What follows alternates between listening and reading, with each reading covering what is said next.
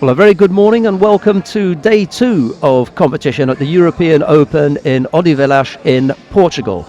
I'm delighted to be joined by my colleague Neil Adams. A very good morning to you, Neil. Yes, good morning to you, Sheldon. Yeah, terrific tournament, and well, we've got the new rules that are in place, of course, and the big thing about the new rules is that how positive that they've been accepted not only by the public but by the fighters themselves, and how progressive it is. And I think that's an important thing, is that people are actually really going for the ippon. They've got a different target, you could say. It's not the Judo anymore, it's all play for scores, and that's what we saw big time yesterday. You mentioned the change in scores and the greater emphasis on ippon and sort of moving away from concentrating on Shidos, and you've prepared a video in which you explain that in more depth. Let's take a look at that video.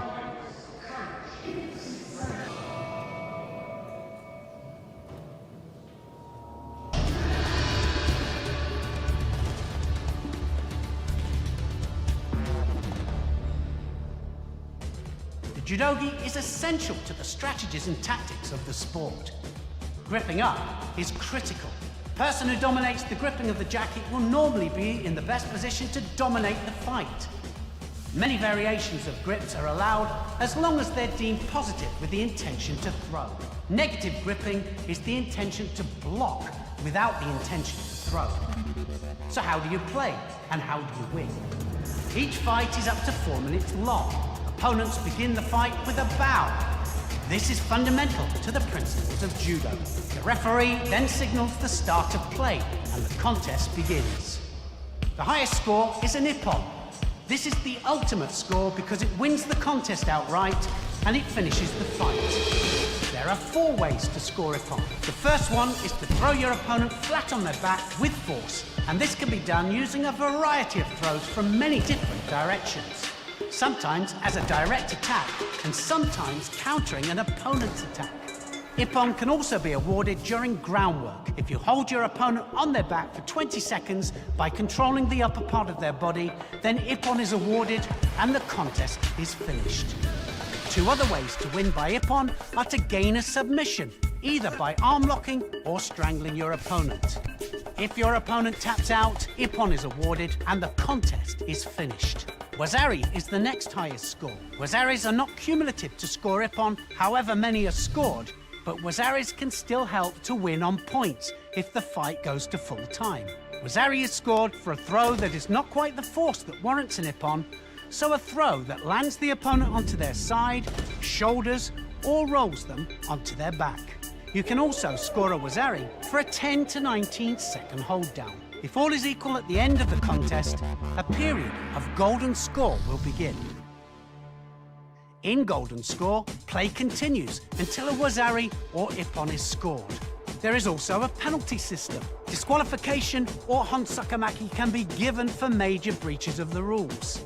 Any behaviour not deemed to be in the spirit of the sport. Penalties for smaller infringements of the rules are Shidos. A Shido might be given for stepping out of the allotted mat area, pushing your opponent purposely outside of the mat area, not attacking your opponent quickly enough, or purposely using negative gripping tactics against your opponent without attacking yourself.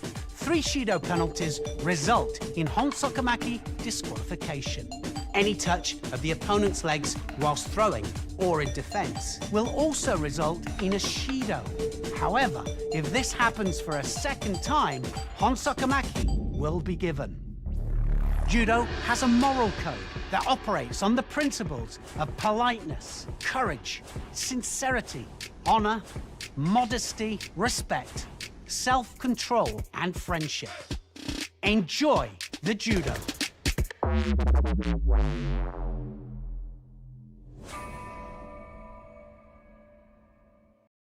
Well, thanks very much to Neil for that explanation. I hope that has given you a better idea of what you are likely to expect today. We're about to get underway with day 2 of competition here in Odivelas. We're going to start by watching the contest on mat number 3. That's the under 100 kilo category. And the first of those contests features Niaz Ilyasov of Russia. He's up against Cedric Oliver of France. It'll be Ilyasov in the white judogi and Oliver in blue. The fighters are about to come into the arena now. I think that's the picture from mat number 2, Hannes Conrad of Germany, to face Tiago Rodrigues of Portugal. That's in the under 90 kilo category. We may be able to sneak over and see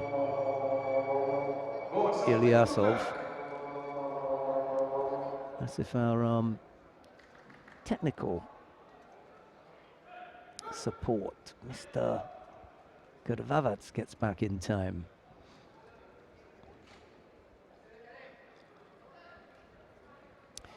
Right, well, we'll stay with Hannes Conrad and Tiago Rodrigues for the moment.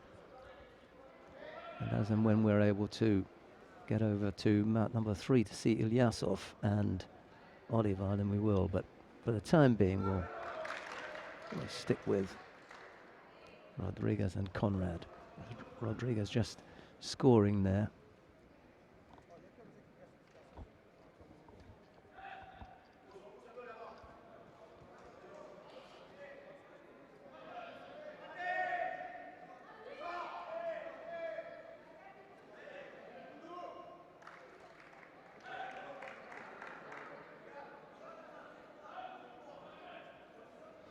Rodrigues managing to fight off that attempted shimiwaza.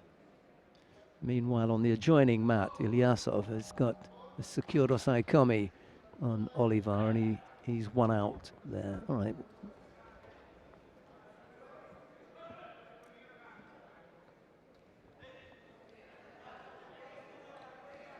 We'll hang around then on mat number 2 until such time as mat number 3 gets sorted out. I just think they're reconnecting one of the cameras. I think they have to reset it. So until that's done, we'll hang on mat 2. The top 3 winner in white for Russia, Niaz Ilyasov. First round for men under 100 kilo, the top 3. In blue for Turkey, Asa Arici. The other competition going on today is in Sofia, where we've got the Women's Open.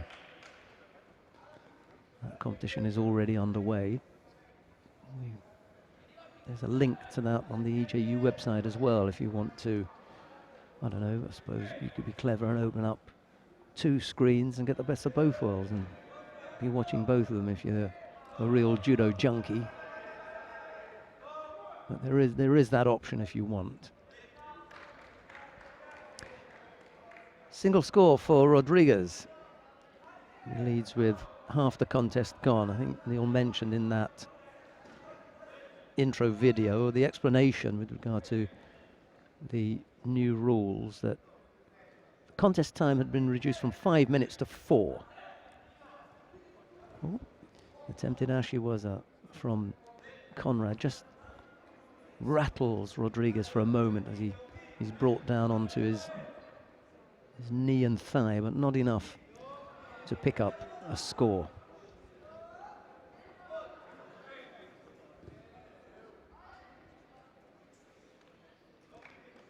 Left-sided Kosodagaki effort there from Conrad.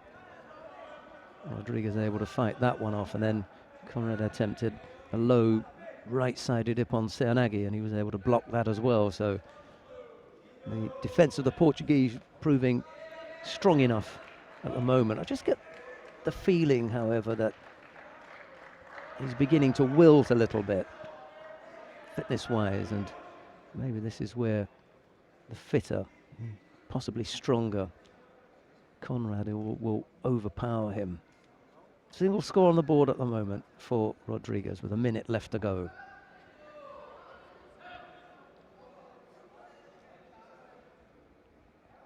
Just catching his breath, Hannes Conrad, setting himself up for a big attack.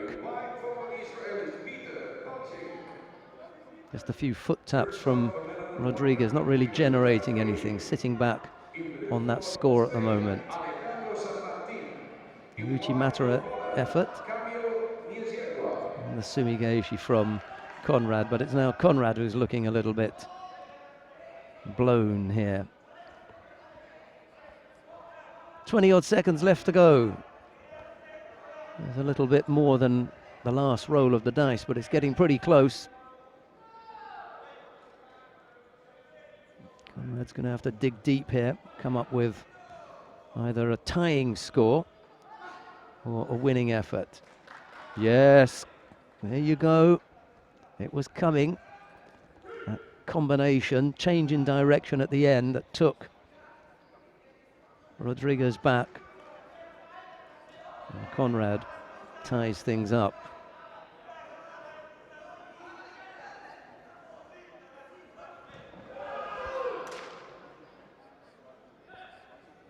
Well, having dug really deeply, and there's another beauty, absolutely beautiful.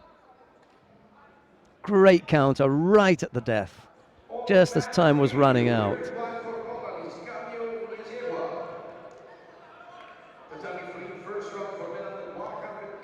Well, Rodriguez there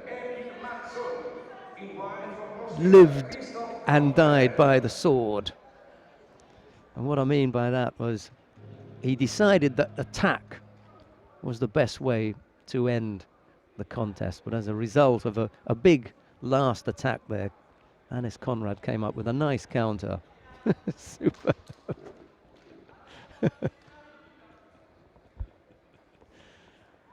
That really was a good end.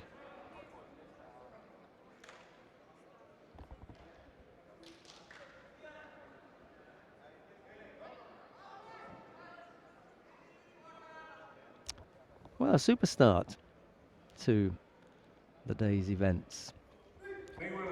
Anis Conrad of Germany going through. Who's going to face Axel Clerget, the #1 seed, in round 2? Right, Samuli Vintanen of Finland faces David Ognasian of Russia. It's Vintanen in the white judogi.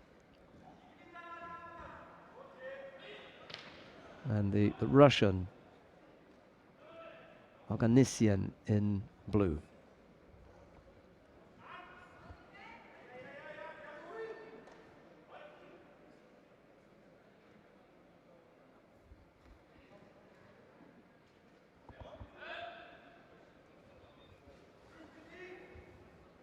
Vencedor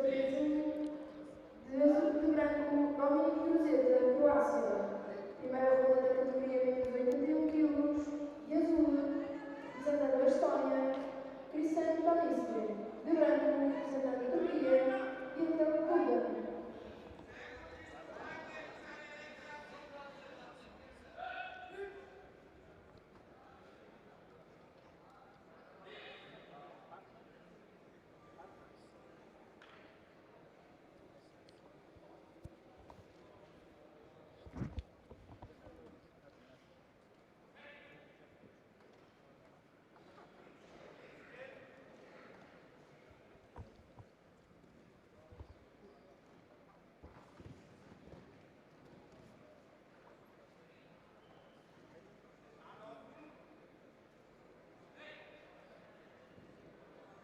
Nice Makikomi effort there from Oganessian. He comes up with the score.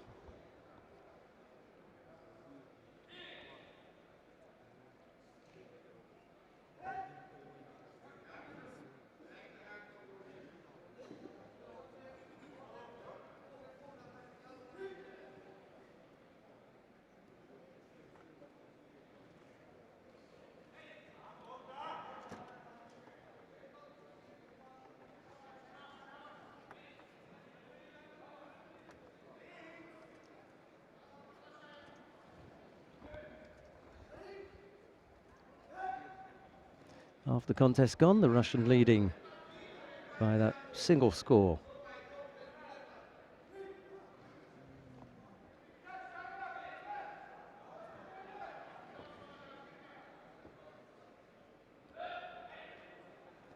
Vitanen able to step off that Ojigari effort from Oganessian.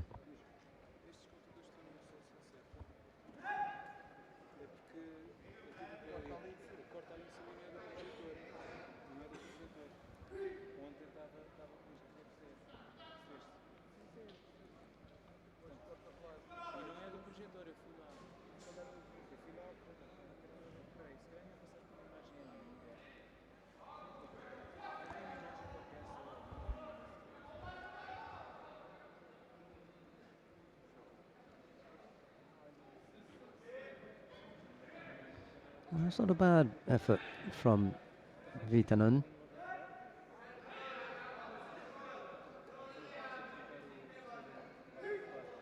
Managed to turn in, and at least he threatened the Russian for a moment. That left-sided Uchimata effort. He's picked up a single penalty, Finn, and the Russian still leads by Yuko with a little under a minute left to go.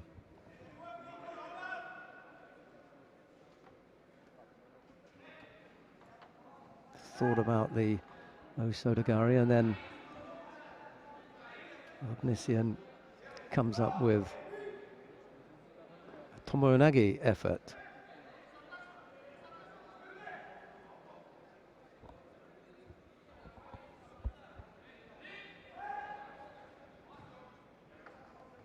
Not sure why that initially went to the Finn, that score.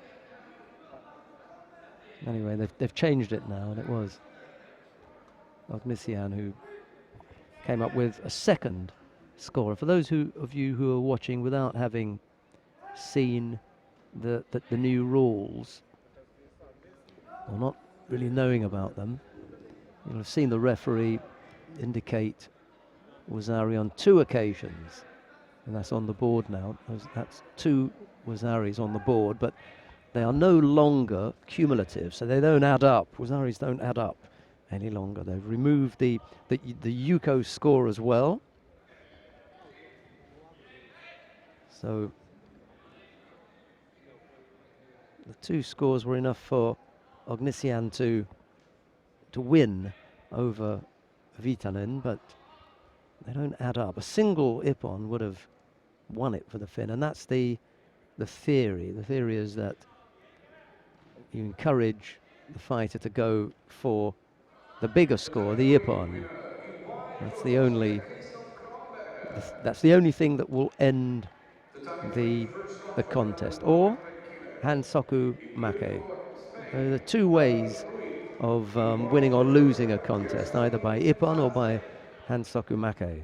So take your choice. And I think almost every judoka will answer in the positive. That's to say they'd like to win by Ippon. Right, who have we got coming up now? It's a slightly longer name. This is in the under 90 kilo category. Akhil Gogolashvili of Georgia faces Batuhan Efemgil of Turkey. Gogolashvili in the white judogi, Efemgil in blue. Neighbours having to do battle first thing in the morning.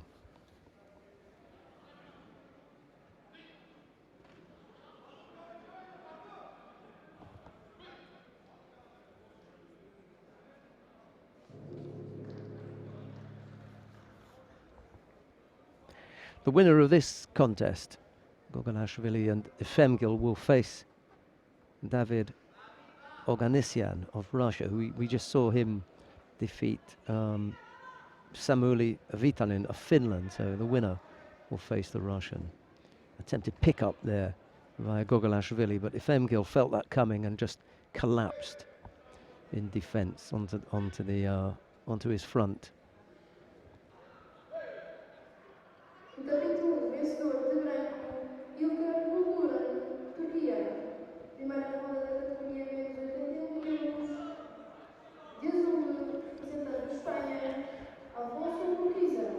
Now, if you're watching at home or work, you're more than welcome at any time to send us your feedback. We're happy to get your your messages.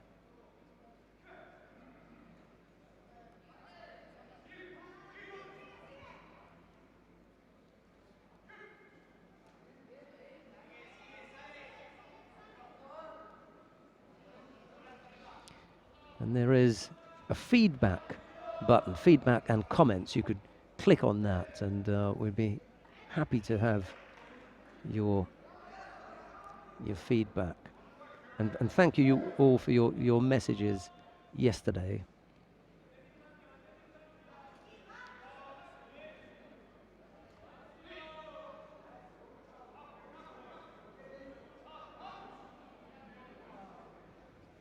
Yesterday's player of the day was Francisco Garrigos of Spain. He won the under 60 kilo category. Not quite. If Femgirl must be on another planet. He's claiming Ippon. You're having a laugh, pal. I've seen a few fanciful claims, but that was a pretty good one.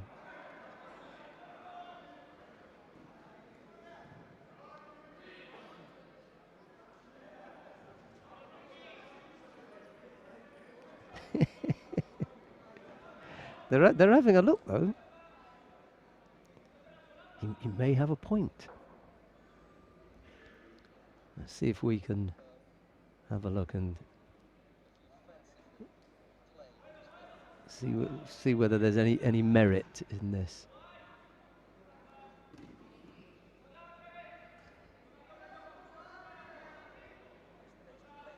Oh, they have given it. All right, well, let's have another look then. Oh, shock of shocks. All right, let's have another quick look. Maybe I did Femgirl a serious injustice there. Let's have another look. Yeah, Kojigaki. Yeah. If you freeze frame, mind you, I think there's also the possibility that he should have been shidoed for the leg grab.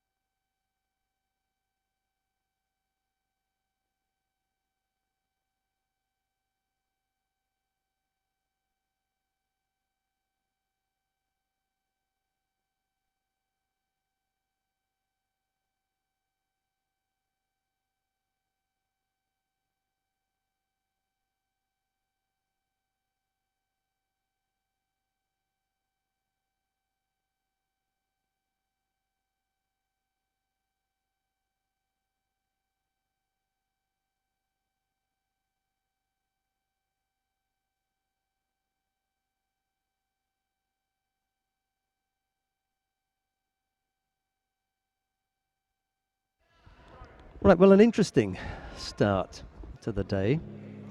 Femgirl did get given that ippon for the Kochigaki. All right. He claimed it.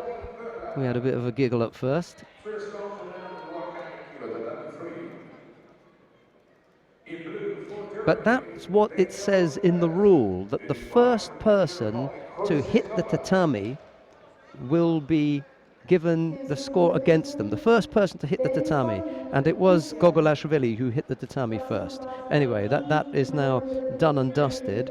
Gogolashvili is off and out. If Femgirl it is who's gone through to the next round, and he faces David Oganessian of Russia in round 2. We're watching the contest now between Nicolas Sherazadishvili, that's not another Georgian, that's a Spaniard actually, and he's up against Keen Kisofla Kajluaid. I'm sure I've butchered that Estonian's name. I'll have to go and ask him afterwards exactly how he pronounces that.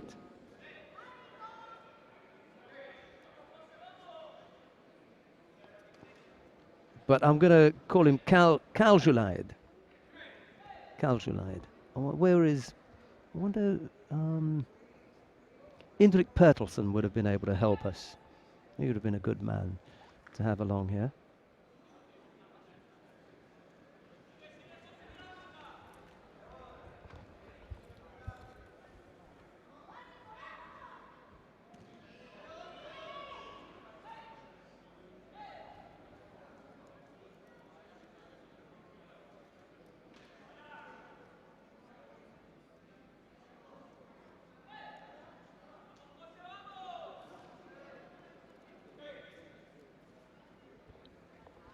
Oh, look at the coach. He just signals ippon and nonchalantly leaves his chair. Job done. He is a quality fighter, Sherazadishvili, and he's growing. Nice to see. Kaljulaid, he's on his way out. I may wander down there and ask him how he pronounces his name. It's only fair, isn't it? Nice win for Sherazadishvili. Right, where are we going now then? Next contest in round 1 in the under 90 kilo category.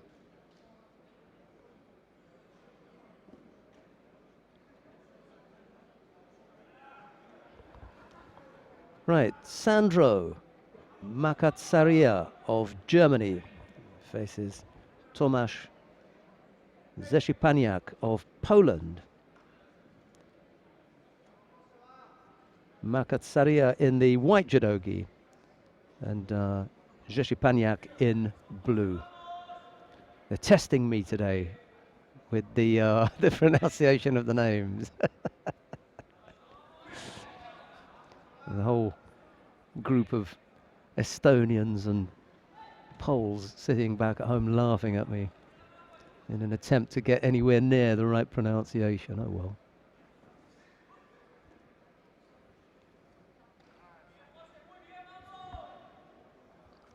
Not quite sure what's happened to the coaching efforts.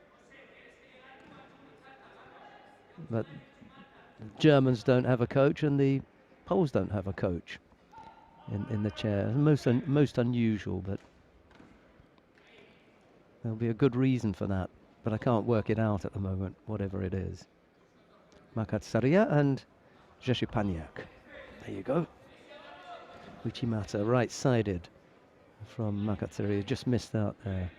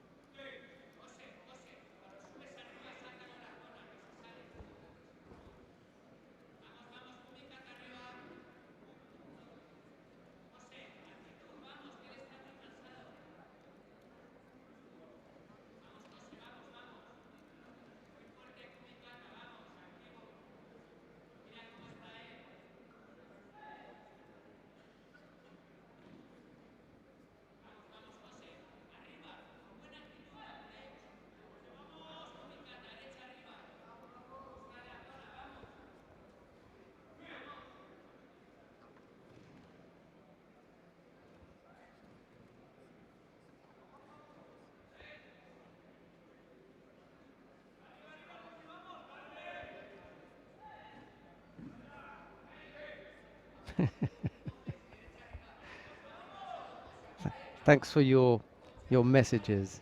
Some of them are very, very witty. especially the ones regarding pronunciation. And even the Croatian names are tricky to pronounce, so thanks for that one.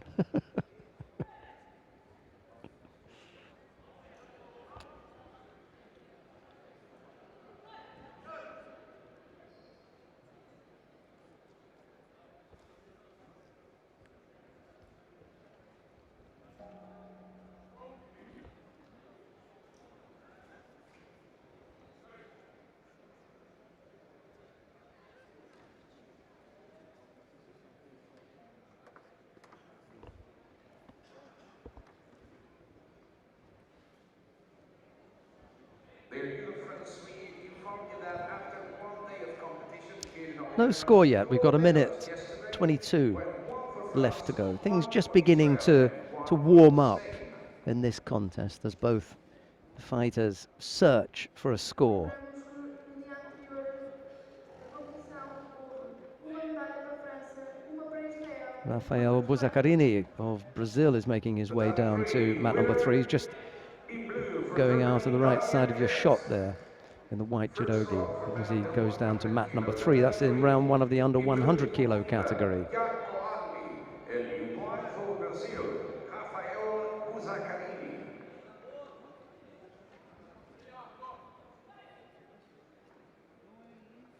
And having missed out on the German coach earlier on, he now rushes in to take his seat. Richard Trautmann, that is, or Richard Troutman for the Anglophiles.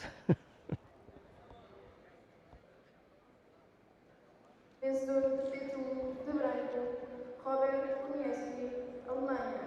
Próximo combate, tapete primeira Newly ronda, installed as the head coach 81 quilos. for the German national Representar team. Portugal, Steve Castanheira. De branco, representar Canadá, Etienne Briand.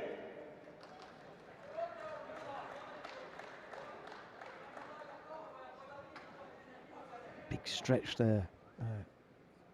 Makatsaria wasn't quite able to bring it off. Working hard though, 2 penalties against him at the moment. But a single score will do it.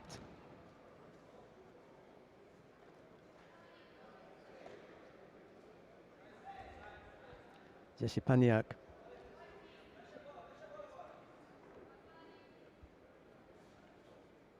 has the advantage at the moment.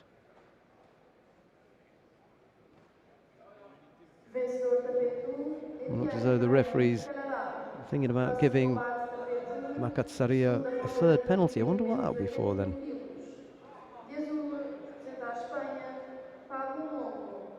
De branco, representar Brasil, Vitor Penalva.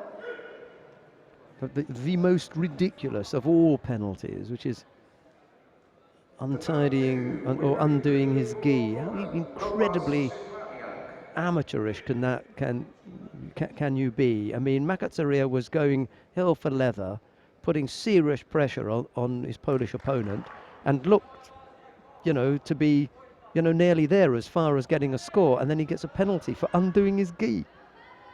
Can't believe it. No tapete 2, Oh. ronda da categoria de menos 90 quilos. De azul, representar Right, this a should Ucrânia, make for an interesting contest then. Ludovic Gobert of France faces Victor Makuka of Ukraine. Gobert in the white judogi, Makuka in blue. We saw, who was it that we saw yesterday in the under 66 kilo category for France? Then David Larosse. That's right, David Larosse. And the reason I mentioned David Larosse in the same breath as Ludovic Gobert is that they come from the same club, Saint-Geneviève in France. So, are there any French from Saint-Geneviève watching on? Salut, hello to you. Left-sided ojigari effort from Gobert. Makuka manages to step off that.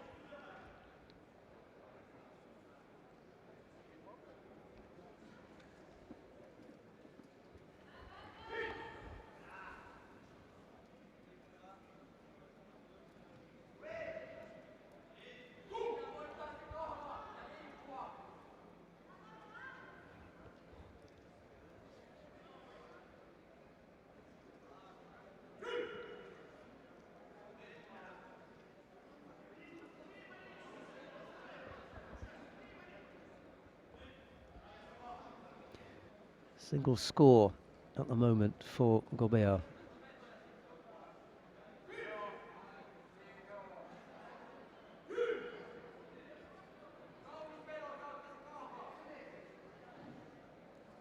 He looks reasonably sharp. He fancied a leg grab there, didn't he?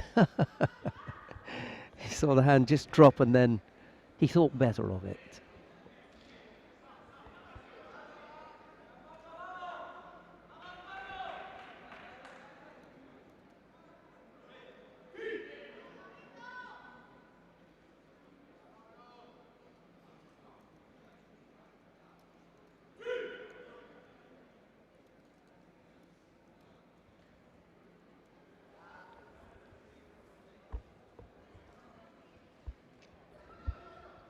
He's going to catch him with that, Gobert. Just setting him up. Makuka is going to react to the possibility that Gobert will go behind for the Taneo Toshi. And he's going to throw him with left Taneo Toshi, I think.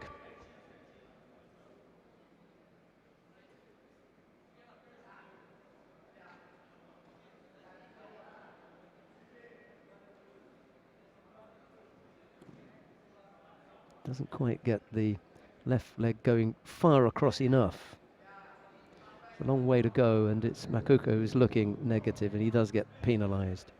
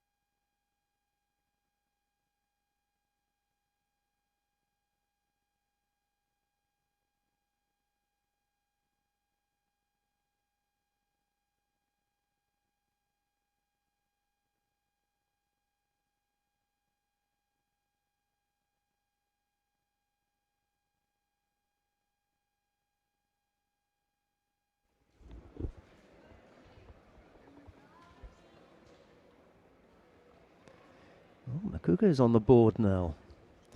Makes things interesting as we come into the last half minute. Left-sided Uchimata effort there from Gobert. But Makuka is able just to push the hips forward and block that. And now a chance to work the shimiwaza. And that was across the chin, so the referee, Mr. Smolin, spotted that and called mate. 17 seconds left to go.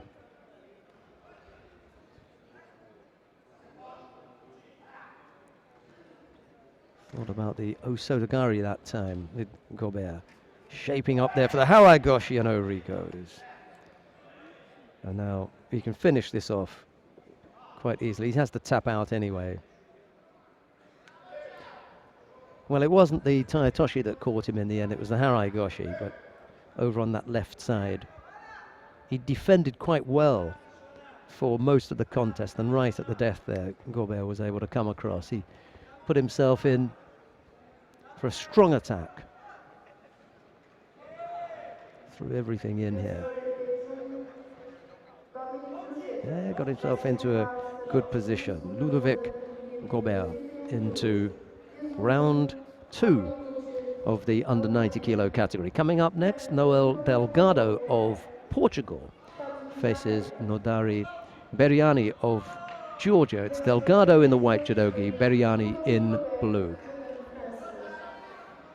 Próximo combate da peso 2, primeira ronda da categoria de menos 90 kg.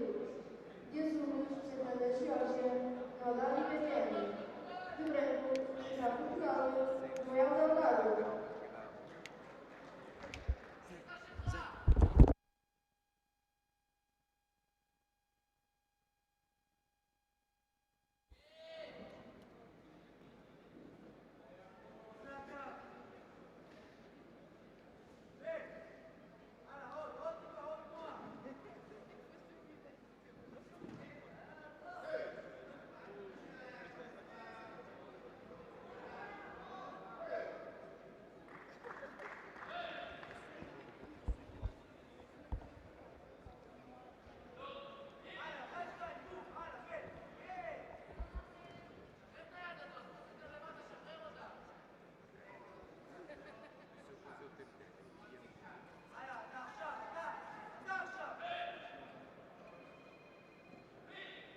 Vencedor da peso 1, Robin Rucek, Alemanha.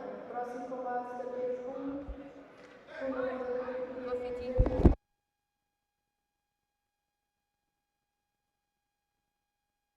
Espanha, Daniel Medina. Delgado has picked up the single Shido.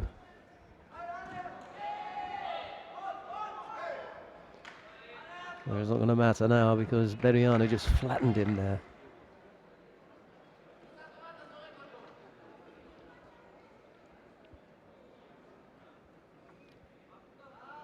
Nodari Beriani of Georgia winning by Ippon. He goes through to round 2 and he'll face Ludovic Gobert of France in that second round contest.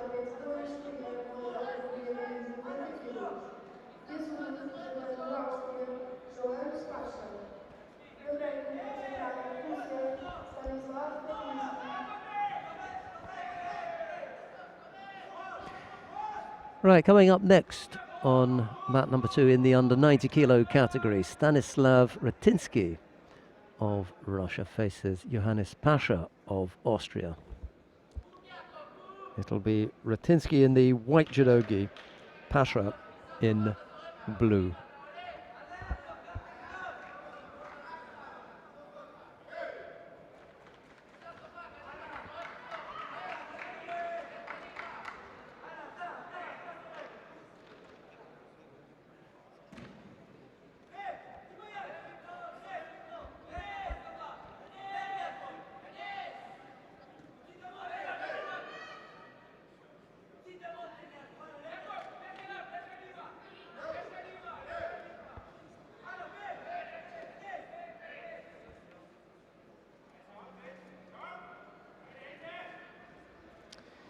There's not really to do with the contest. It's to do with the etiquette of the two coaches. And I don't know if you noticed in the background, but when the two coaches were waiting for their players to take to the tatami, they stood. They stood up and waited, and they bowed to the tatami before their players got underway. That's a nice little point there. Not all the coaches do that, and I think there are a few coaches that bow to each other. Daniel Gershner, I think, is one of them. He's always respectful to the other coach. Inoue Kose is one of them, but you'd expect it from him. On mat 3, the winner in blue for Russia is Alexei Kazachkov. First round for men under 100 kilo, tatami 3. In blue for Austria, Maximilian Hageneder. And in white for Georgia, Alexander. Just a small point of interest, that's all. It's not something that they have to do, but it's nice when you see it.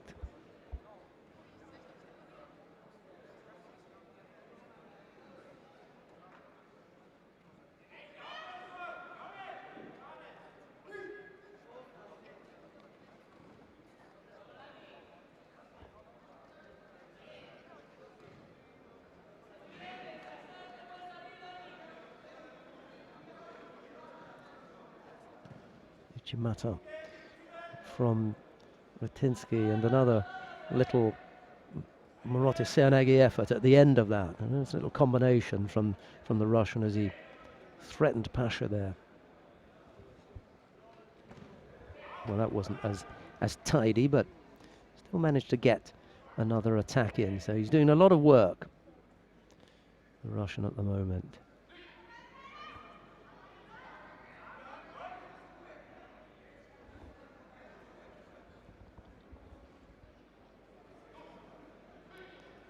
That pressure is eventually told. Johannes Pasha picking up Shido there, gripping on one side from Ratinsky. He changes the grip fairly quickly. Just a second or two to slow things up.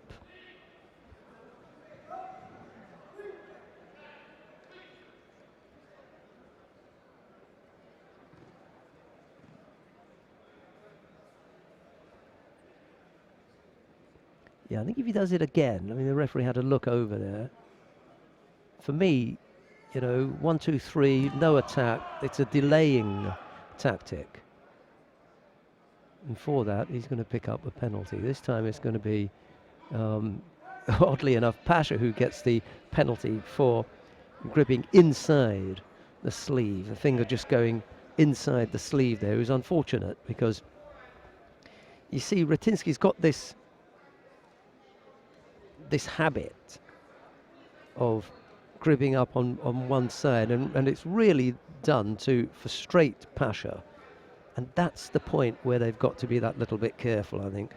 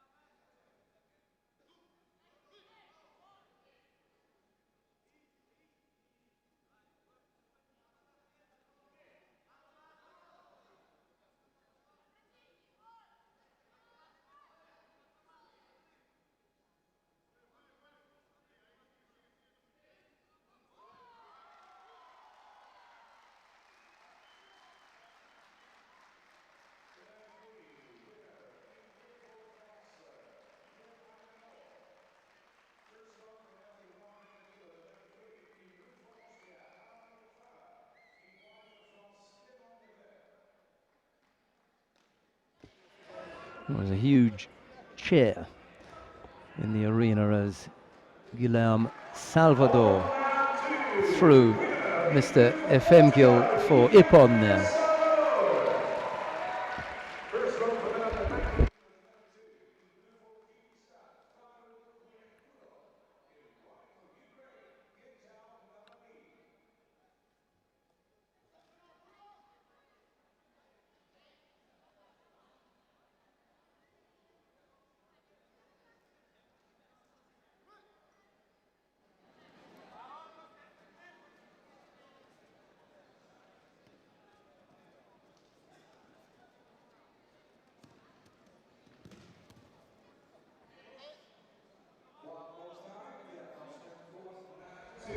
First round for men under 90 kilograms.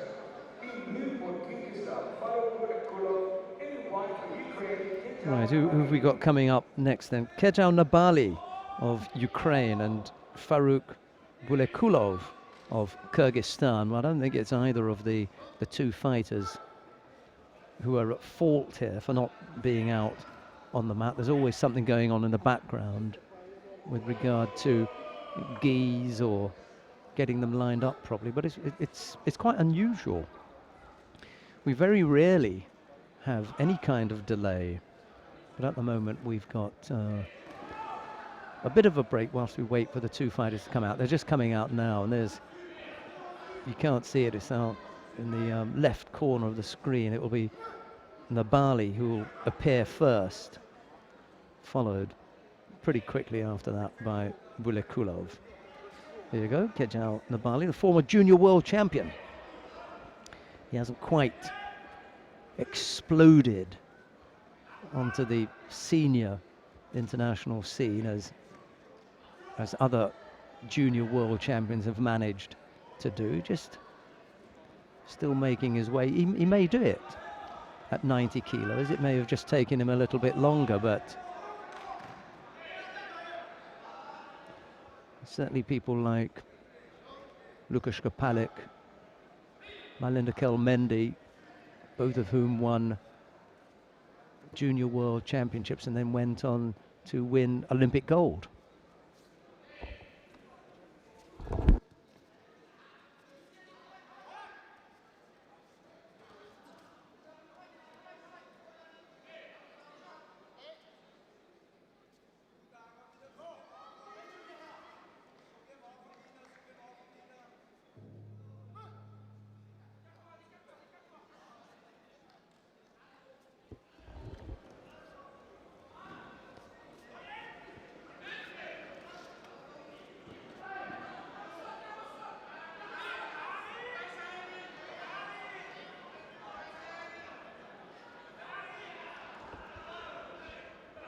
And Mario Kavavats points out that Bulekulov had previously competed for Germany. Okay, decided to make a move to Kyrgyzstan. Perhaps 90 kilos in Kyrgyzstan, maybe a slightly more, I don't know, not easier route for him.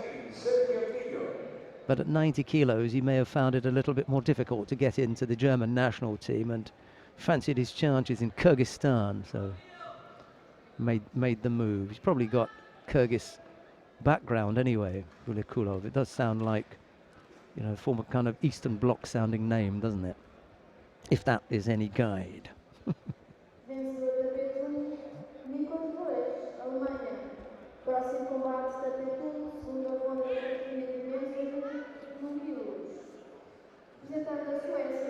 Both fighters penalised for avoiding to take a grip.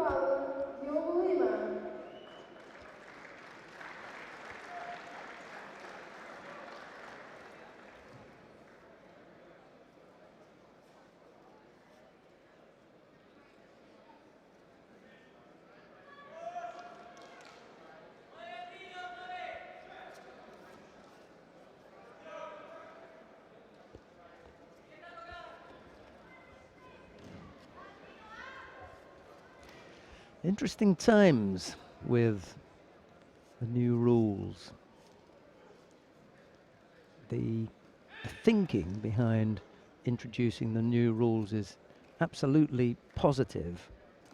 Everything that has been spoken about by the rule makers, the administrators, has been in an effort to try to encourage a greater degree of positive attacking judo aimed at increasing the number of scores and reducing the number of contests that end in penalties.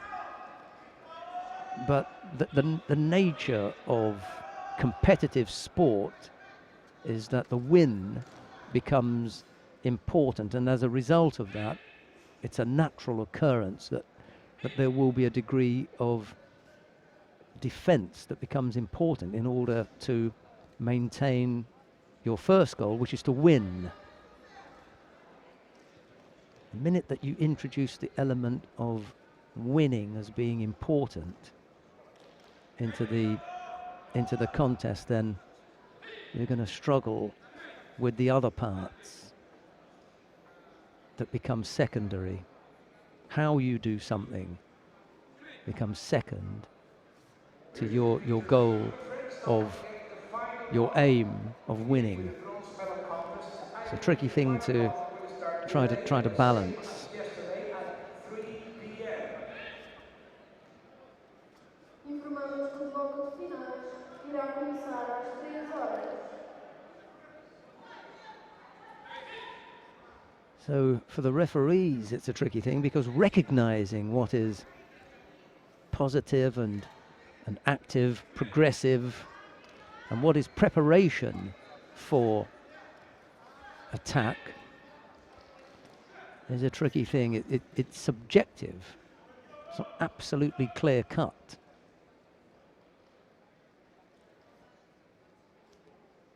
But Ikurov picks up a third penalty, and that, unfortunately for him, means Hans Sokomake now 3 penalties is done and dusted.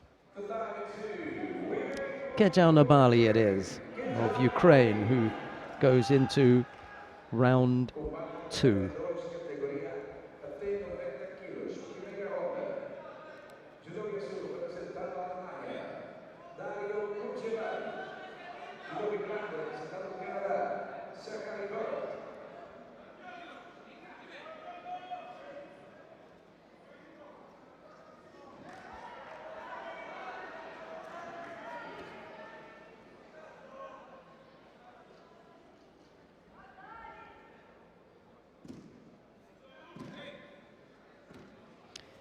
Just to remind you that there are 3 mats here. We're watching the action on mat number 2.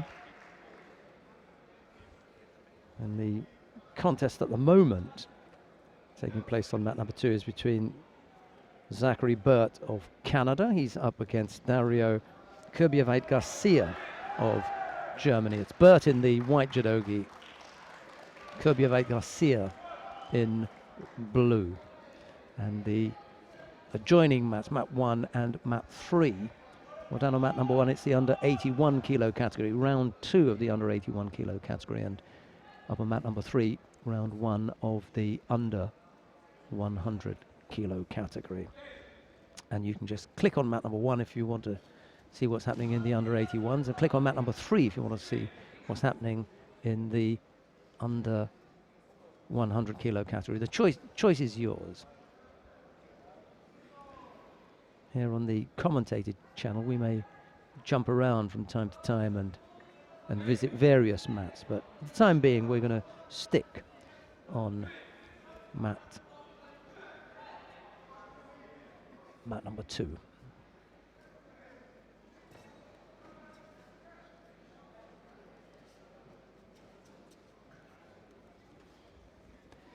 We got the lineup for round 2. It's quite a lengthy one. 16 fighters going into round number 2, so I won't run through the whole lot of them. Alexander Ider we haven't seen. He's the number 2 seed. Both he and the number 1 seed Axel Clerget, the 2 French fighters, they both had byes into round 2.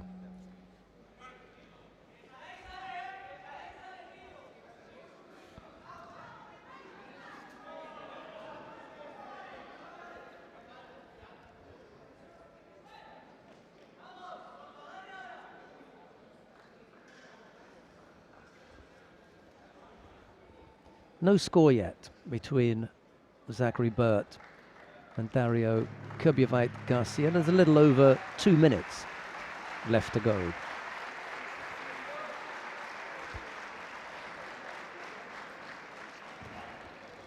Big chair for Diogo Lima of Portugal down on mat number 1. He's just defeated Ole Mattsson of Sweden. 3 scores for the Portuguese fighter in that win down on mat number 1.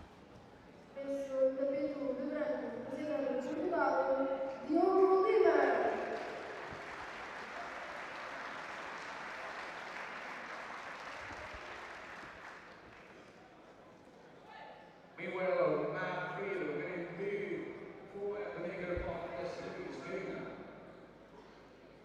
Round 1, men under 100 kilo, tatami 3.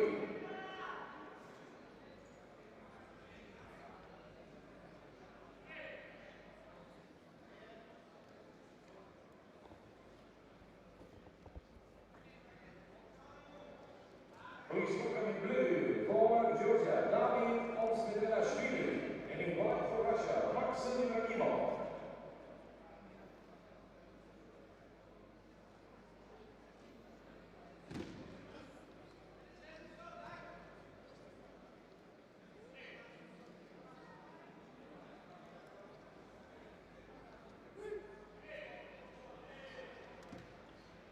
Chance for the Osai Komi if he can free the leg.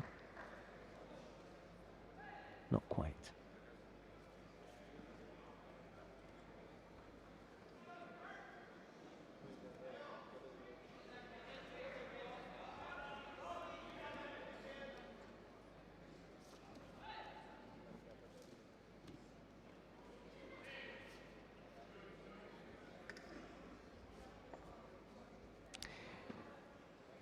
Yeah, I was talking about Kejal Nabali of Ukraine. He won that Junior World Championships in Paris back in 2009.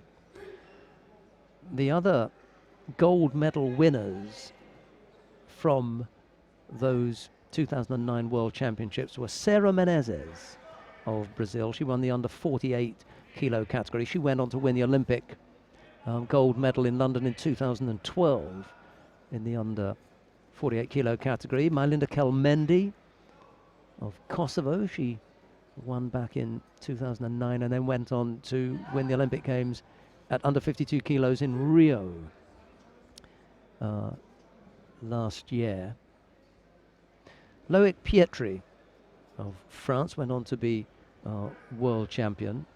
Tachimoto Haruka of Japan won the under 70 kilo category in Paris in 2009, junior world champion then, and she went on to win the Olympic title at under 70 kilos in Rio. Lukasz Kopalik was the 2009 junior world champion. He went on to win Olympic gold in Rio. So, you know, you've got a degree of riches there. And I'm not going to go through the runners-up, except for one. Kayla Harrison came second in those junior world championships. She was runner-up to Ogata Akari of Japan, and Harrison went on to become double Olympic champion and world champion the next year. She won the world championships in 2010. Zachary Burt is able to secure the Osai Komi briefly there. I think he's going to squeeze that foot out again, and on this occasion he'll keep it. I'm not sure why he insists on trying to use the right leg to try and pin his opponent. All that it does is bring the leg closer and give a greater chance for Kurbjevic Garcia to hang on to it. But he's only managed it once, and hey, it worked for him. Good luck, you know. So who am I to say that it's the wrong move? Zachary Burt winning out there. That was the last contest in round one of the under 90 kilo category. Burt will face the aforementioned Kejal Nabali. We've been talking about Nabali a little bit in connection with his having won the Junior World Championships in 2009 and the other winners in there. That was a pretty good year, because that list of fighters that I just called out there who went on to be successful at senior level is pretty long. So that was a good year indeed for the junior world champions. Okay, we've got one round of the plus 100 kilo category. We're going to stay here on mat number 2 to watch Semir Adiaman of Turkey to face on Musa Tumenov of Russia. Adiaman in the white judogi, Tumenov in blue. Let's see how the big fellas fare in the opening round. After this, we'll be back to round 2 of the under 90 kilos. Adiaman of Turkey in white, he just goes over there to a nice little Diashibarai from Musa Tumenov. He picks up the opening score within the first 20 odd seconds.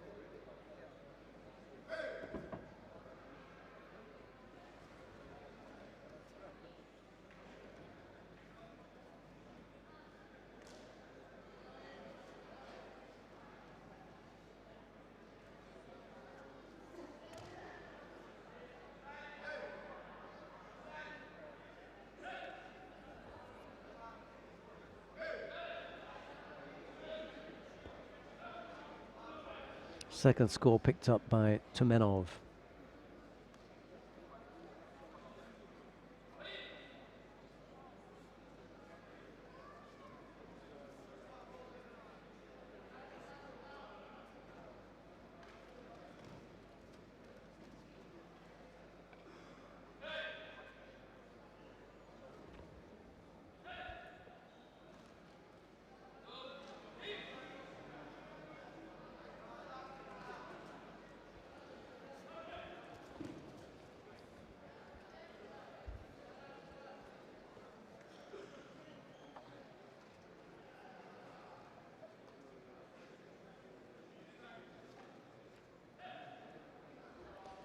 Adiaman has a little bit of a tap at the left foot of Musa Tumenov, but it doesn't rattle him, and the Russian continues to look strong and leads by 2 scores with a minute 20 odd left to go. Right-sided low Morote Seonage effort from Tumenov, but he doesn't really get his body moving, and there's no real chance of throwing Adiaman from there. The second penalty picked up by the Turkish fighter now, this time for wandering out of the area. So he's skating on thin ice here, having picked up 2 penalties. Another one will put him out of the competition. And for those of you who are getting to grips with the new rules, the third penalty is Hansokumake. It used to be 4, but we've reduced that now to 3. The third penalty, and you're out.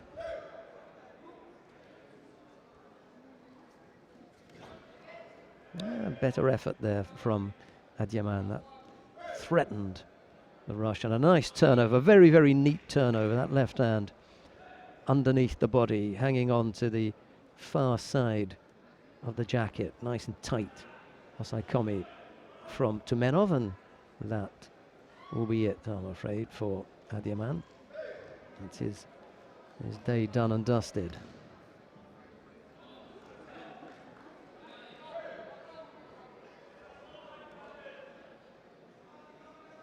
Neat turnover from Musa Tumenov to finish things off.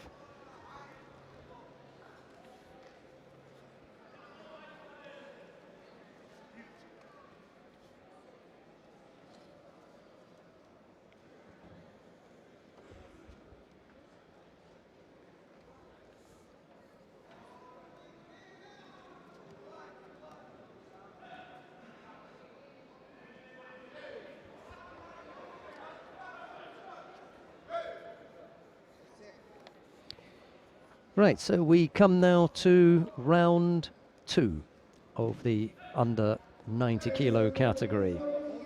Axel Clerget, the number 1 seed, faces Hannes Conrad of Germany. It's the Frenchman in the white judogi and the German in blue. Axel Clerget's got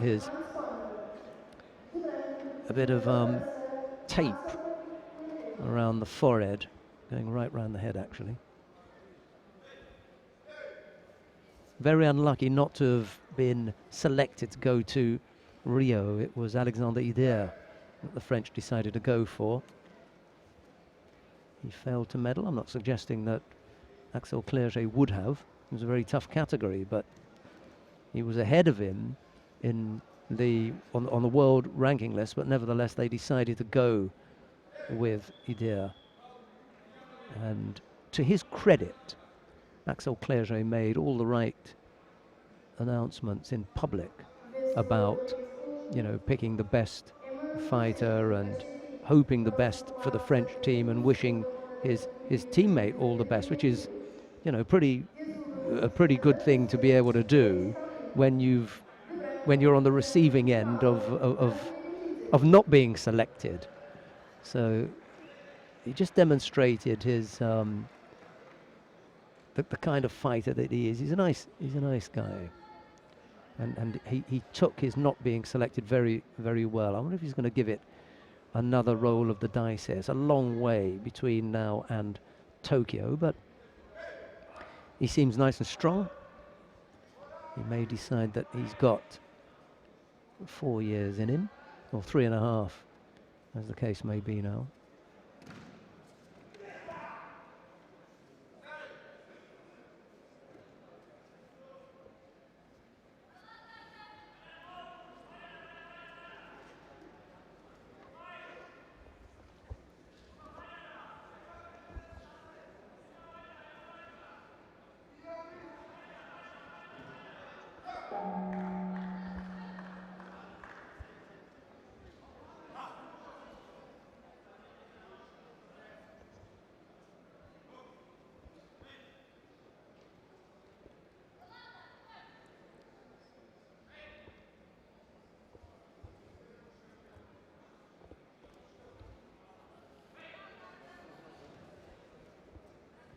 And as Conrad has picked up the Shido,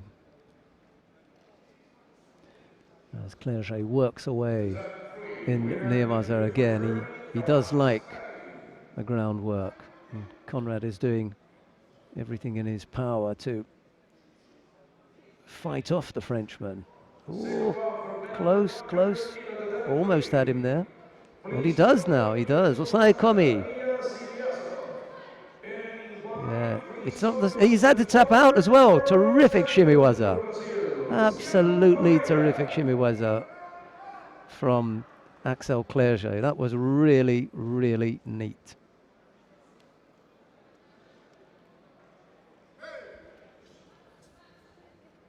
That was a skillful bit of work.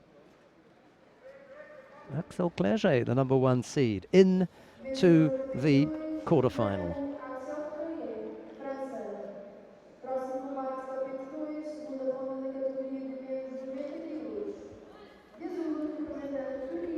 Clerget in the quarterfinal will face the winner of the upcoming contest, and that's between David Oganessian of Russia. He faces Batuhan Efemgil of Turkey. It's Oganessian in the white judogi and Efemgil in blue.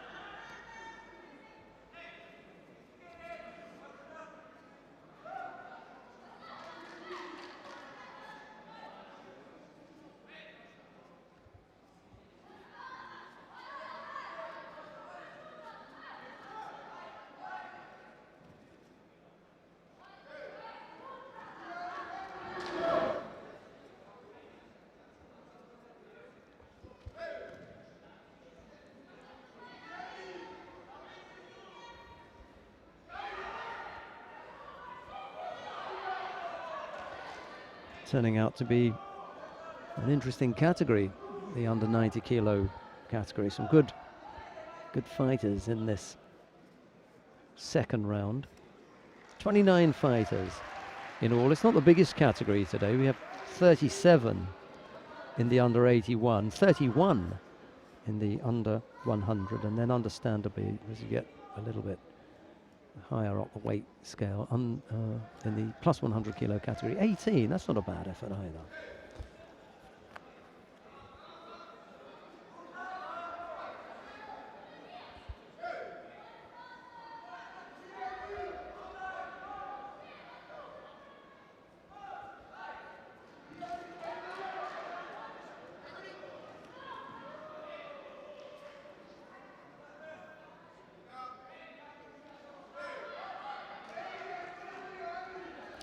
I'll just pick out some of the names in the under 90 kilo category who are left in. Clerget, we've just seen.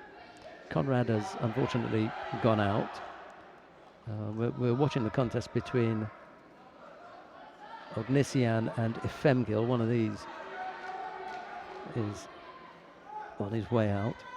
Sherazadashvili, Gobert, Idir, Margiani, Stewart, and Nabali. Those are, I think, the likely fighters that we're going to see in the quarter-final.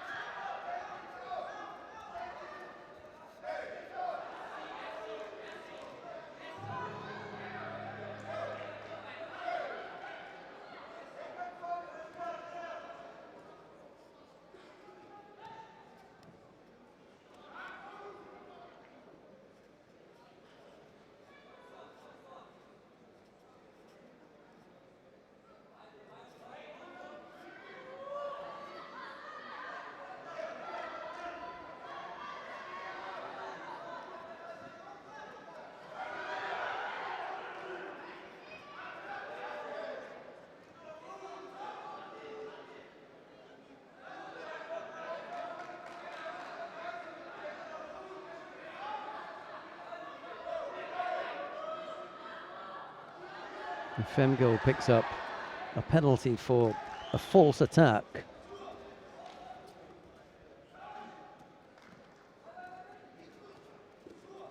With a little over a minute left to go, and Ognesian attempted the Sutemi wasn't there, that didn't come off.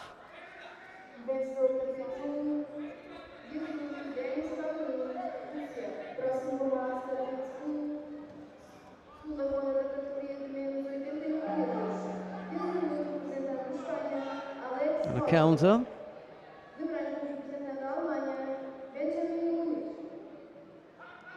Ognesian coming up with a score. We're just inside the last minute here. Femgil feeling his left elbow. Appears to be giving him some trouble.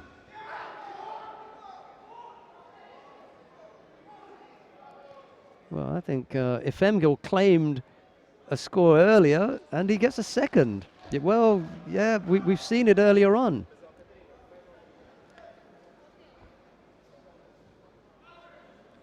We doubted Efemgil earlier on when he had a score, but on review, he did. And here's a second one. Who was it that he beat in the first round? The Georgian, Gogalashvili, and now he's done the Russian, Ognesian. So it'll be Batuan Efemgil of Turkey to face Axel Clerget in the first of the quarterfinals.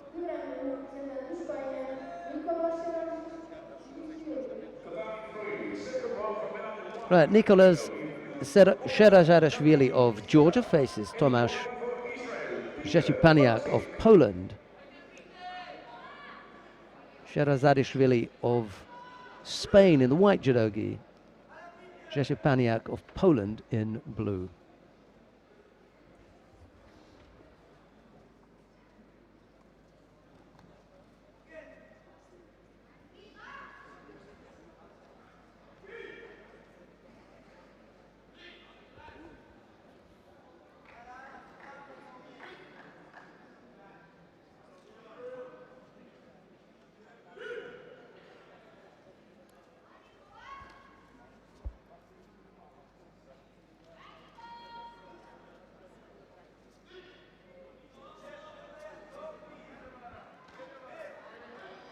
Rzeszepaniak picking up a penalty there for a gripping infringement quite early on in the contest as well. So the advantage with Sherazadishvili.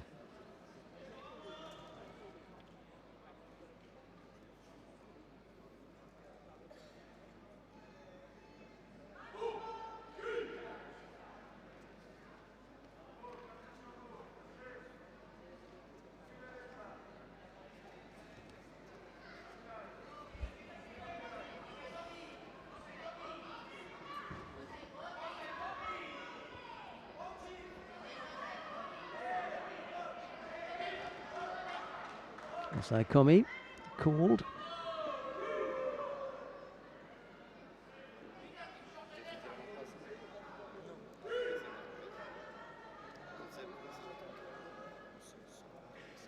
Rzeszepaniak managing to roll out of that. He does give up a score. A tricky one to call that Osaikomi, who was under control. And then he turned onto his front, but his shoulder was still trapped, and until he rolled in the opposite direction, the referee was unable, quite rightly, didn't call Tokido.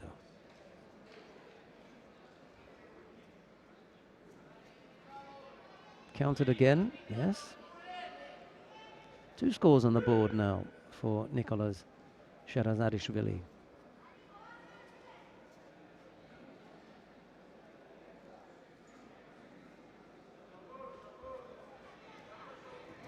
Attempting the turnover again, but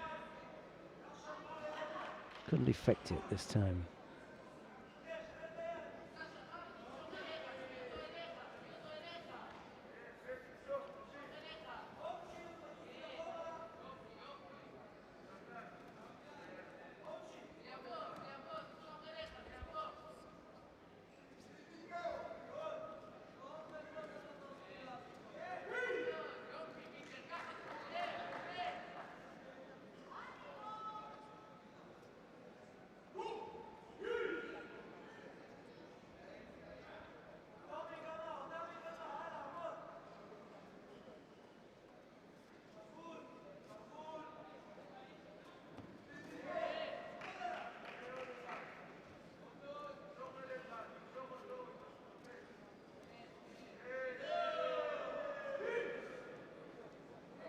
Nice counter.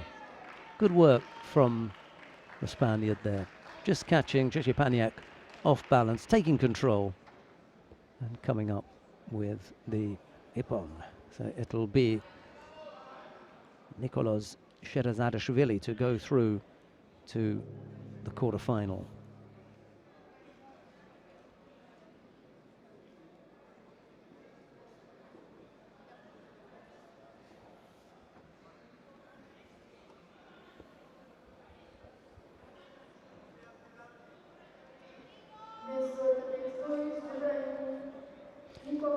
Busy little contest there for the Spaniard. 3 minutes, 3 scores. Comprehensive beating there. Right, coming up next, Ludovic Gobert of France faces Nodari Beriani of Georgia. It's Gobert in the white judogi, Beriani in blue.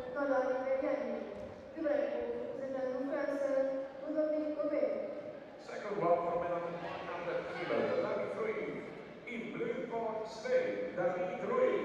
In white for Austria, Christoph Kronberger.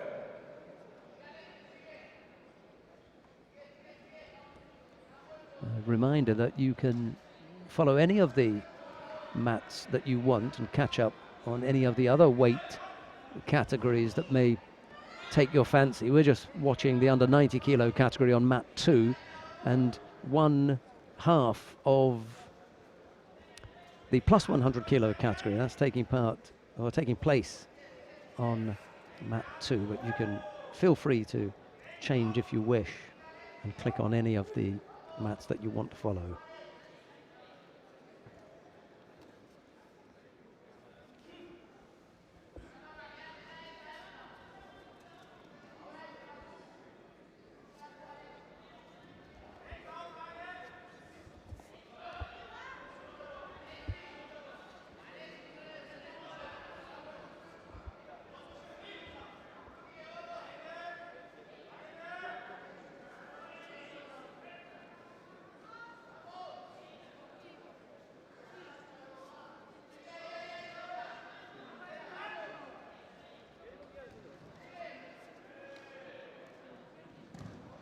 That's nice, and that will score. Nice whipped Makakomi there by Beriani, the Georgian. Gobert being encouraged by his coach to take control of that sleeve. Has been able to do that at the moment, and it's the Georgian who really is dominating the grips. Koji Gaki from Gobert left side. He just gave the shape there, but he didn't go through with the attack, and he fancies the outside again, as he did in the previous contest. He scored with Haraigoshi, and he gets caught again. He's not got a choice there. The referee's got to give a score for that as well. He went over onto his side. What what previously have been Yuko is now Wazari. So 2 scores for the Georgian Beriani inside the first 2 minutes, but Gobert need only come up with the single score of Ippon and he will win it. So he doesn't have to panic here. He's still in this.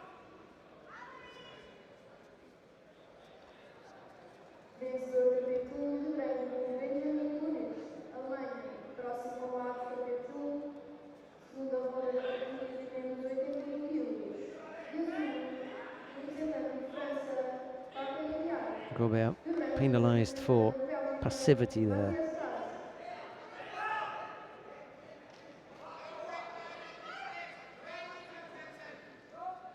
Interesting in situations like this to look at the gripping tactics, or just the tactics in general of the fighter who's in the lead, to see what grips they take and what positive actions they take. And for me, Beriani is negative here and should be penalised. He's not doing anything, and he's just making it difficult for Gobert. The referee decides that he's in agreement with me and penalises Beriani. Now, if Gobert cannot throw Beriani, then he's got to make life difficult for the Georgian by continuing to attack him, forcing Beriani to be more active and more positive with regard to attacking him. And he's not going to do that when he's defending on the ground. Problems here for Gobert. 2 scores down with only 30 seconds left to go. It's not looking good for the Frenchman. Again, Beriani takes up completely negative position. And he's been given plenty of leeway here. Should pick up a second penalty. You don't want to penalise him out of the competition because he's got 2 positive scores, but he's the one who's bringing it upon himself.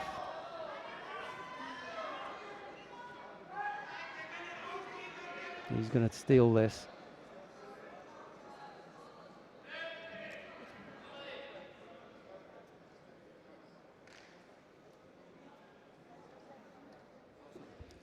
Maybe just a little bit slow in penalising Beriani there, but at the same time, he was the one who had the 2 positive scores. He just took advantage of the speed with which they failed to give Shidos, and it's Beriani who goes into the quarterfinal. He'll face Nicolas Sherazadishvili of Spain. De azul, representando a Rússia, Stanislav Kretinsky. De branco, representando a França, Alexandre Lee.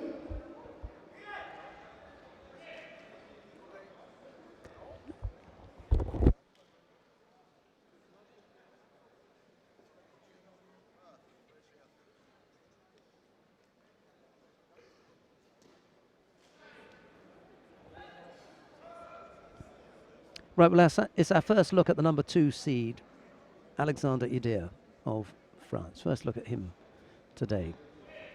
He faces Stanislav Ratinsky of Russia. It's Idir in the white judogi, Ratinsky in blue.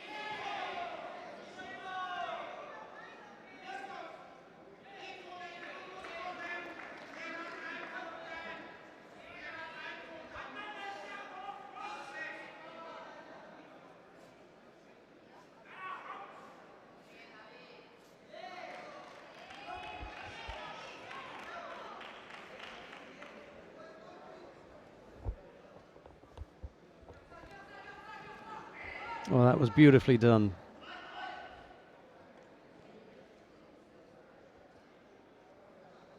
Alexander Idir coming up with a nice Barote Sanagi, nice and low.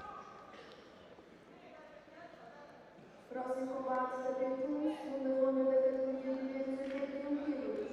E azul, And a good score. Alemanha, Roberto Odivelas. De branco, representante de Portugal, Carlos Luz. The last three, winner is on stage, number 3. Second round. 20 odd seconds left to go.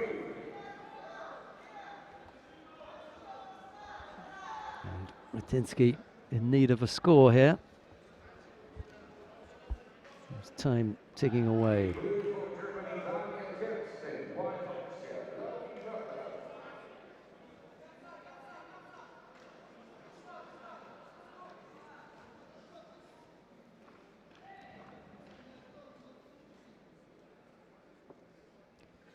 Alexander Idir, it is, who wins out over Stanislav Ratinsky of Russia. Idir into the quarterfinal.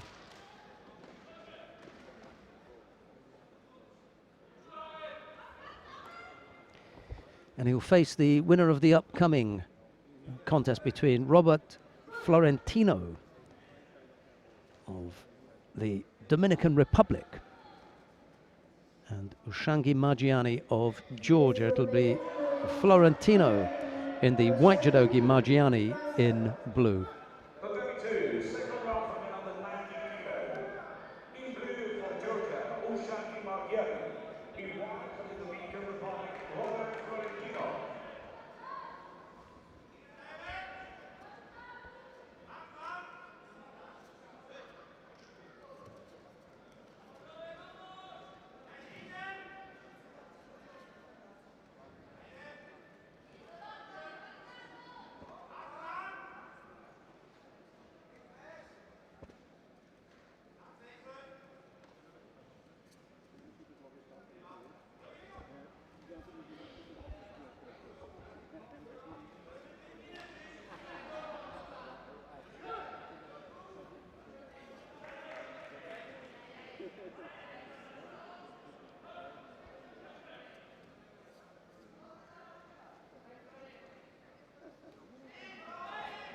Nice effort there from Florentino. Left-sided, low Marote Seoinage, left side.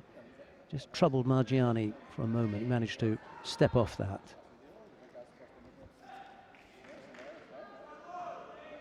Yeah, a little Uchimata effort, but Margiani up to defending against that one as well.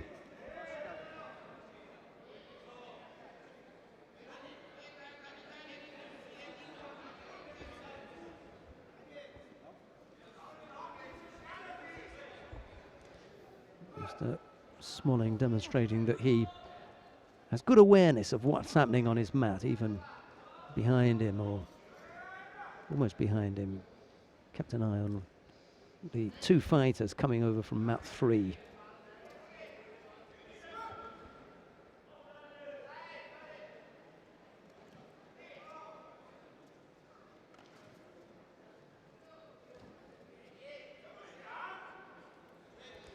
Margiani is in danger of being penalised again here. Quite defensive at the moment. Florentino needs to opening up a little bit. Keep the attacks coming. Yeah, another one of those, and Margiani is going to pick up another penalty. Trying to find a way to break down Florentino, but at the same time finding it difficult to come up with attacks. He's got to pick up one now. Well, Florentino's clever here. He puts in another attack. There'll be no choice. Got to get in here first. Florentino could really put some pressure on the Georgian. He's been putting out a lot of energy. That's the problem.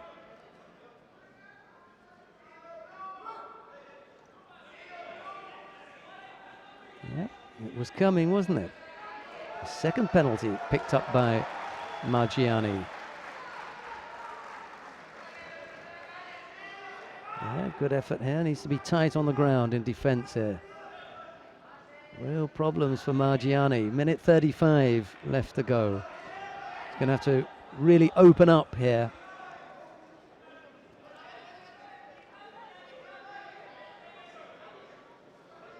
Florentino's got to be aware of that. The Georgian coming forward manages to stick in that little sumigaeshi with one arm. It's much about avoiding the grip and getting out of the area as well. Minute 19, he goes for the sumigaeshi again. Needs to pull Margiani in here and engage him in Nivas and burn some of the clock, but he can't do that. And there's a minute 13 left to go. 2 penalties against Margiani. Can't afford another error. Must come up with a score now. Florentino's head's dropping a bit here.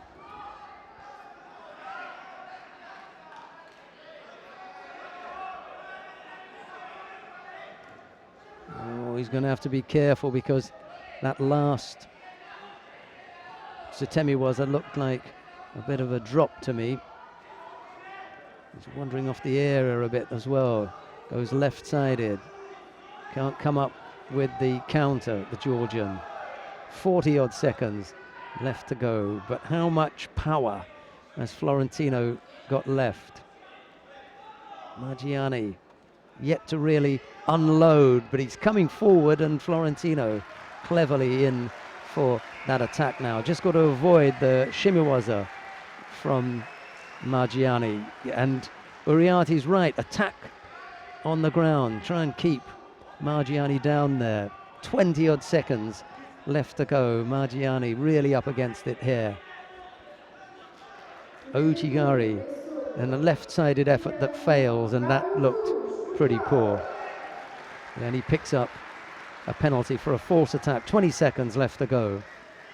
That was a better one. Doesn't come up with a score. Left-sided Ippon Seoinage from Robert Florentino. Huge win this would be if the man from the Dominican Republic could take this. Sugai Uriarte suggesting, the coach suggesting that he should take an awkward grip to make things difficult for Margiani, but Florentino decides to go for a Kosotogaki left-sided. Margiani has given up the ghost. It's Florentino with a big win here in round 2. Oh, sorry, of course, there's no score. There's no score. It's we're into golden score. Thanks for reminding me of that, Mario. I was taken over by the possibility that Florentino could come up with a win based on penalties. No, that is not the case. A single score would win it for Margiani now. And he does. There you go. That really is a good illustration of what the new rules are about. Despite the fact that Florentino played a really great tactical game, it comes down to one thing. Can you score? He couldn't. Margiani could. He's the winner.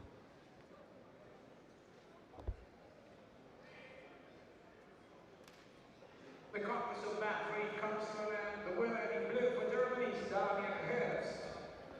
Margiani will face Alexander Ider.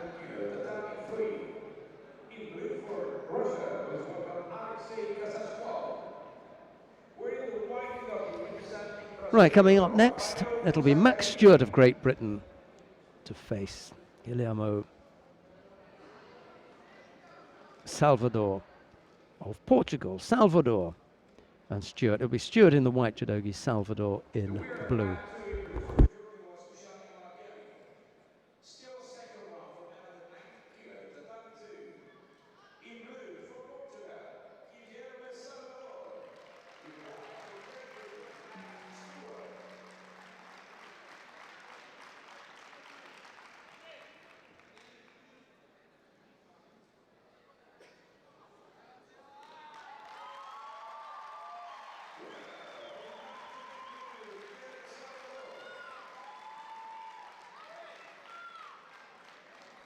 Well, I suppose Max Stewart was injured and unable to compete.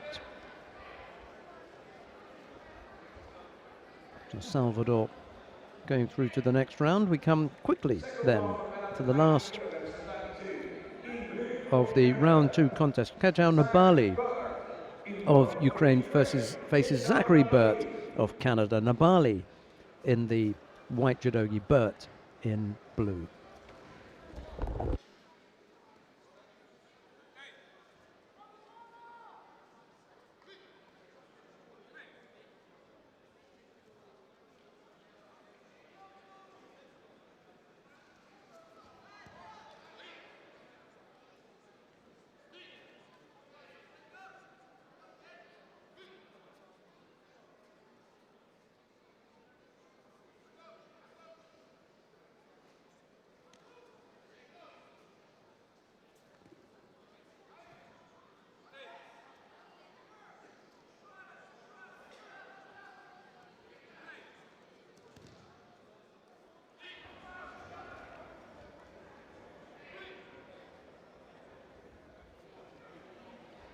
Nabali on the board with the first score. I'm assuming that there are going to be others, but could be the only one, but we'll see.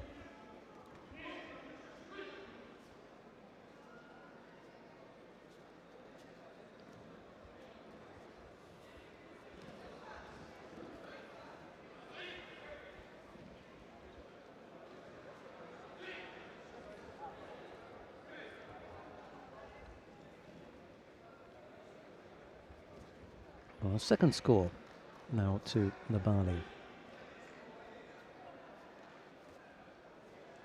Inside the first minute, those 2 scores coming up. Zachary Burt back top a little bit here.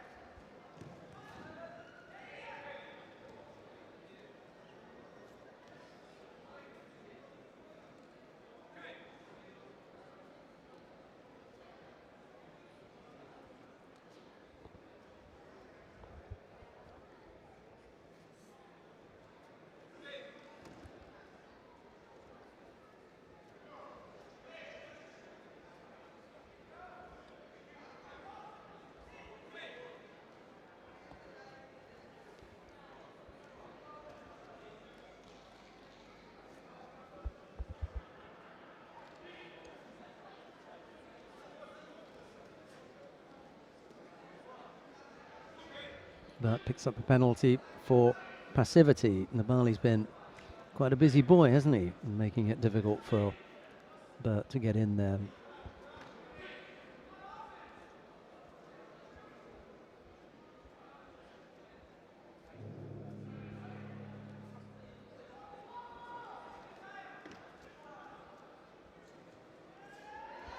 That was better, but it was a good counter from Nabali.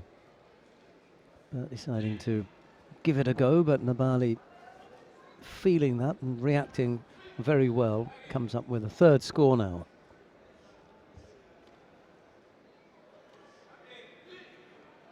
He almost had him, didn't he? Zachary Burt, but right at the top of that attack, Nabali able to turn things and come up with a score. It would have been Yuko in the past, but anything that was Yuko's now was Ari, so. And this time it's Burt who comes up with the counter. Anything you can do, I can do better. So Burt comes up with the counter. Maybe Nabali was a little bit loose in that attack, and that's why Zachary Burt was able to take advantage of it. But he did it well. So 3 scores to Nabali, 1 to Burt at the moment.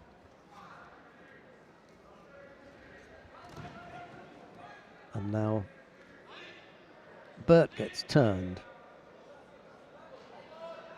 There's the counter, no problems with that. And Burt has since been countered himself with exactly the same technique, so I thought that was a score. I'm sure that would have been a Yuko in days of old. Anyway, 3 scores to 1. Nabali leading here with 40 odd seconds left to go.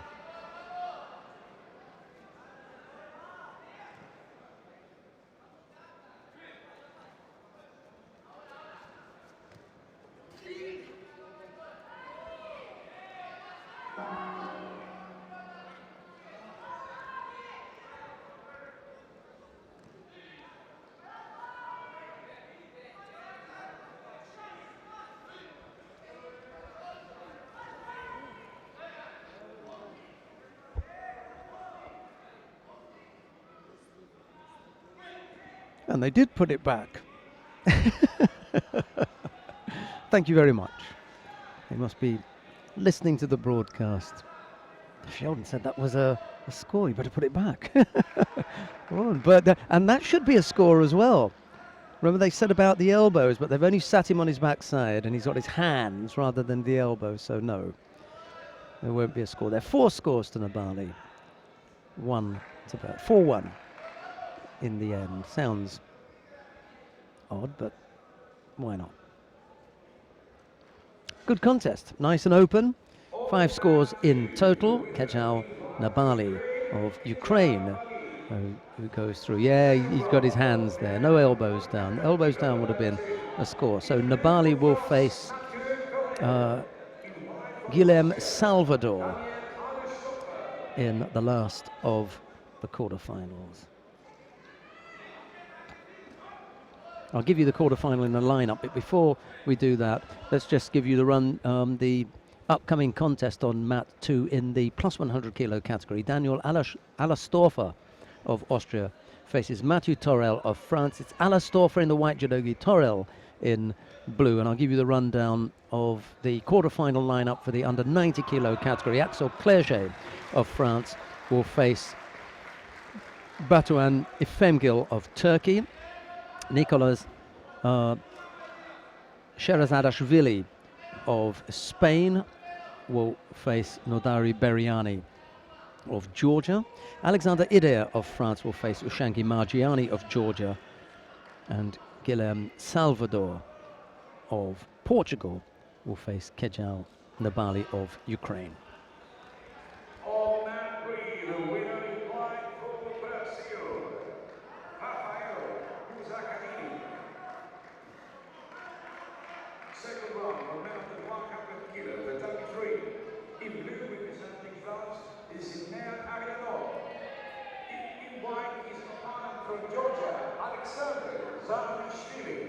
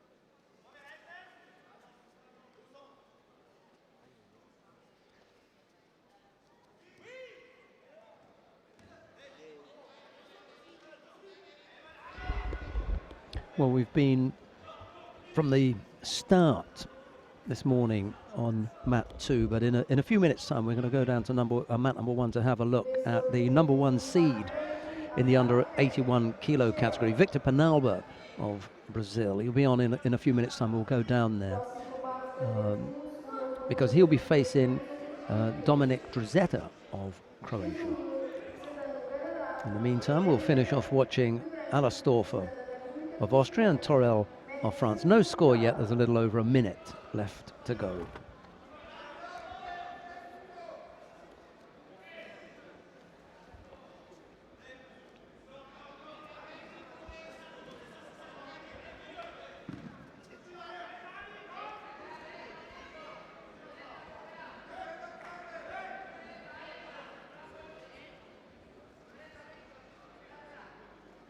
Both fighters have picked up a penalty apiece. Not worried about that too much at the moment. It's the scores that we are concerned with.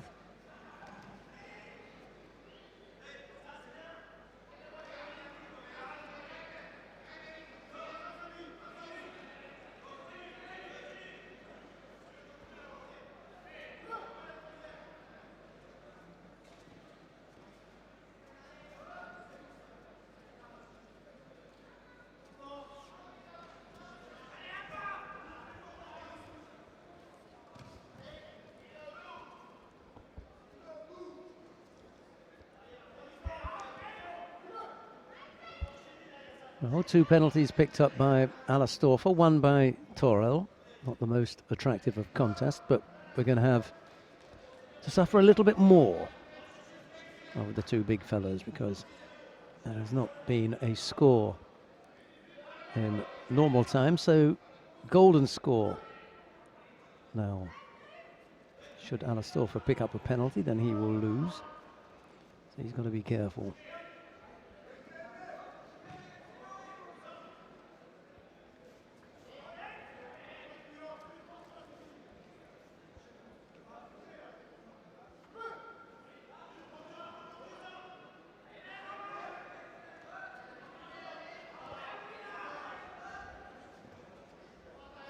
It was a poor effort from Alastorfer, but not a false attack. It was a failed attack, so there won't be a penalty for that. That one was a little bit dodgy. He got away with that one as well. He won't get away with another. Nice counter. Give a score for that, yeah. Well done to Torel. He picks up a score, and that's the end of that. It'll be Matthew Torel to go in to what I think is the quarter-final. It is indeed.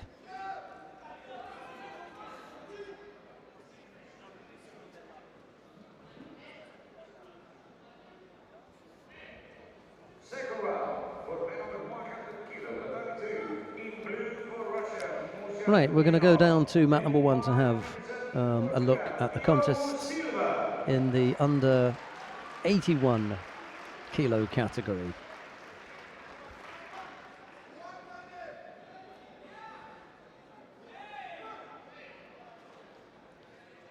Who is it that's down there at the moment? Etienne Briand of Canada, I can see.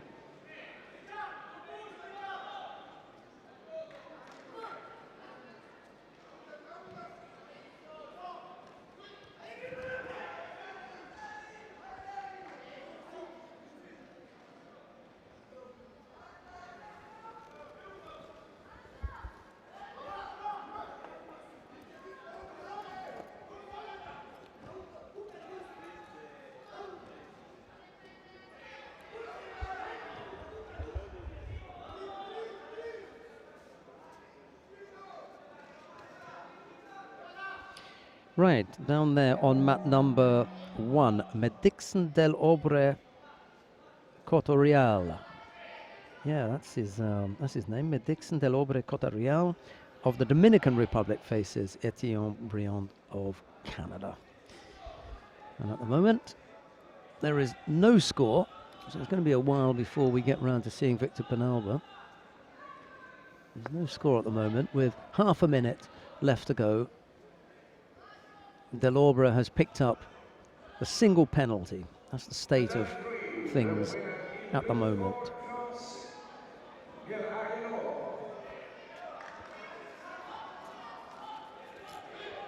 Second round for men under 100 kilos, Day2.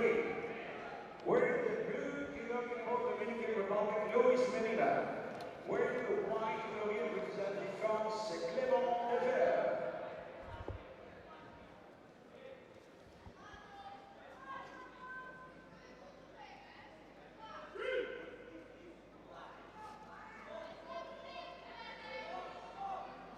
We remind you that at the 2017 edition of the Odivelas European Judo Open for Men, we have 220 judoka representing 29 countries.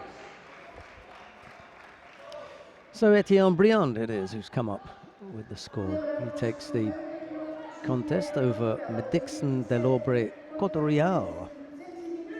Nice little feint there with the Ippon Seoinage to the front and then taking his man in the opposite direction, going backwards with the Koji Gaki.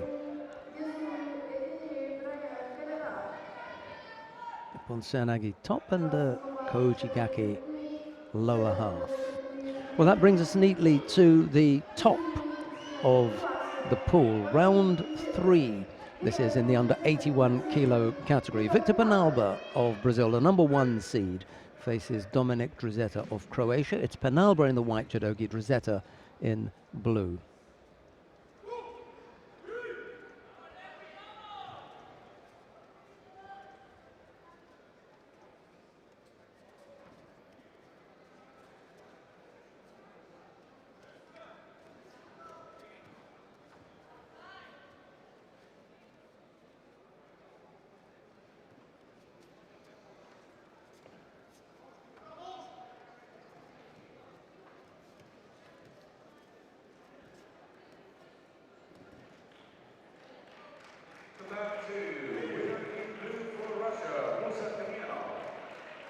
Second round for men on 100 kilo, the number 2. In blue for Turkey, Kadir Biko.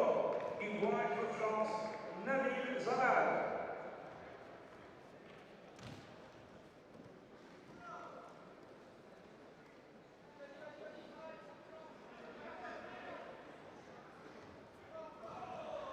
Yeah, well, your score there. Nice Ashiwaza from Penalba. Straight into the Osai Komi as well.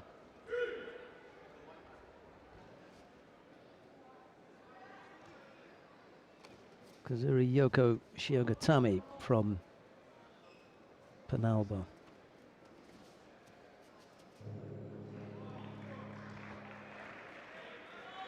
Yeah, good work from the Brazilian catching Drzeta with that Tiashi Barai and bringing him down for Wazari. And then with the Kazuri Yoko Shiogatami to finish things off. It's Penalba who goes into the first of the quarterfinals. Now we're going to go back to mat number 2 and have a look at the big fellas in the plus 100 kilo category. We join the second round contest between Nabil Zala of France. He faces Kadir Bingöl of Turkey. It's Zala in the white judogi, Bingöl in blue. There's no score yet, and we've got 2 minutes, well, a little under 3 minutes left to go.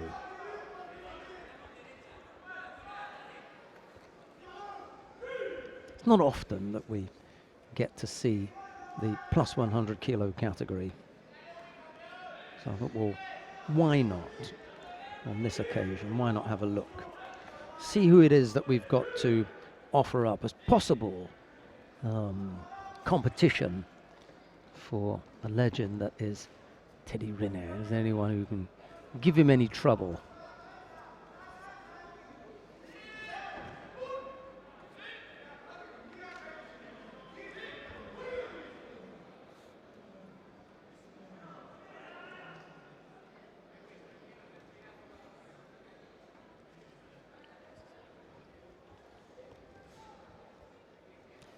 Yes, and if you at home want to offer up your opinions on who you think in the plus 100 kilo category that could trouble Teddy Riner, then by all means send us a message. We'll be delighted to hear from you. You don't necessarily just have to give up a name. You can also tell us why you think your heavyweight choice could give Teddy Riner a run for his money. Just click the feedback button, type in your message and send, and we'll be happy to have a look at that.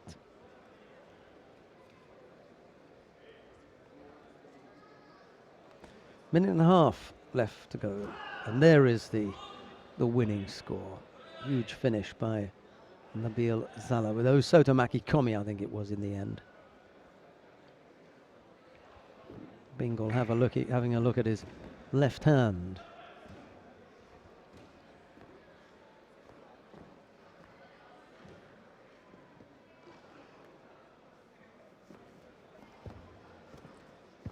That 3, winner in black for France, Odivelas.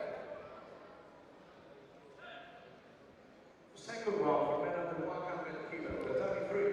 Right, so Zala it is who goes through to the next round.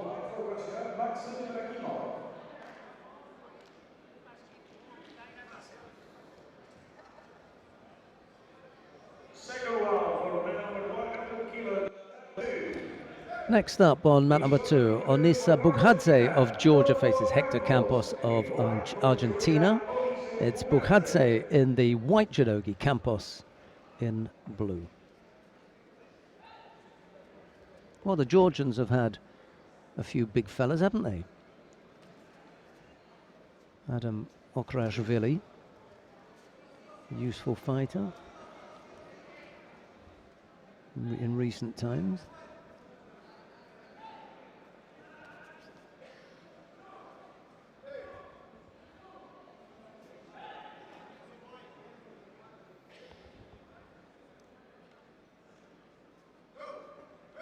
What about Levani Matiashvili? You know, I mean, if we're talking about people who are going to rival Teddy Riner, then you know they would have been head to head with him, but just can't see anyone really troubling him at the moment. And we've got 18 fighters here. That's a nice effort there from Campos. Doesn't quite come up with a score. We've got 18 fighters. Alastofa Torrell, Silva, Adiamant, Tumenov, Zala, Bingol, Bughadze, Campos, Bonvoisson, Rompau, Yatsizi, Heji Brachev, Kibodladze, Fernandez, Bloshenko, and Katanga. And really, none of those. Did he come up with a score for that? They did, didn't they? They gave him one. So Campos it is who leads. He just picks up a penalty there, but I find it difficult, with the greatest of respect to those 18, to put any of them in the position where they could threaten Teddy Riner. From this 18, I'm afraid not.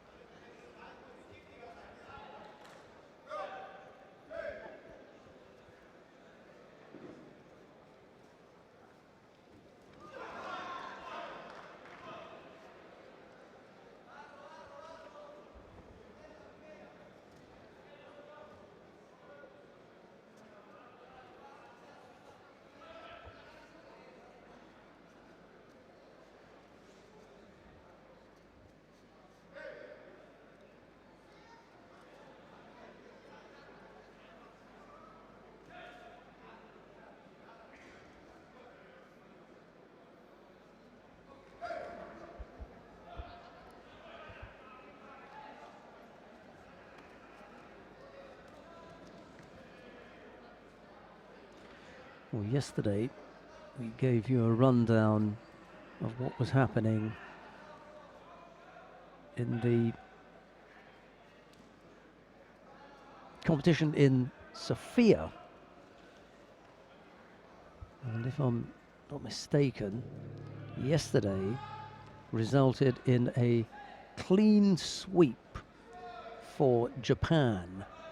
There were 4 categories yesterday, and the Japanese won all 4 on the opening day. Well, that has not been the case today. The Japanese didn't win the under 70 kilo category. That went to Germany. Sandra Diedrich of Germany came out the winner there. And in fact, she defeated her teammate, Lisa Dollinger, in the final. Natasha Ausma of the Netherlands picked up a bronze, as did Nake Miyu of Japan. So the Japanese are pushed down into the bronze medal position. However, in the under 78 kilo category, normal service was resumed, and Izumi Mayo of Japan, took the gold medal in the under 78 kilo category ahead of Anastasia Turchin of Ukraine, and the bronze medals went to Yarden Meyerson of Israel and Antonio Shmileva of Russia. The plus 78 kilo category is yet to be completed. That one is still taking place, and I suspect that the Japanese may make a comeback and take that category as well. They'll end up winning 6 out of 7. Terrific thing. Bugadze with the Tate Shiogatami came out the winner. He trailed by a single score initially and then managed to tie the scores up and then eventually to pick up the winning score in Newaza with that Tate Shiogatami. So it's Bugadze who goes into the quarterfinal. He will face Frenchman Nabil Zala.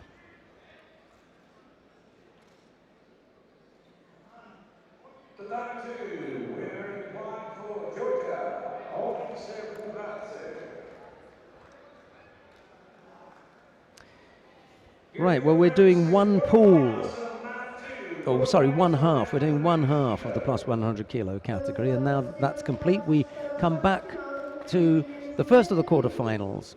We come back to the under 90 kilo category, the first of the quarterfinals. Axel Clerget of France faces Batuhan Efemgil of Turkey. It's Clerget in the white judogi, Efemgil in blue. He of the counters. He's won both of his fights by countering his opponent. He's giving Clerget a bit of a run round here, a rather unattractive start to the contest. Maybe we'll just settle down now.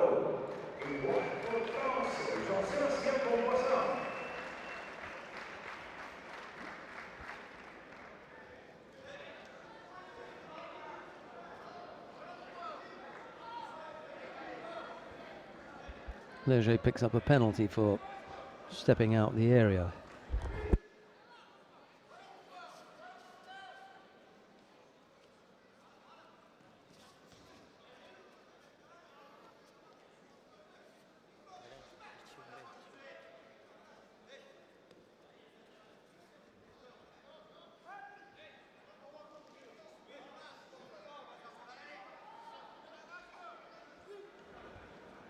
That final, the last of the finals, by the way, in Sofia, features the current Olympic champion Emily Andiol of France.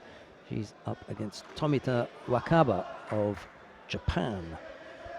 So we'll see whether the number 6 Japanese, Tomita, can actually unsettle the current Olympic champion.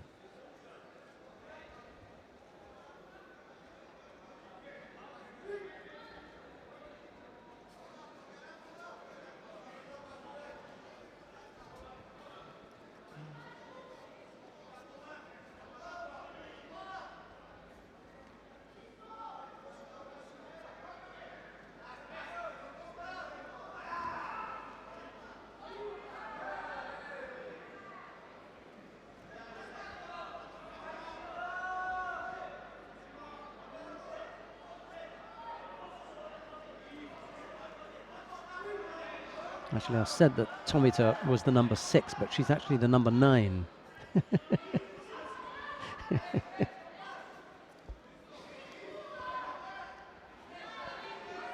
Well, it's a penalty for Efemgil. The coach just pointing out to Efemgil that he should have turned and avoided just going straight back. Anyway, he didn't, and he picked up a penalty. Yamabe Inamori Tachimoto, Asahina Sone Inoue, Ichihashi and Eboshi are all ahead of Tomita Wakaba, and it's Tomita who's in the final in Sofia, facing the current Olympic champion Emily Andiol.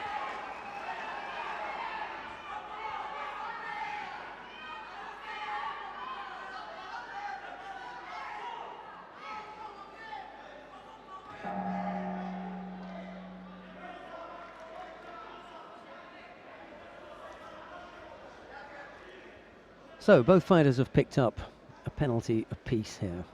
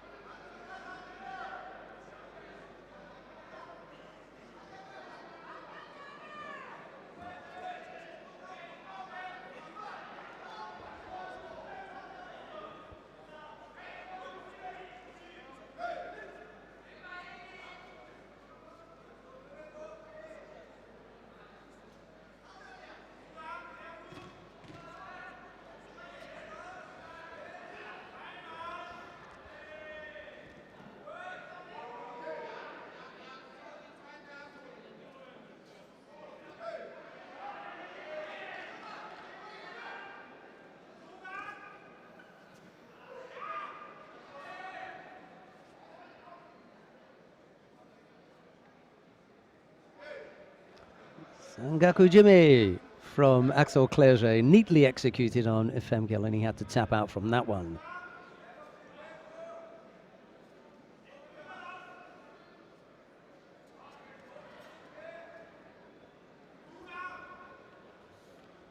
Clerget into the semi-final now.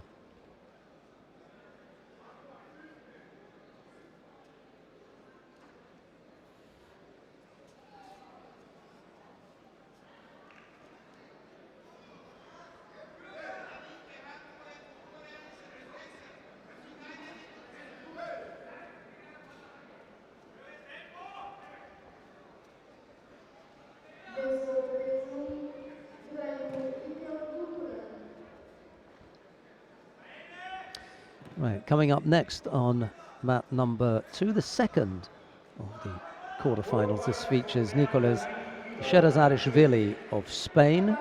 He's up against Nodari Beriani of Georgia. Sherazadishvili in white, Beriani in blue.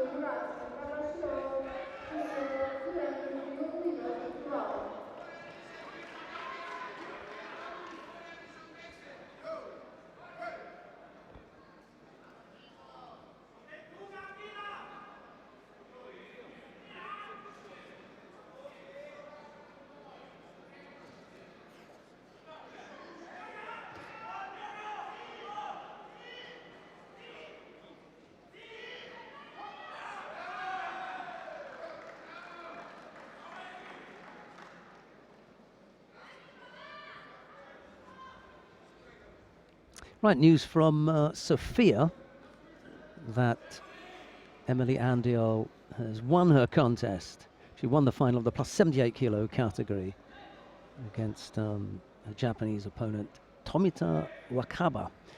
Narrow win as well. There was no score in that final.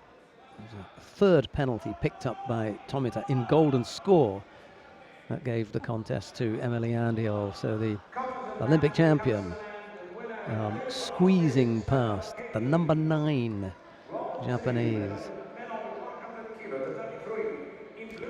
And that wraps up all the results from Sofia. That tournament has finished now. They're a couple of hours ahead of us, so day 2 ending fairly quickly because they only had the 3 categories today: 70, under 78 and plus 78. So those results are in and online if you want to go and check on the Andiol and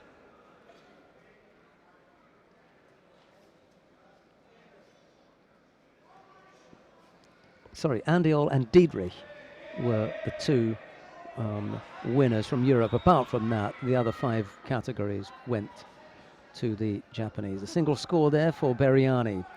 Sherazadishvili of Spain trails here, but it's early days yet. We've got half the contest still to come, and he's a strong fighter, especially in the second half, whereas Beriani, it's the opposite for him.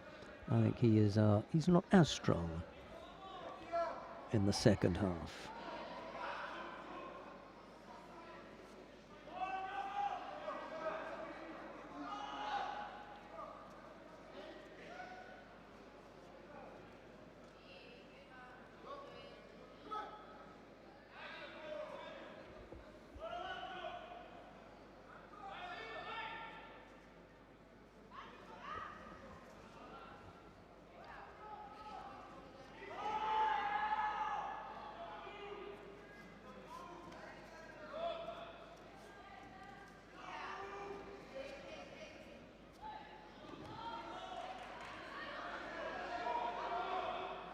If you are watching, if you are attending a judo competition for the first time, don't forget this is an Olympic sport since 1964.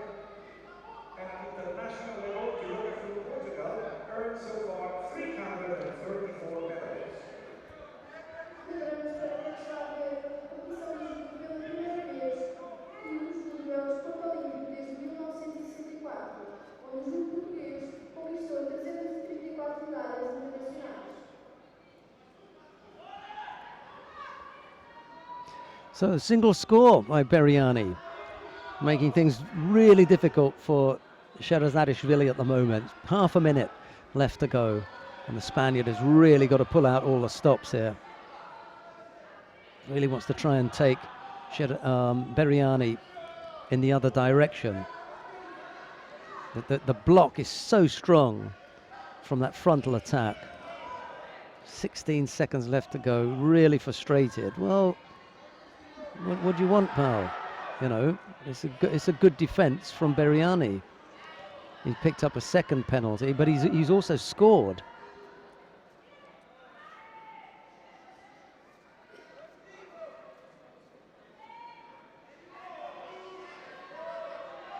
Well, yes, they could give him a second penalty, but we're back to the we're now back to the old asking, and is that what do you want? I mean, he's looking at the referees and asking for a Judo, and I think the Spanish coach is actually telling him, you know, you need to think about scoring. Yeah. You need to come up with a score.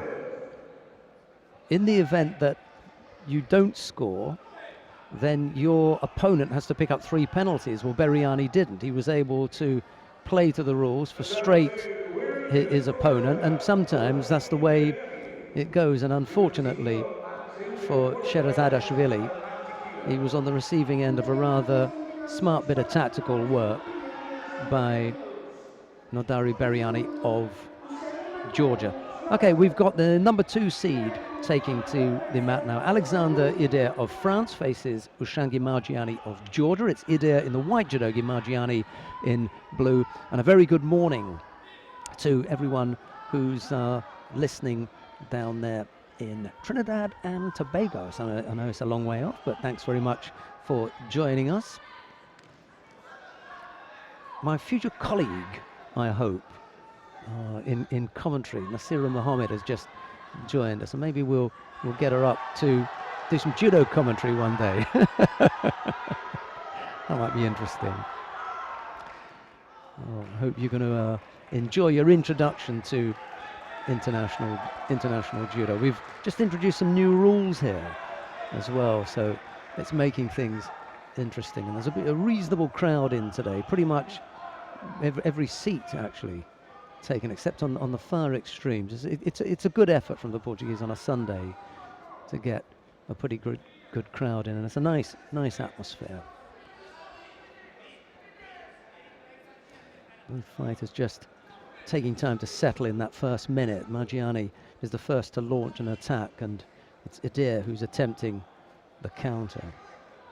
It's a clever piece of work in Margiani's previous contest against Robert Florentino of the Dominican Republic. He really gave him a run for his money and took him into golden score Mario Kavavat, our technical man who's in control of all the live stream today, pointed out to me quite correctly that when I thought the 2 penalties to 1 was going to be enough for Florentino to take it, we had a new rule and there was no score, so we went into golden score, and almost immediately it was the Georgian, Shanki Margiani, who managed to put away his opponent.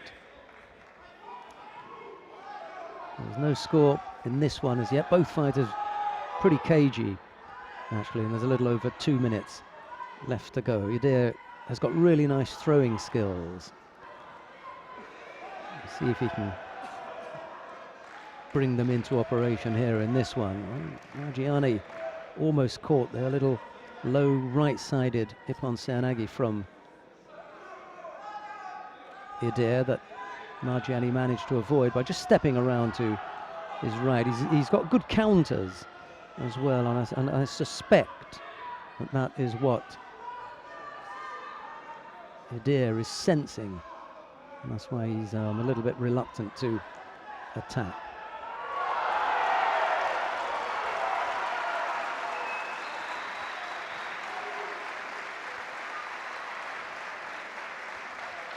A huge chair that goes up from the far end of the competition hall, where Diogo Lima of Portugal has just thrown Murat Khabachirov of Russia. That was in golden score, so that ends the contest. And I think it also ends Khabachirov's involvement in this competition, because that was in round 3. So it's Diogo Lima. He's the medal hope for the Portuguese today, I think.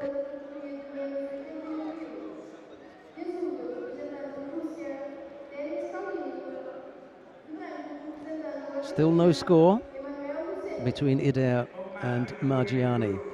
Tight contest here. Neither fighter really able to open up and come up with a big attack.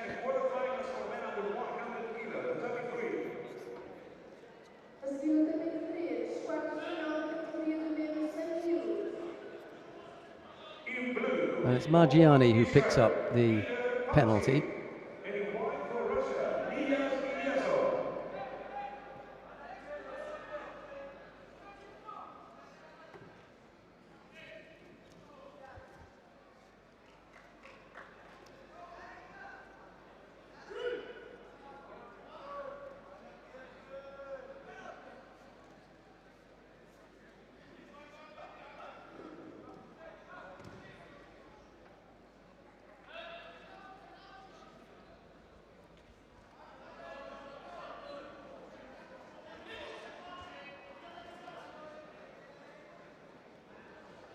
Well, this one has been very tight. No penalties. Sorry, Margiani picked up the single penalty, and we will go into a period of golden score now. Sherazadashvili is down in the repechage. Beriani will face Axel Clerget in the first of the semi-finals.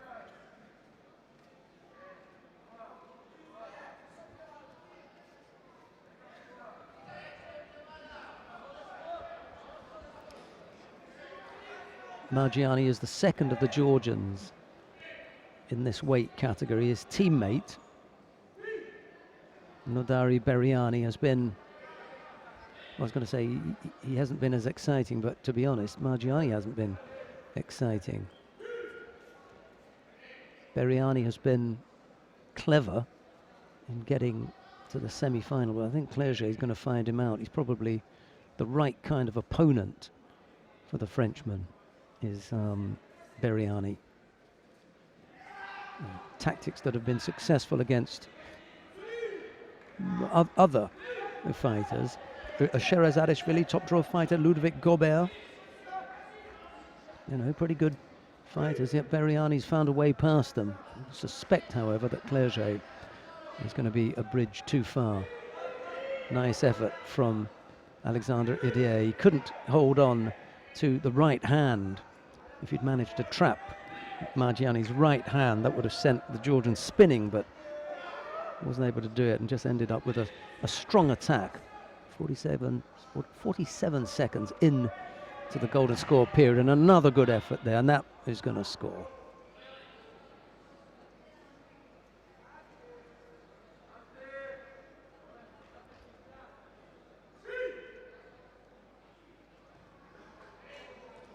Just proved that little bit too strong physically at the end, Alexander Idir, and managed to get past Margiani's defense in the end. So it is Idir into the second semi-final. His opponent will be the winner of the upcoming contest. Here's the score at the end, and there was just enough. That would have been a Yuko of old, just about enough for a Yuko. There being no Yuko, all Yukos are now Wazari, so Wazari was the score given, and that was enough for Idir to take the contest. Right, Alexander Idir of France will face the winner of the upcoming contest between Guilherme Salvador of Portugal and Kejao Nabali of Ukraine. It's Salvador in the white judogi, Nabali in blue. Last of the quarterfinals then.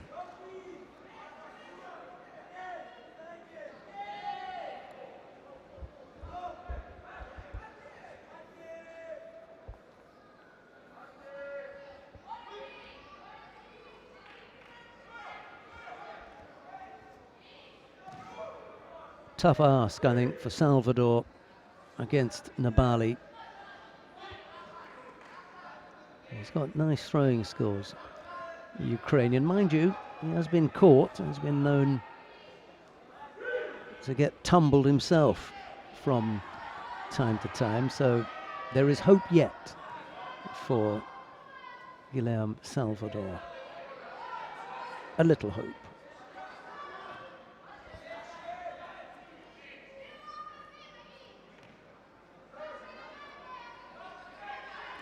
And a reminder that the results of the women's event taking place in Sofia, they are online for you now if you want to check those. eju.net, that's the website, I'm sure you know it by now. Lovely Makikomi there from Nabali. Beautifully executed, and a really good round of applause from the home crowd, given that their fighter has just been landed flat on his back, but a generous and sporting round of applause for the execution of this beautiful left-sided Harai Makikomi in the end it was. Nabali goes into the semi-final. He'll face Alexander Idir of France. Right, we're going to stay on mat number 2, and we come back to the plus 100 kilo category for men. The first of the quarterfinals, Matthew Torel of France faces Musa Tumenov of Russia. Torel in the white judogi, Tumenov in blue.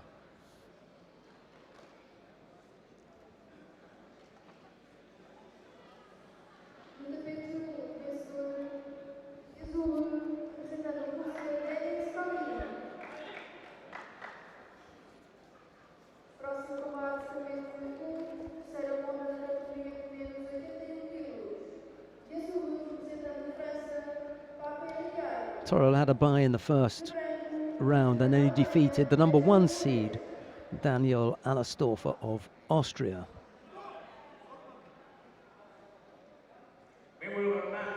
Tumenov had to work a little bit harder. He had a first round win against Semi Adiaman of Turkey, and then he defeated Diogo Silva of Portugal. So a couple of fights for Tumenov to get to this stage, just the one from Torel having had the bye.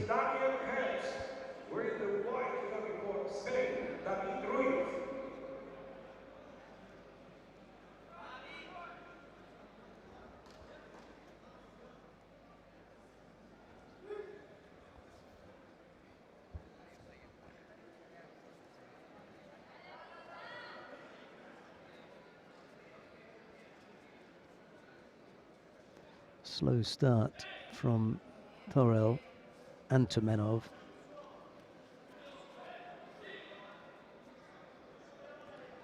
And Torel picked up a penalty there.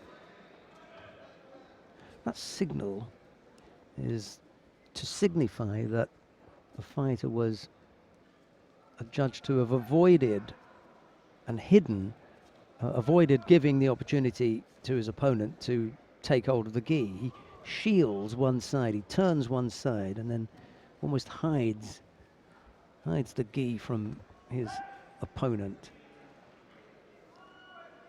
It's a gripping infringement along the lines of avoiding to take a grip. Well, not only was Tyrrell not able to take a grip, it was done deliberately on the part of Tumenov to shield that from the Frenchman in an effort to make the Frenchman look passive.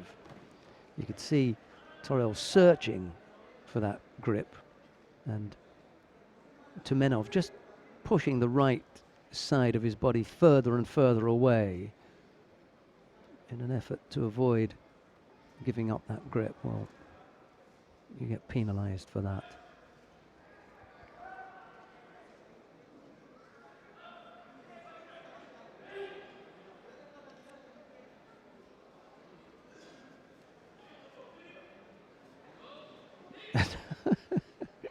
Now Tyrrell picks up a penalty for stepping out the area. The French coach was not best pleased with that.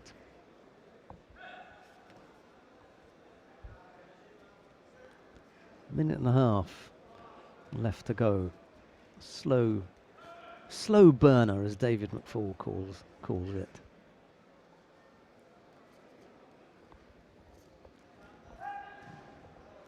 Attempted Ashiwaza by Tumenov, and then he shaped for the shoulder throw, but his body didn't follow. It was maybe in his mind that was what he was thinking about, but it didn't materialize. And that's some nice Ashiwaza there from Tyrrell. He just narrowly misses out on picking up a score.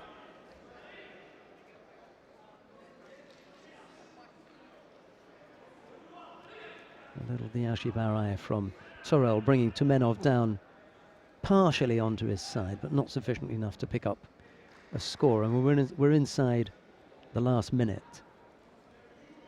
Still looking for the first score. Here first, the Odivelas, as usual, the semi-finals, the reprisage contest will be held right after the quarterfinals, and the final block, beginning with the bronze medal contest, will begin the same as yesterday at 3 p.m. I repeat, final block at 3 p.m. Luis Torres, our stadium announcer, confirming that the final block will start at 3 o'clock. Well, it's 10, we're just coming up to 10 to 1 here in Odivelas, just outside Lisbon. 30-minute drive, maybe a 20-minute drive, depending on who your driver is from the airport. Nice and close, and they've put us in a really nice place to stay as well. The hotel is nice. It's a nice venue. Good competition hall. Everything is in place, well organized by the Portuguese. It's not, the biggest of events. It would appear that Musa Tumenov is about to pick up a third penalty, and then that'll be the end of it. The Russian coach is still dishing out instructions, but I fear that they're going to be lost on Tumenov, because it's possible that Tyrrell and Tumenov will pick up penalties, in which case Tumenov will end up being given Hansoku-make and penalised out of the contest. Let's see what happens.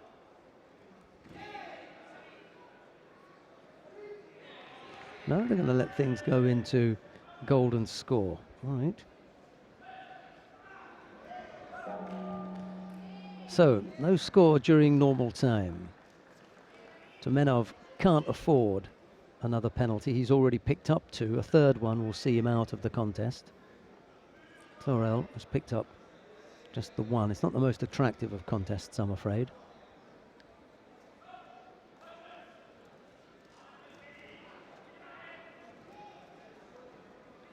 Go on.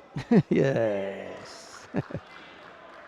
Good effort there from Tyrrell. He came up with a tight entry into that low right-sided Ippon Seoinage, and that was enough to come up with the win.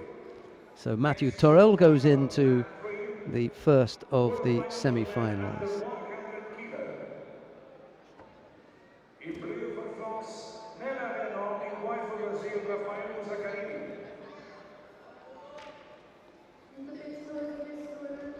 Now, Torell's opponent in the first semi-final will be the winner of the upcoming contest between Nabil Salah of France and Onisa Bukhadze of Georgia. Salah in the white judogi, Bukhadze in blue.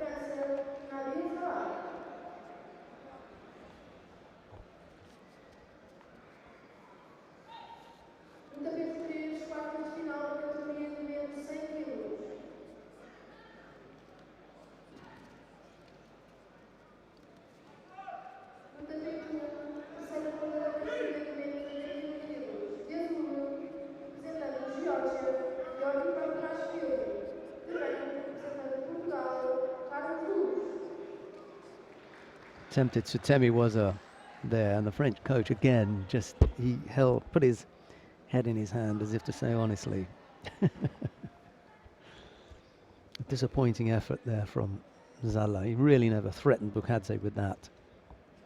Nice strong grip now from the Georgian, the right arm up and around the collar. Bukhadze wasn't able to come up with an attack, and it's the Frenchman who comes in with a little stab there at Ojigari right-sided, that just has the Georgian stepping backwards for a moment.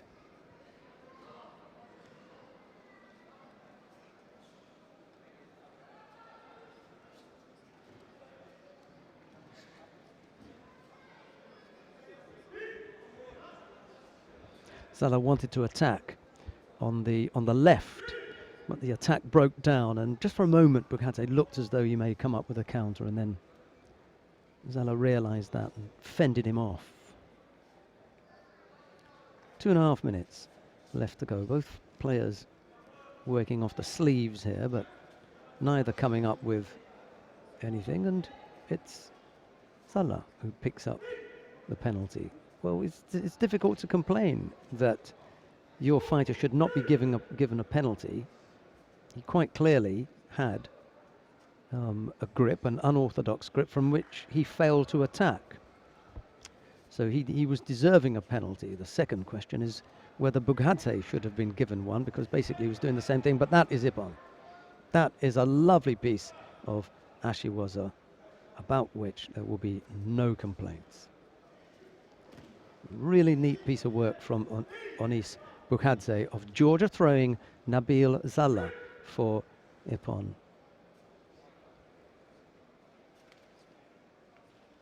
Just a little hint of Tsurikomi there as he drew and pulled his opponent there. Nice bit of work. So, Bukhadze it is who will face Matthew Torell in the first of the semi-finals in the plus 100 kilo category.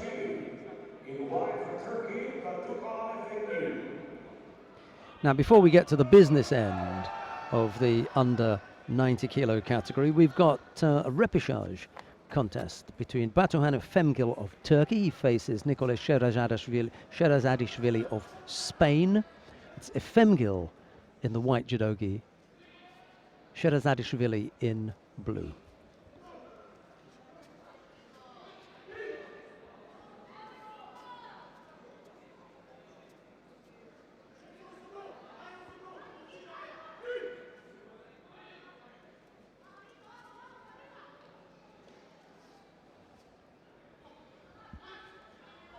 The winner of this will fight for the bronze medal. Now we do have a quarter final of the under 100 kilo category taking place, and under normal circumstances we would go to watch that, and given that the contest to follow this one is also a repechage contest, and the one to follow that is also a repechage contest, and the contests on mat 3 are going to be quarterfinals. Let's go down to mat number 3, and we're going to pick up the contest between Brazil's Rafael Buzaccarini. As we get there, Buzzacarini has just finished off his opponent.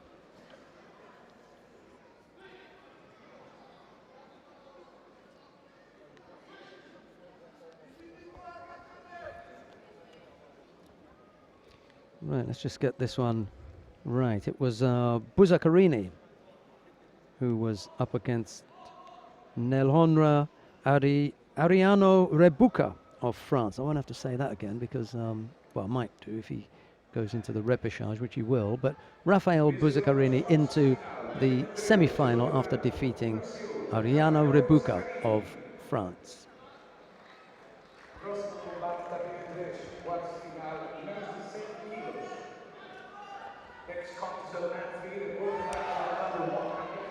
Right, and we've got another quarter-final coming up now. Clément Delvert of France faces Maksud Ibragimov of Russia. Delvert in the white judogi, Ibragimov in blue. This is in the under 100 kilo category.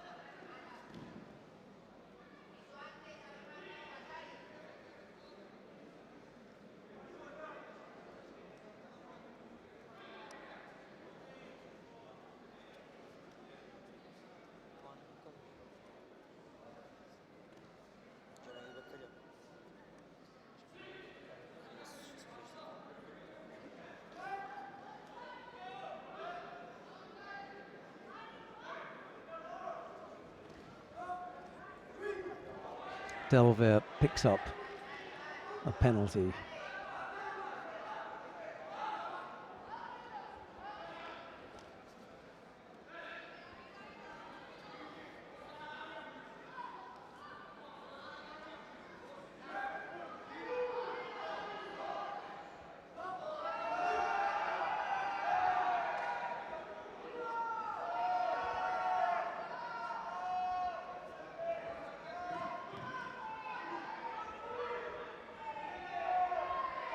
Now Ibragimov joins him.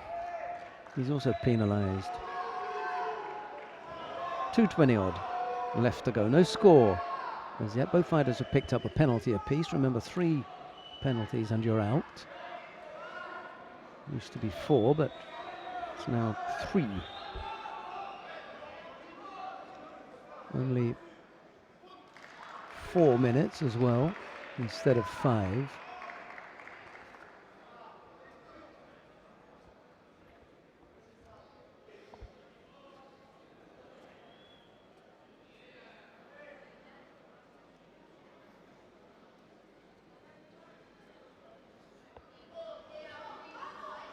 Just saw out of the corner of my eye, Efemgil. What was given Ippon, but it's been changed to Wazari, so he's still on the mat.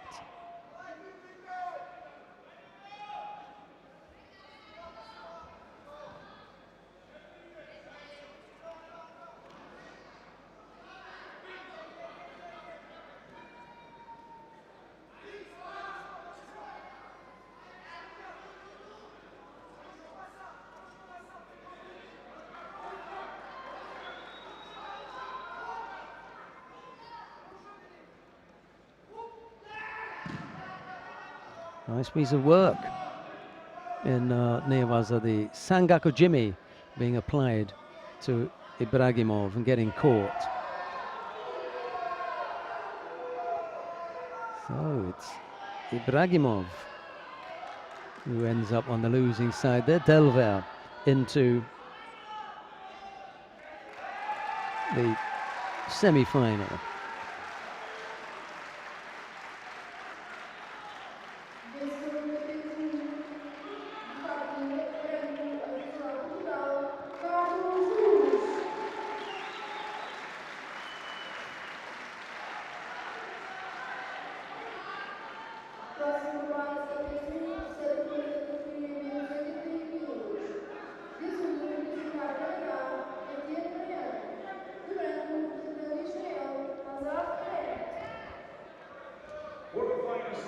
Coming up next, the quarter-final in the plus 100 kilo category now. Jean-Sébastien Bonvoisson of France faces Stefan Hegyi of Austria. It's Bonvoisson in white, Hegyi in blue.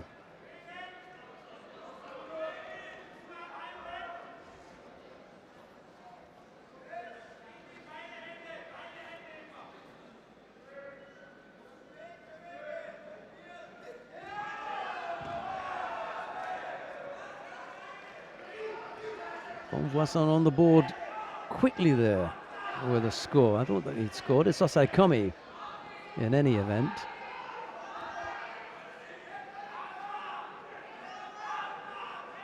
There's Stefan Hegyi who scored, and Bonvoisson came up with the turnover. Well, well, well.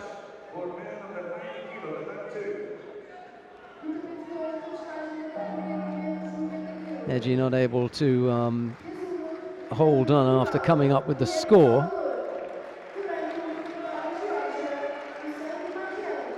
He gets the Makikomi, but then he gets turned over himself. Oh well, Bonvoisson taking advantage of that.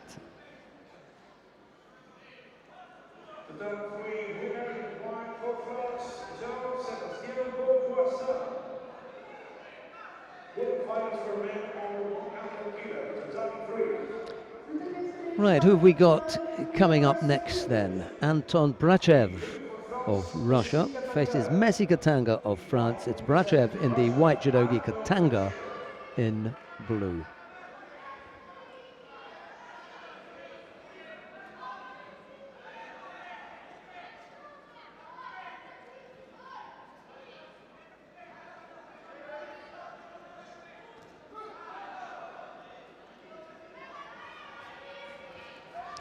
The winner of this will face Jean-Sébastien Bonvoisson.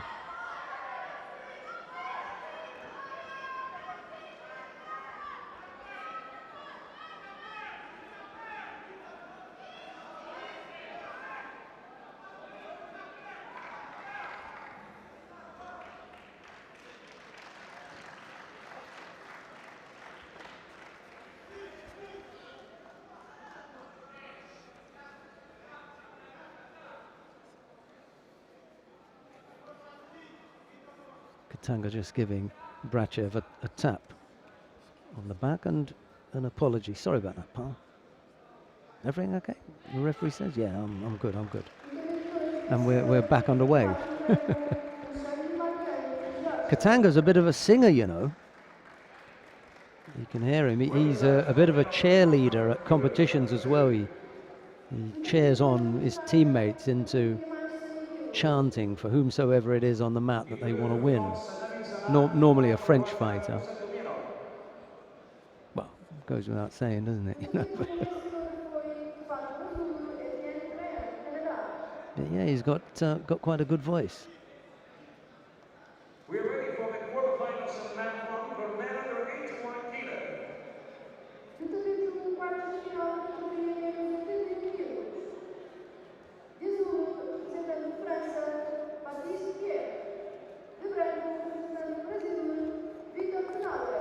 Two and a half minutes left to go. No real action to speak of between Brachev and Katanga as yet. There's a Makikomi effort from Katanga that's blocked by Brachev. He felt that coming and managed to react in time.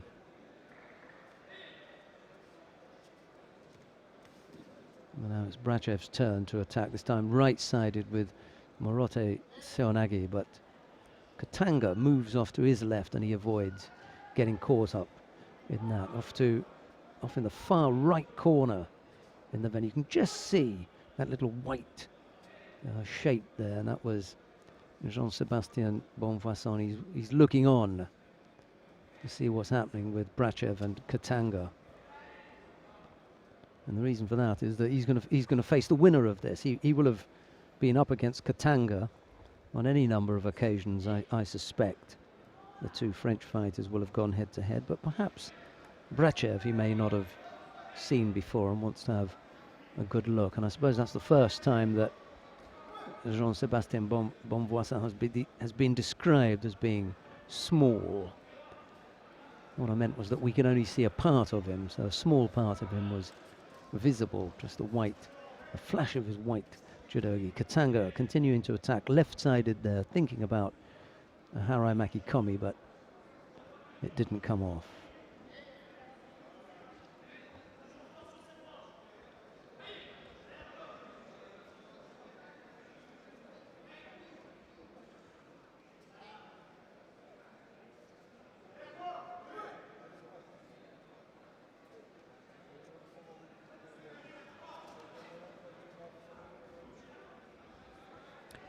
Brachev has picked up the single score. Katanga has a single penalty, and he's got to be careful about guarding his gi with the right hand. Brachev again looking for the shoulder throw. Couldn't quite see whether it was Ippon Seoinage or Morote Seoinage that he attempted there. Anyway, he had a little go at it, but Katanga was quick to cover up, and there was no real threat of being thrown.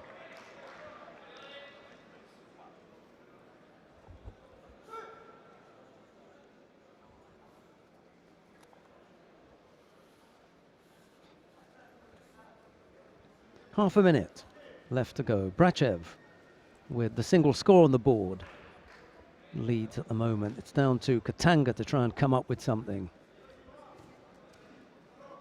Almost manhandled him into some Yoko Sutemi was there, but he couldn't get the leg stretched out in time, which would have helped to have brought his opponent down, so he decided not to go through with it. Nope, it's going to be Brachev, Anton Brachev, who's going to make his way into the semi-final. He will face Jean-Sébastien Bonvoisin. Right, now that we've finished with the quarterfinals, we can go back to mat number 2. We've been watching almost exclusively the under 90 kilo category, and the first of the semi-finals features Axel Clerget of France.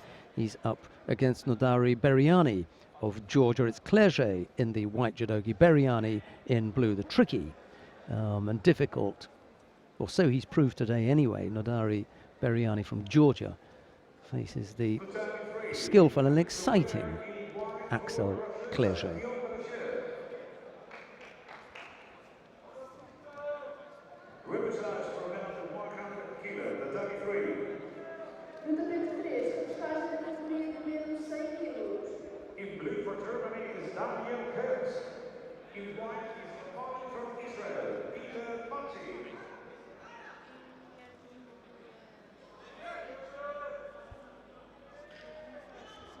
Both fighters penalized for avoiding to take a grip.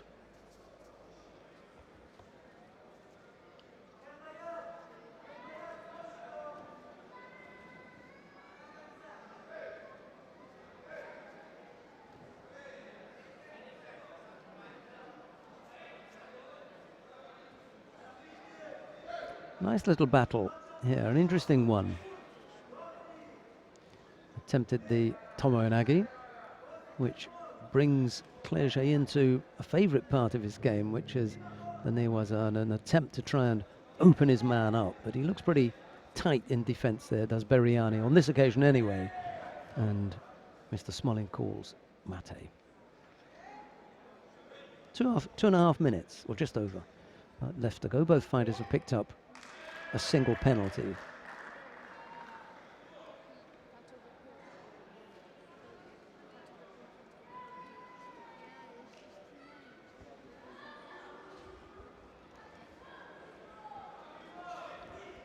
Almost.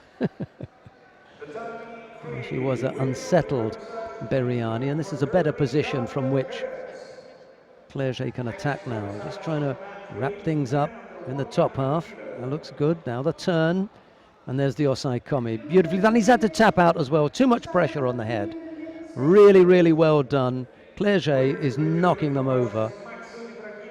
And even if he's knocking them over, not knocking them over, literally standing up, definitely on the ground, he's proved far too strong. And I said that his technical skills were going to beat the tactical skills of Beriani. Beriani shaded a few contests earlier with some clever work, but this time he came up against a tough opponent in the number 1 seed, Axel Clerget, who makes his way into the final, as he was supposed to, being the number 1 seed. Clerget. Semifinal da categoria de menos 90 quilos. De azul, representando a Ucrânia. Beriani goes down into the repechage contest, where unfortunately for him, he's going to face his teammate Ushangi Margiani.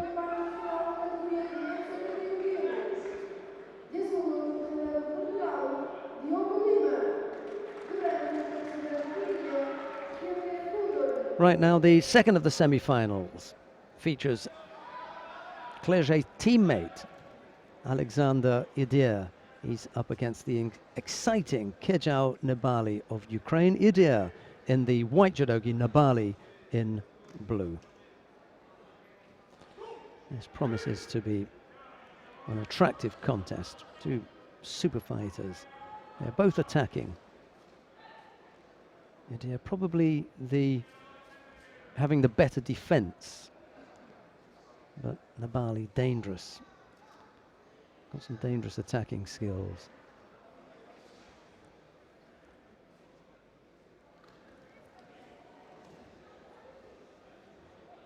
You have to breathe heavy after that one. There's Nabali almost up and over. Idir looking to attack with a nice upright Ippon Seoinage.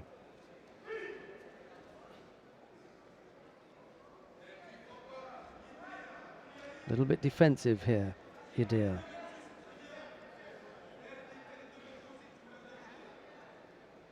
Manages to come out of that and come up with an attack. And there's another one off the sleeves. Couldn't get the right leg across far enough to trap Nabali. It's a nice contest at the moment. 2:40 odd left to go. No score yet, Idir and Nabali.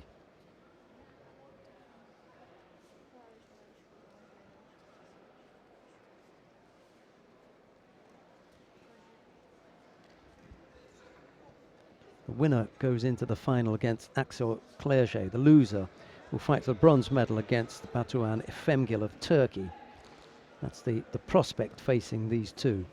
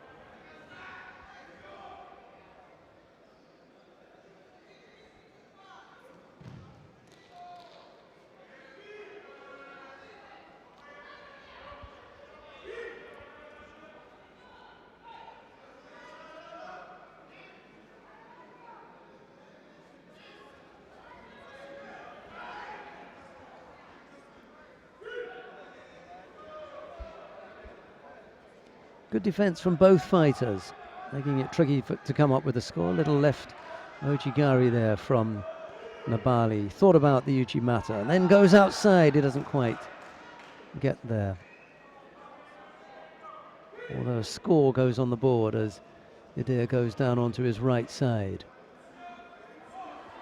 Yeah, he's given up the score. Nabali leads with a little over a minute left to go. Going to be tricky given Nabali's good defense up to this point. Around the hip now with the right arm. Couldn't quite come up with a strong attack, Idir, before Nabali came up with another one of his own. Kind of broke things down. A minute left to go. Vitaly Dubra up on his feet, imploring Nabali to come up with some strong grips.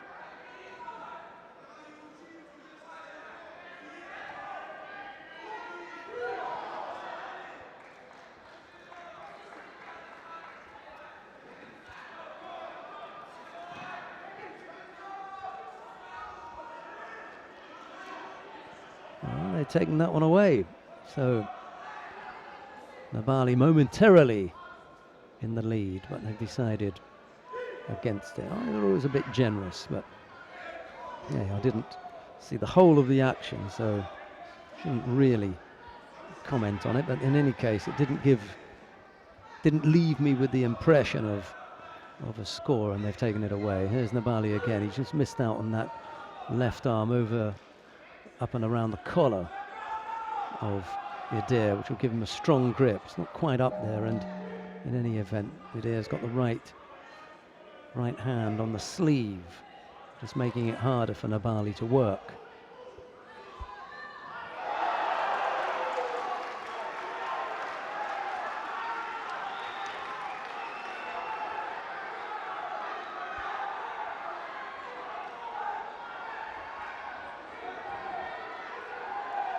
Makikomi effort from Nabali right at the end there.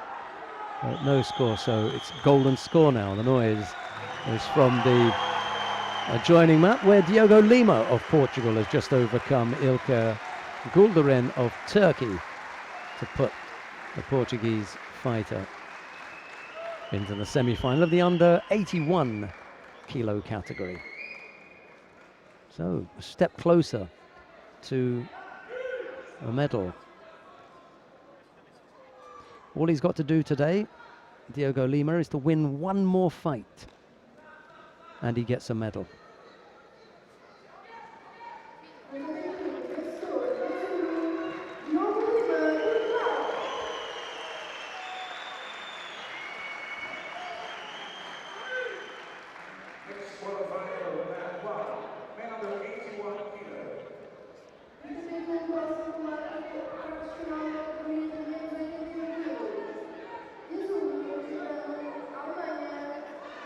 Yeah, strong effort here from Yadir.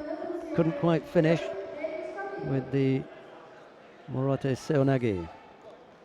Just the trouble with the scoreboard on mat 2.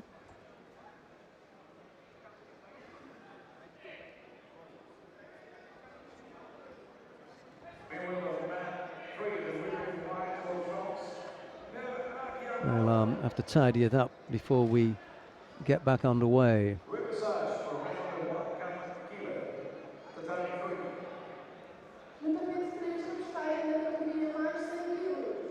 May need a bit of a reset. I'm not sure what. Yeah, there you go. Not quite 100%, but that'll have to do. Yeah, we're back in business. Golden score. Alexander Yadir has picked up the single penalty. Makikomi effort from Nabali, but the hands don't maintain contact, and that attempt fails. Oh, couldn't finish. Good effort from Nabali.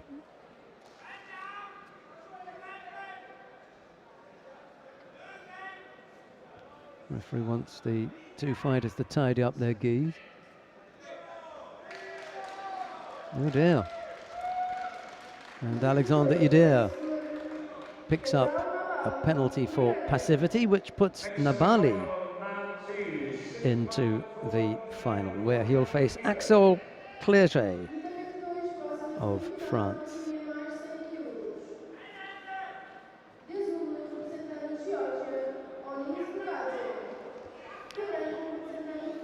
Right, so Alexander Yadir will face Batun Efemgil of Turkey in the bronze medal contest. we've got the semi-final in the plus 100 kilo category. The first of the semi-finals, Mathieu Torel of France faces on Issa Bukhadze of Georgia. It's Torel in the white judogi, Bukhadze in blue.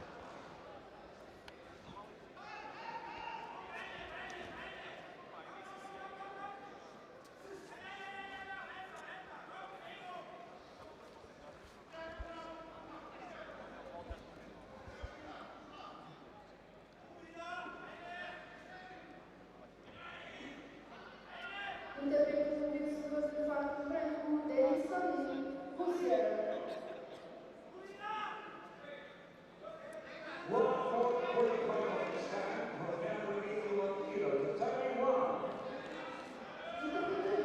fato chegando à categoria de menos 81 quilos. De azul, representando o Canadá, Etienne Bernard.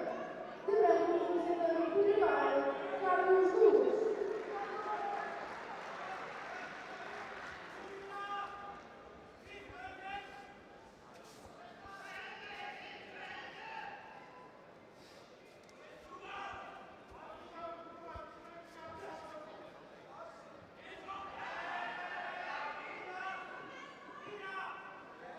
Well, it's never really a quick start from Torel, is it? But it's Bukhadze who picks up the penalty for passivity. Probably a lot to ask for a big fellow like Torel, to ask him to get going quickly. It's going to take a while, isn't it? You know, before he gets going.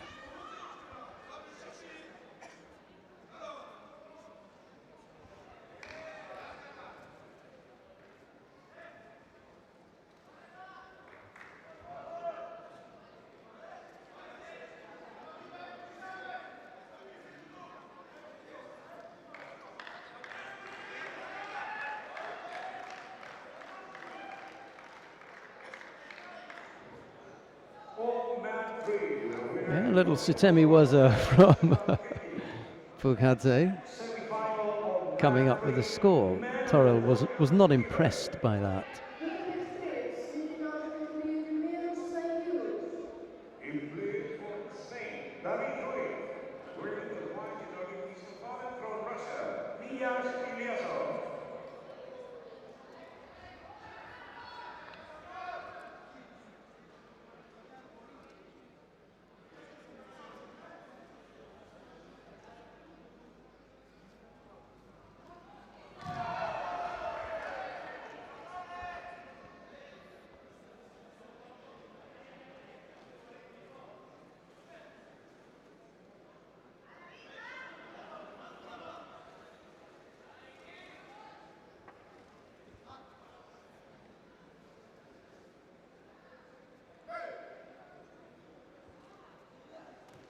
He's got nice movement at times, Mathieu Torel.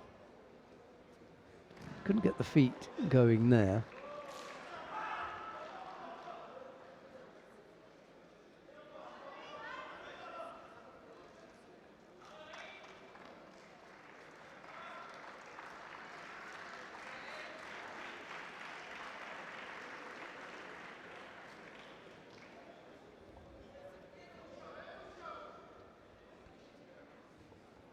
Vencedor Etienne Bernard, Canadá.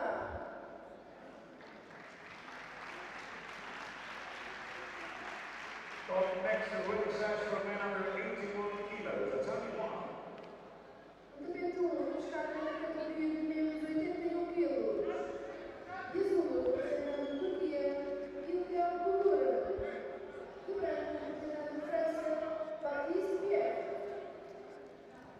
Hoshigari right-sided from Torel has Bukhadze just backing up and stepping off. And he comes back with his own right-sided Makikomi effort, but it's a weak one, and Torel is able to step round to his right and avoid getting caught. 21 seconds left to go. Bukhadze still leads by that single score.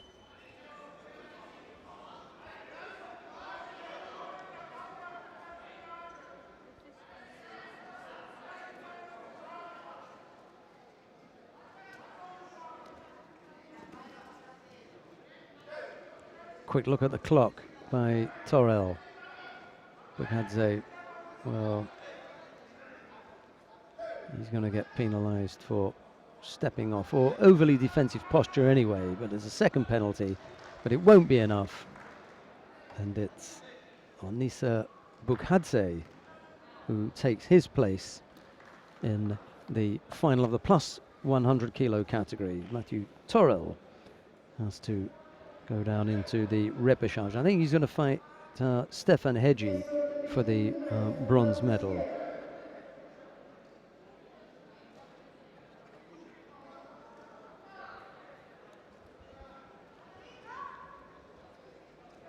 Well, that's all the action that we've got on mat number 2. We're going to go down to mat number 3 now, because there's a semi-final taking place on mat number 3 in the under 100 kilo category. Niyaz Ilyasov of Russia faces David Ruiz Zajak of Spain. It's Ilyasov in the white judogi, Ruiz in blue, and we join it just as Ilyasov picks up a penalty for passivity, and there's a minute and 40 odd seconds left to go.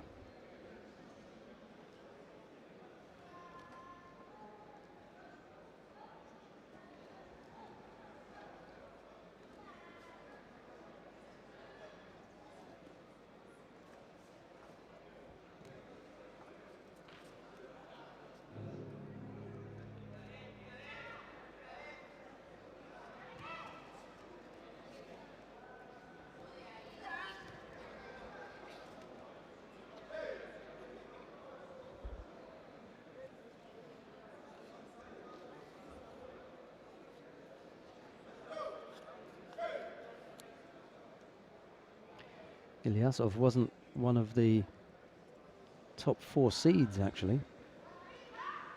He had a win against Cedric Olivar in his opening contest, the first round. And then he defeated the number 1 seed, Luciano Correa, the former world champion. And after Correa, his quarterfinal win was against Peter Platchik of Israel. That's how he got to this point.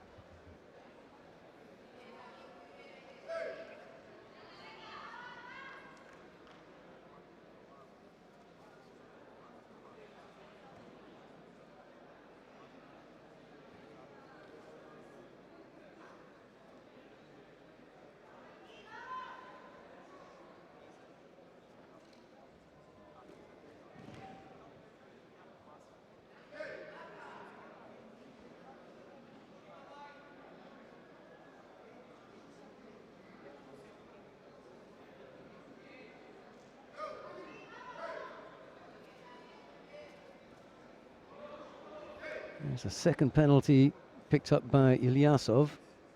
Ruiz also picks up a penalty. So problems for the two fighters as they try to work things out, and Ruiz has got to be careful here.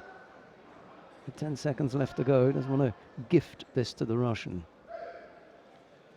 Ilyasov putting on some pressure here.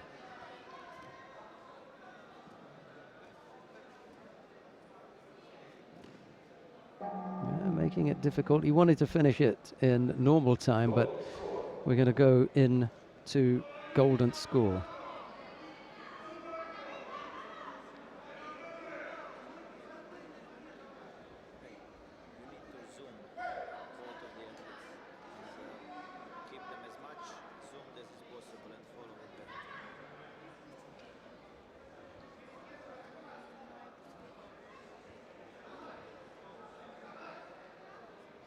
First one to score, or the first one to make an error, commit an error,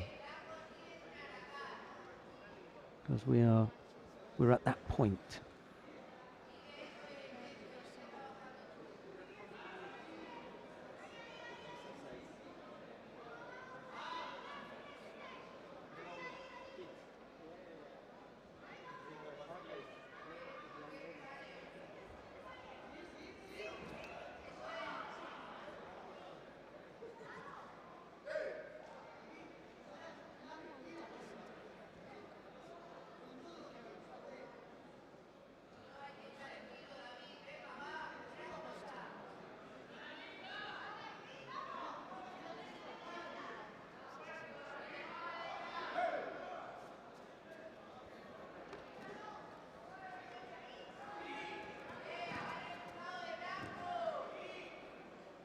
desperate now from Ruiz. Beginning to look pretty desperate.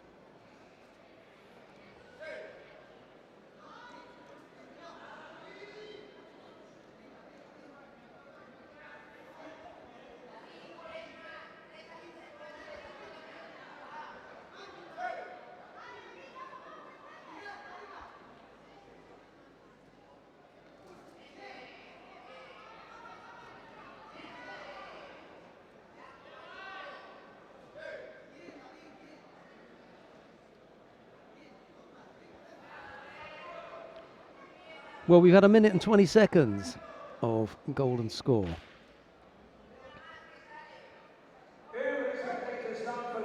Let's see who can pull something out of the bag here.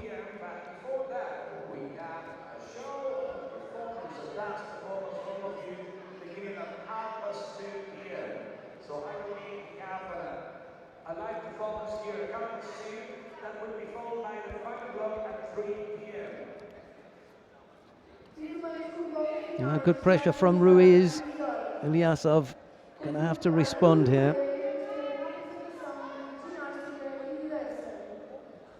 Always gets a little bit tight in the golden score period.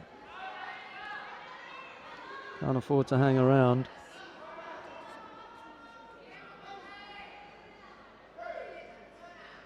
Last roll of the dice, I think, for Ilyasov. If he isn't positive here, he's going to end up losing it.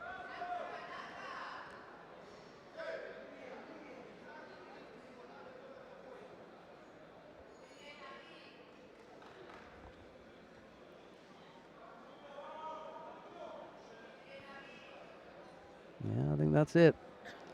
Ilyasov is on his way out.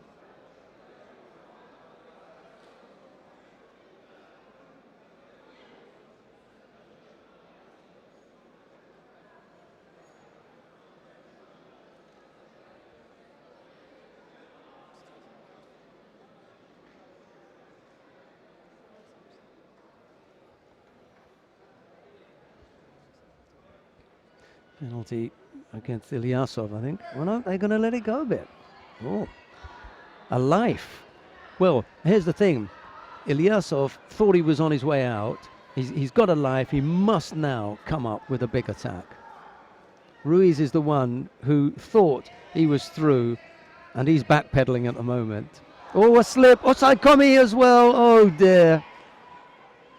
And this is when you've got the least amount of energy. 10 seconds will do it. And he's not going to escape from there.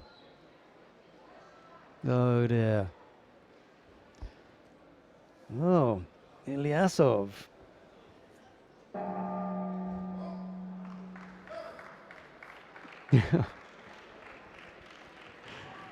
I'm not going to give any further comment on that. Niaz Ilyasov dodged that bullet. David Ruiz must have felt that he was about to go through. Ilyasov was given another shot at it, and he didn't let that go missing. So it'll be Ilyasov in the final. A terrific battle that was, it really was. Good stuff. Right, who have we got coming up?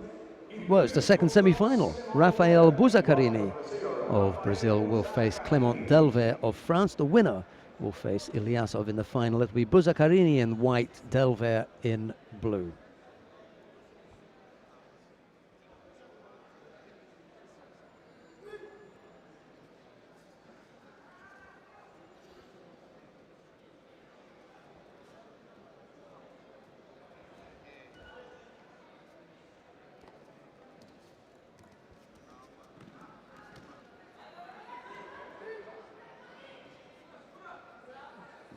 I've seen better control in Osai Komi.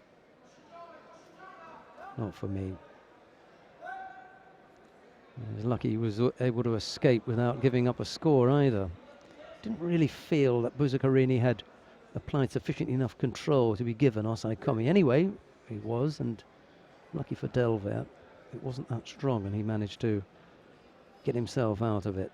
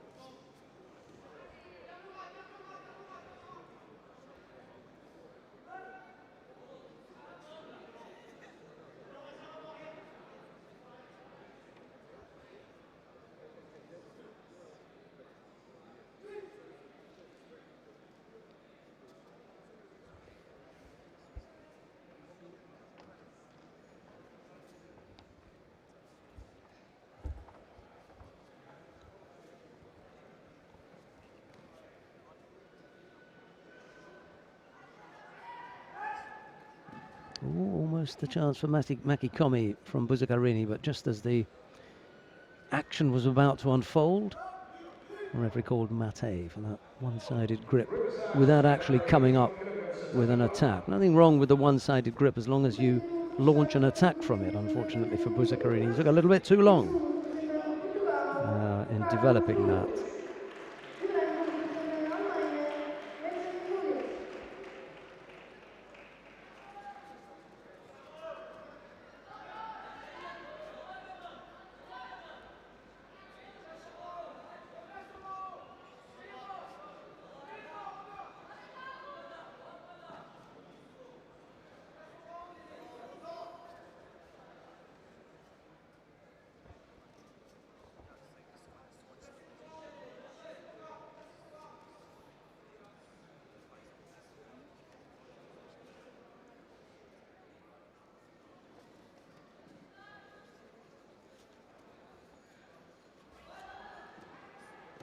Right-sided effort from Delver. Just puts a bit of pressure on Buzakarini, but only momentarily, and he's able to set himself again. Here's another chance for Delver, but that collapses as well. Well defended, first of all, from Buzakarini, and then he almost came up with his own attack. Still a single penalty against Buzakarini in the second semi-final, as Buzakarini takes a bit of a blow to the mouth. Delver offers up a hand, and Buzakarini accepts it as they get back underway.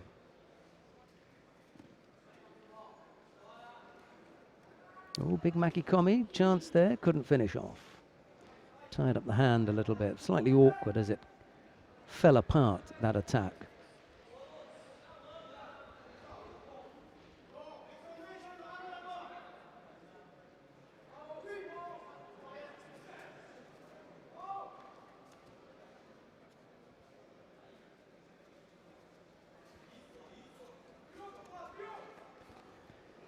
Inside the last minute now. Buzakarini still at a disadvantage, having picked up that single Shido, but he's not out of it.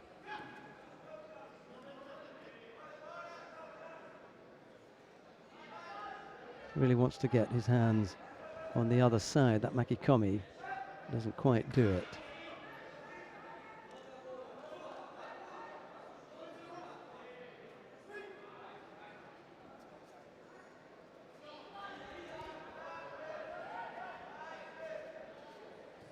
Oh, nice standing Seoinage, couldn't quite come up with the finish as Delver attempts the counter. That is what really brings him down onto his side. Buzakarini still attacking strongly. Ochigari, and down goes Delver. Superb piece of Ochigari. He didn't stop, did he, Buzakarini? From about 35 seconds out, just put his foot down, tried all sorts of ways to come up with some attacking movement, and he eventually caught Delver with that right-sided Ochigari, brought Delver down for Wazari, and it's that takes Buzakarini into the final of the under 100 kilo category, where he will face Russia's Niyaz Ilyasov. Delver will have to battle it out with Herbst of Germany for the bronze medal.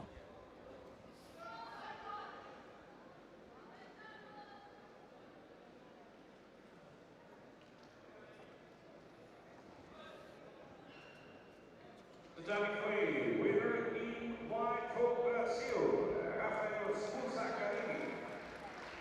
Semi-final for men under 100 kilos, Day3. Right, we've got the semi-final then in the second of the semi-finals in the plus 100 kilo category. We've already seen Matthew Torel and Onisa Bukhadze. Bukhadze came out the winner. Torel will go into the bronze medal contest. So here's the second of the plus 100 kilo category semi-final. Jean-Sébastien Bonvoisson of France faces Anton Brachev of Russia. It's Bonvoisson in the white judogi, Brachev in blue.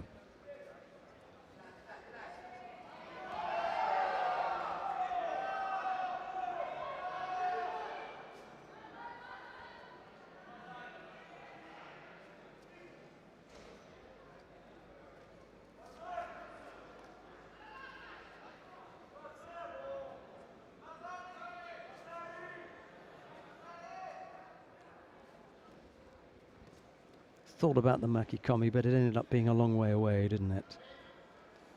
Never really got the hands on and in control and remain in contact to launch that attack, Bonvoisson.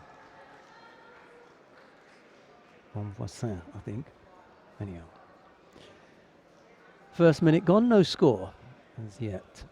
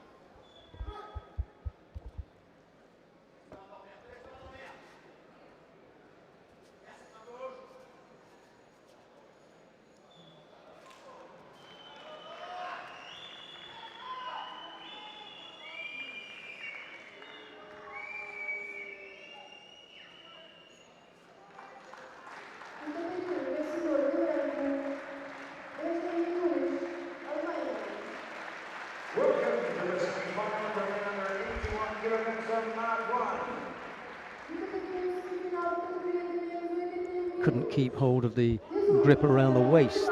Bonvoissin there would have put Brachev under some pressure. That was a lovely effort there. Wazari on the board from Brachev. That little low left-sided Morote Seonagi bringing Bonvoissin down onto his side for a score for Brachev with 1 minute and 50 odd left to go. Oh, it was right-sided.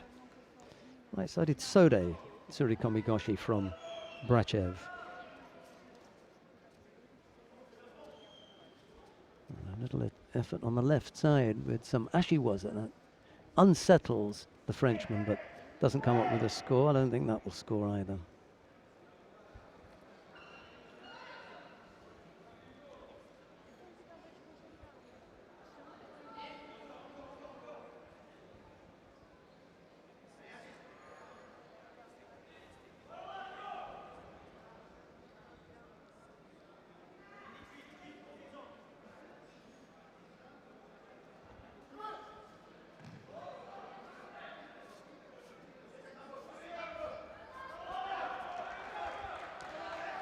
Little over a minute left to go. Single score is the lead for Brachev. He goes back to work on that sleeve of Bonvoissin, but this time without the same degree of success. Last time he came up with a yuko, he had a better grip.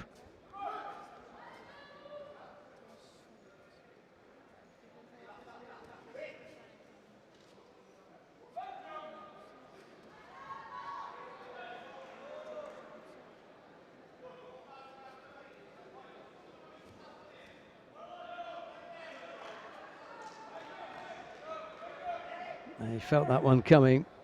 Brachev was able to block that one very early.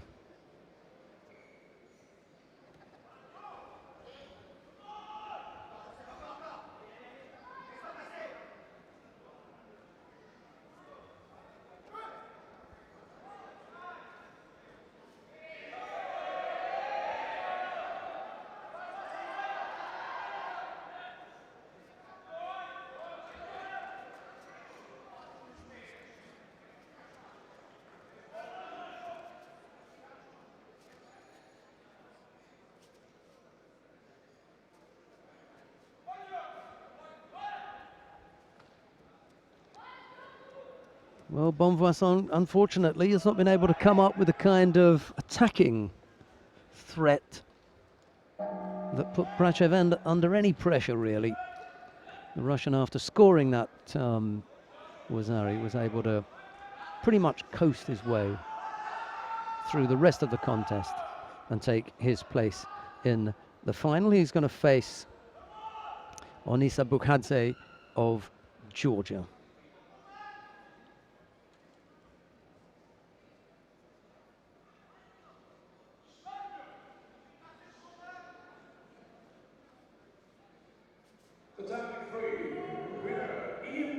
Bonvoisin will have to face another Russian this time. It'll be Tumenov.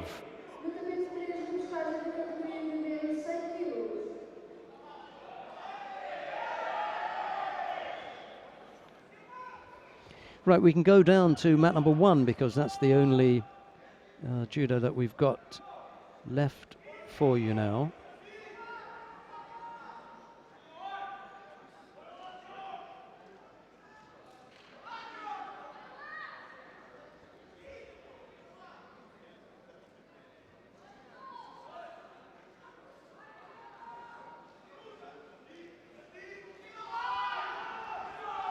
We join the first of the semi-finals in the under 81 kilo category. It features Victor Penalba of Brazil. He's up against Diogo Lima of Portugal. It's Penalba in the white judogi, Lima in blue. There's no score in the contest. Lima has picked up 2 penalties and there's 26 seconds left to go in normal time.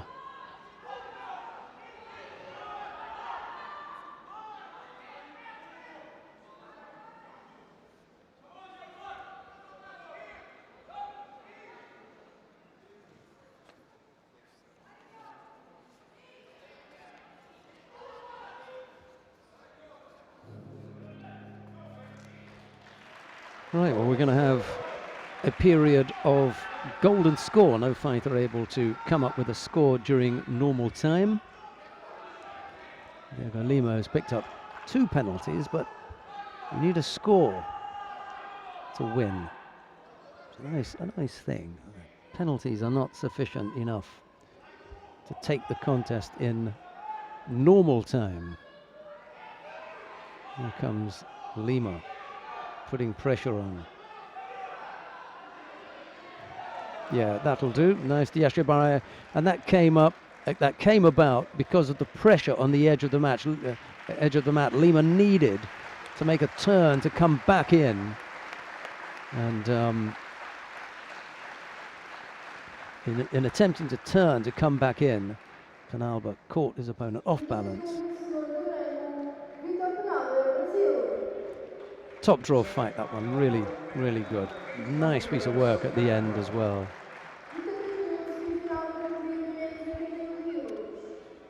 So the last of the contests now, the second of the semi-finals in the under 81 kilo category. Denis Kalinin of Russia faces Etienne Briand of Canada. Kalinin in the white judogi, Briand in blue.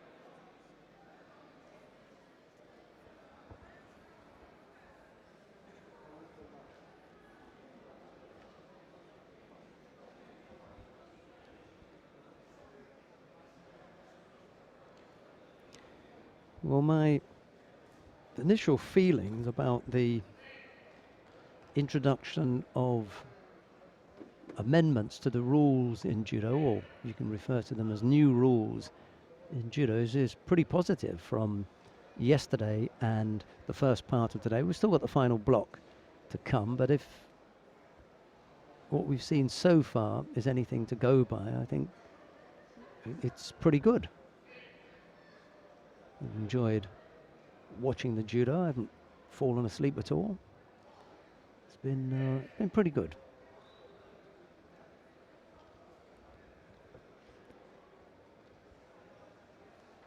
Two and a half minutes left to go.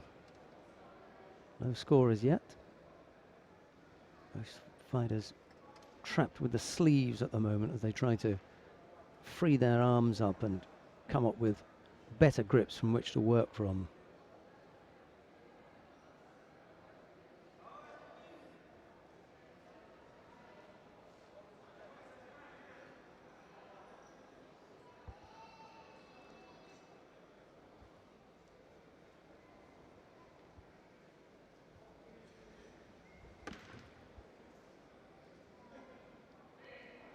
Briand attempting the Morote Seanagi. I think he employed that in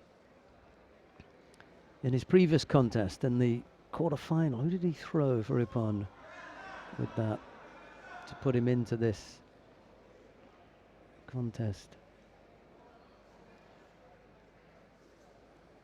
Carlos Luz of Portugal. He threw beautifully.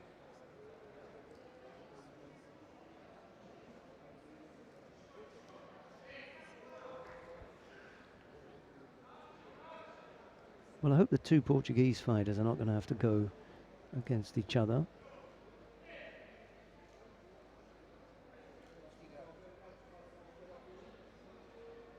No, Lima is going to face Benjamin Moynick, and in the event, yeah, they would have had to have faced each other. Carlos Luz lost out to Benjamin Moynick. Had he won that, he would have faced Diogo Lima, but that's not going to happen. Luz having lost in that repechage contest. A little over a minute left to go. Single Shido against Etienne Briand. Golden score looming large here.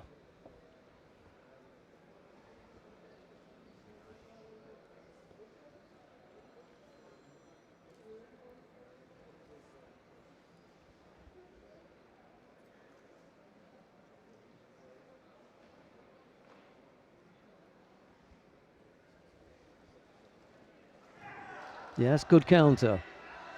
Yeah, I like that for a counter. Briand was off balance and Kalinin managed to take that over. 26 seconds left to go. I suspect that you'll see all-out attack now from the Canadian.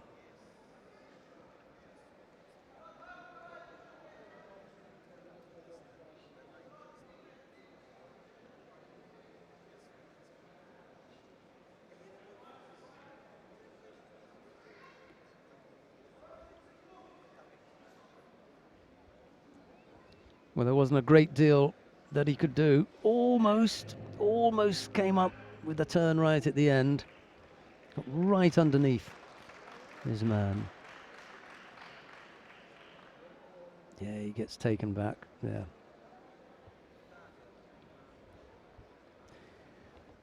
Okay, so it'll be Denis Kalanin in the final. He will face the #1 seed, Victor Penalba. And just to give you a rundown of those finals, in the under 90 kilo category, Axel Clerget of France will face Kejal Nabali of Ukraine. Clerget was the #1 seed. It'll be Niaz Ilyasov, who knocked out the #1 seed, Luciano Correa. The Russian will face the Brazilian Rafael Buzzacarini in the final of the under 100 kilos. And in the plus 100 kilo category, Onis Bukhadze of Georgia will face Anton Brachev of Russia. We'll be back in a little over an hour from now with all the medal matches, but from all the broadcast team here in Odivelas, myself, and Mario Kavavat. We'll see you in about an hour from now. Bye-bye.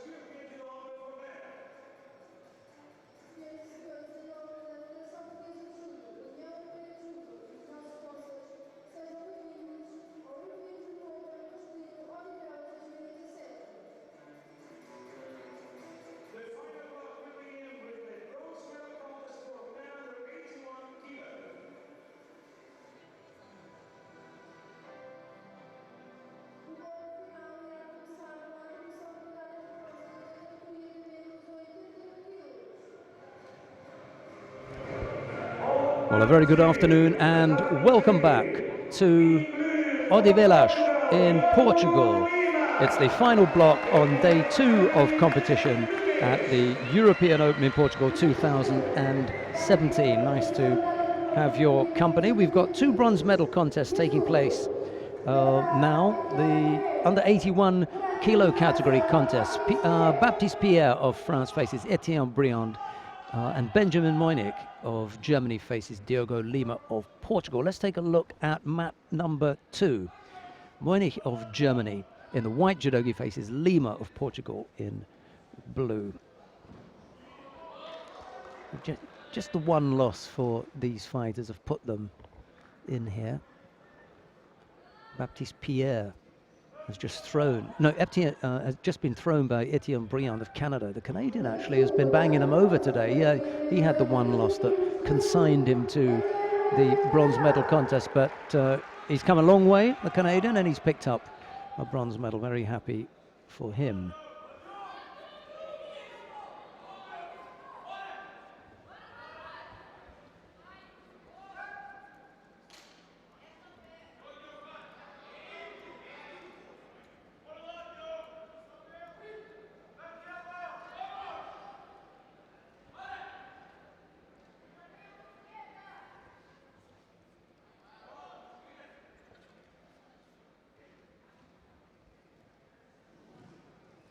Uchimata attempted there by Moynick.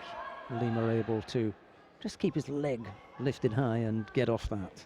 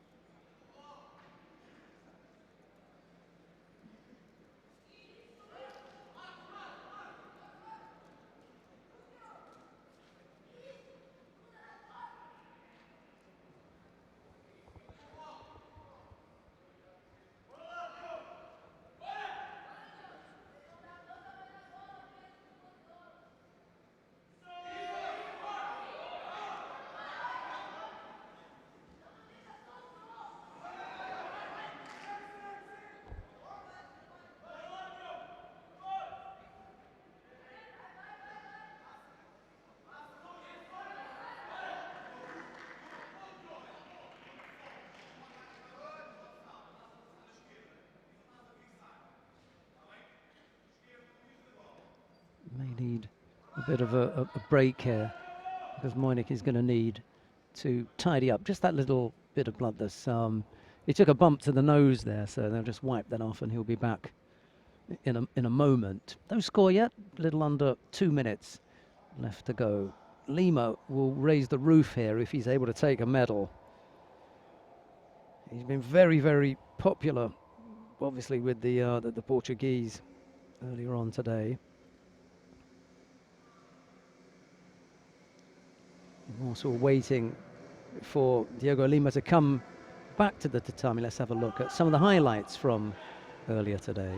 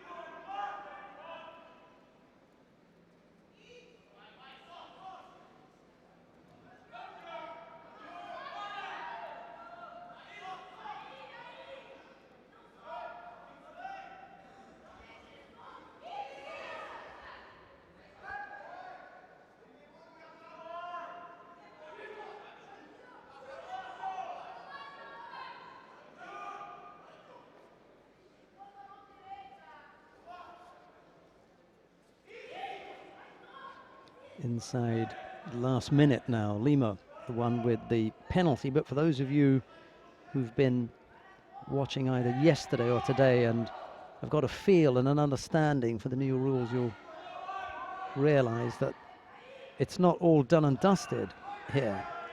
Lima could very well come back and take this with a single score if he does that in normal time. And even if he's not able to do it in normal time, the situation could stay the same and golden score would still ensue, despite the fact that he's picked up a penalty. Only a score can finish the contest in normal time. Nice effort there with the Sutemi It didn't quite come off.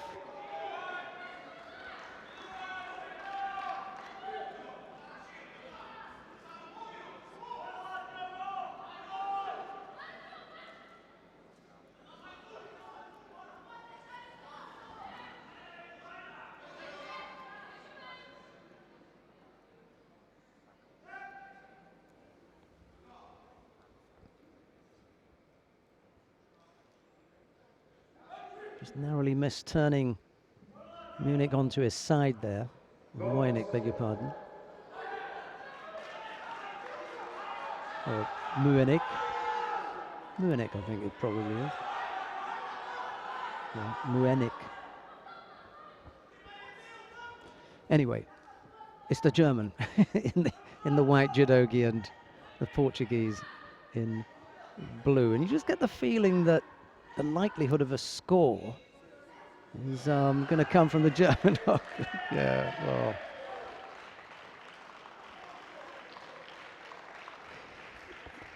You know, it comes about where there is a degree of desperation from one fight. He's getting a terrific hand, as he should. He's come closest for the Portuguese to picking up a medal. And it was that degree of desperation and the German almost waiting for him, laying in wait.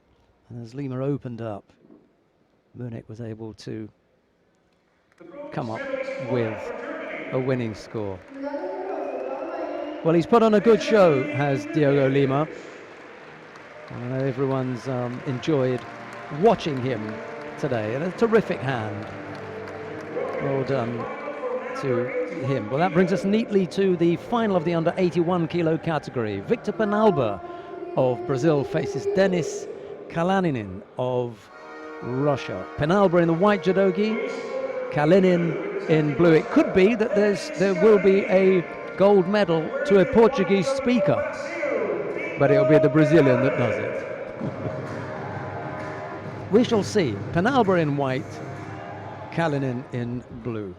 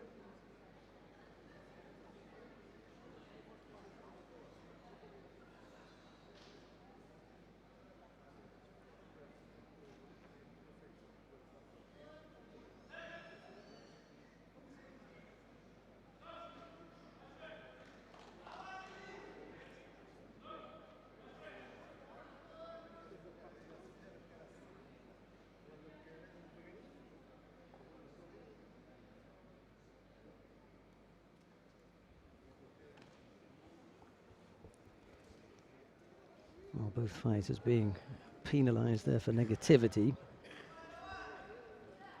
A few nerves there, I suppose. More from Kalinin, I guess. He's not been up at this rarefied level, and I wonder who he's come up against of a similar quality. No doubt he's had a few digs at some of his teammates, but whether he's ever had foreign opposition at this kind of level, well, I doubt it.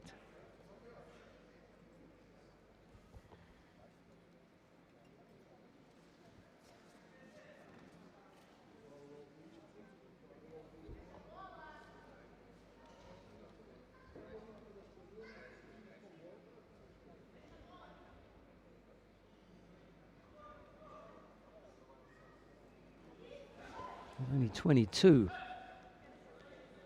Kalinin, and as far as the head-to-heads are concerned, it's as I suspected. He's not had that much of a run out. I was saying Rahimli, I suppose, but still nothing to write home about. This is where it got a little bit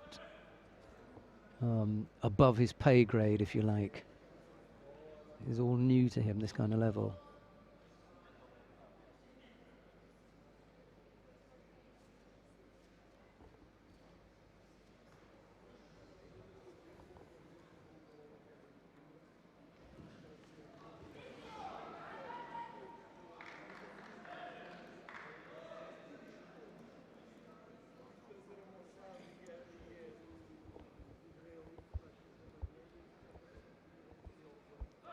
And now Kalinin does pick up a second penalty, so things are difficult now for the young Russian. Ojigari, and over he goes, Wazari for Penalba.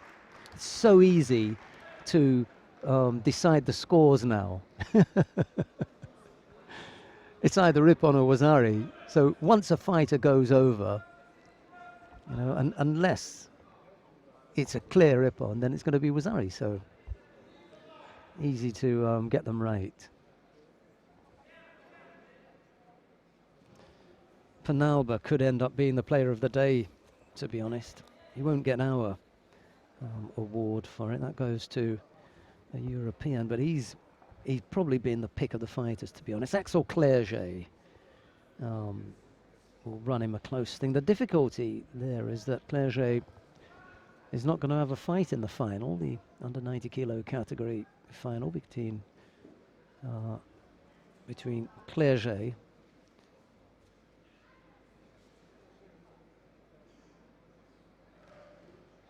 and Nabali. Is not going to take place, unfortunately.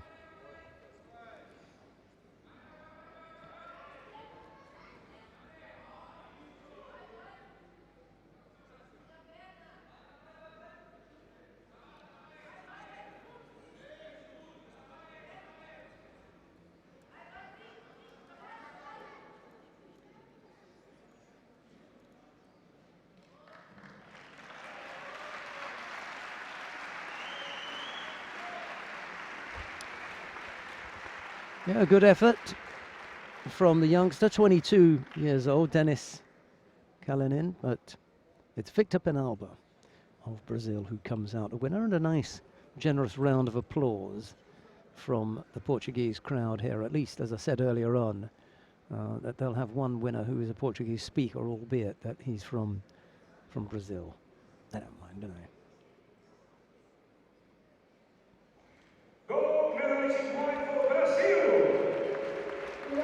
Victor Penalba, victorious in the under 81 kilo category.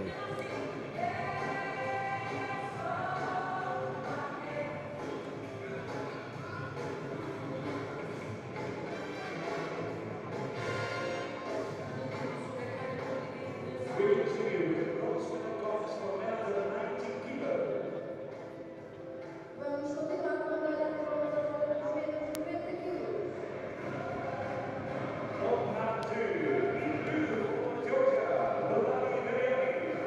quilos. We're going to go to mat number 2 rather than the Margiani. Sorry, mat number 1. Beg your pardon. Yeah, sorry. Rather than go to the all Georgia match between Ushangi Margiani and Nodari Beriani, let's take a look at Batuhan Efemgil of Turkey. He's up against Alexander Ider of France. There's still a Georgian involved here. That is Irakli Uznadze. He's in the chair for the Turkish fighter. He's proved a little bit tricky today, has Batuhan Efemgil. He's caught a few people off guard. Let's see what happens in this bronze medal contest.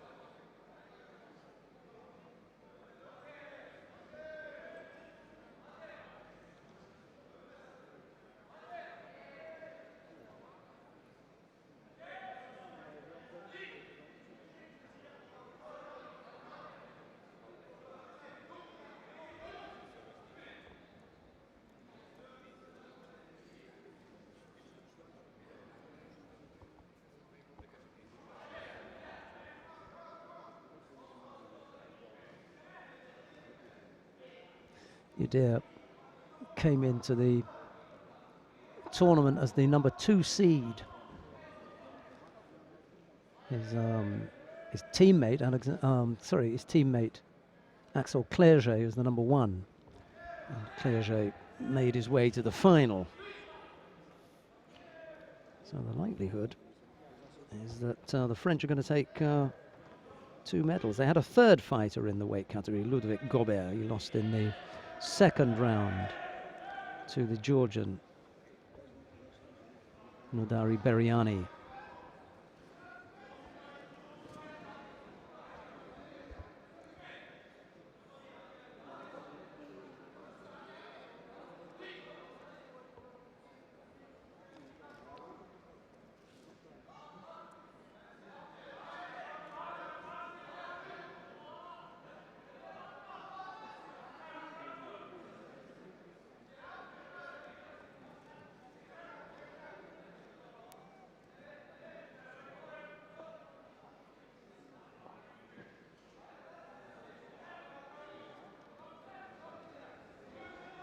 Femgul rather telegraphed that attack there, didn't he?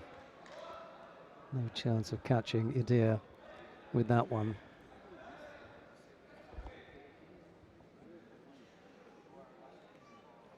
In fact, it was so poor that they decided to give a false attack. I think that's a little bit harsh.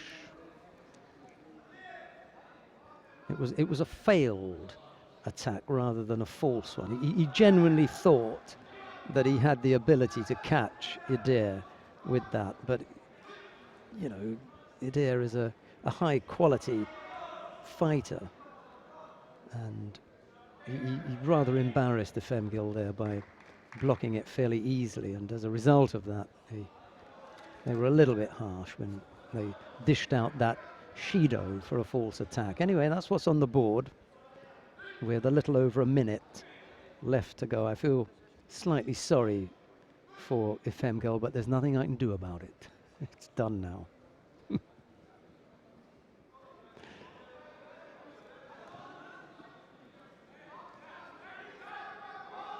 See, there again, you know, he's had that block, but he's trying.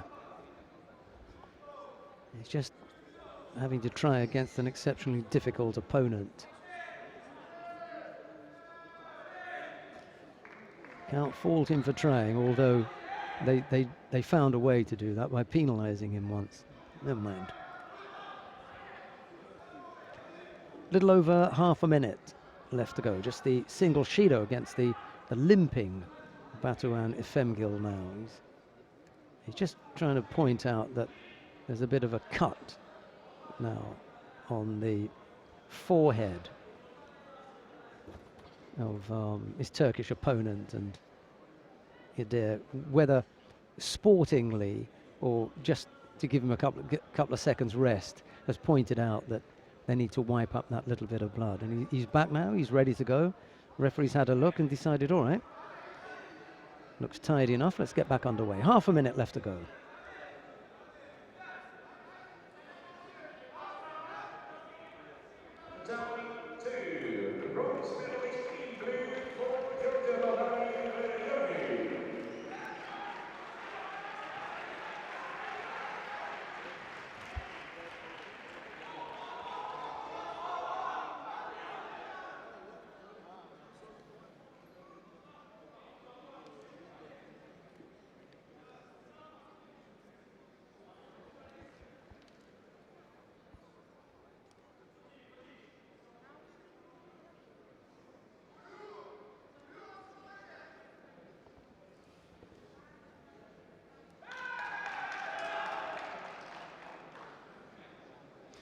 Single Shido, when that first happened, there was a bit of applause. I'm not sure how many people in the crowd realised that the first Shido, sorry, the first action of grabbing the leg results in a Shido. It's the second time now, that rule has just changed.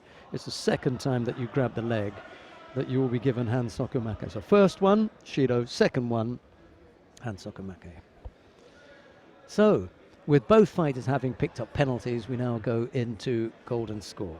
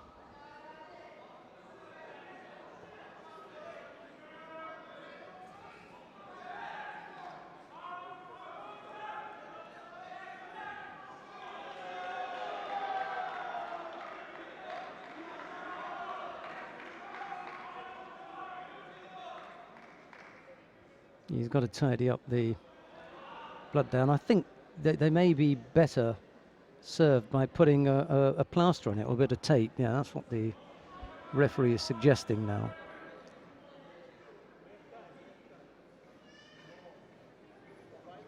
It's not his fault, if Emgil. It's what the medical staff decide to do, whether they're going to put him back on the mat as is or whether they're going to tape it up. And if they feel that he can continue without tape, then they send him, sans tape.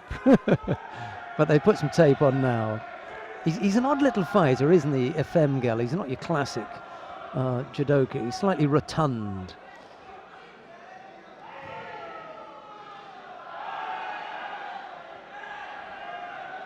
Well, I didn't see it. I'd looked away at that time. They've given Idir a score, and then they've taken it away. The tape has just been flung onto the safety area. That's unusual. Don't normally see that. Kojigari and over he goes, but onto his front. Nice little effort there from Idir that had Efemgil defending strongly and going onto his front to avoid giving up the score. We've had a minute, or just over a minute of golden score. A little effort at Ippon Seoinage there from Idir. This is the action that they initially gave not quite enough. I mean, he was almost onto his back by the time that Idir attempted to initiate the throw, and then that put him onto his front as well, so there was no score. Close, but no score, and Idir is stepping up the attacks. Efemgil is in danger here of going out by picking up another penalty. There's a nice left-sided effort, but it won't have to go to penalties. A huge ogoshi from Alexander Idir to come up with the score. Efemgil gave a good account of himself today. 5th place is no mean feat for him, and losing out to the number 2 seed, Alexander Idir of France, well, you can't be too unhappy with that.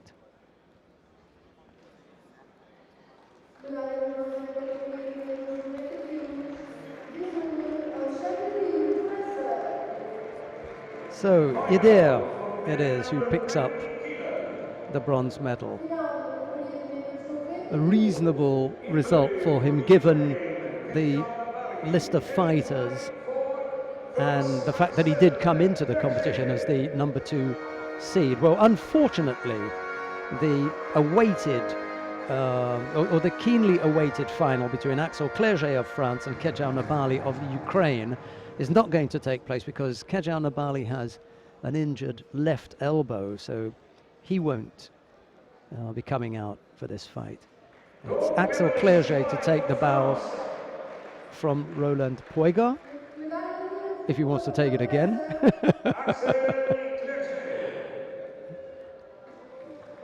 Clerget wanted to have that awarded to him a second time, I think, but Roland Poigar had already done it once, and he said, "That's enough for me, thanks." And off he went. So a gold medal goes to Axel Clerget. It's a pity that we didn't get to see him. For me, he was the pick of the fighters today, and it's perfectly possible that he'll still end up as the EJU player of the day. It was a field of 29 of fighters, Ilyasov and Buzakarini. Ilyasov, I don't know, he didn't impress me, to be honest, not as much as Clerget.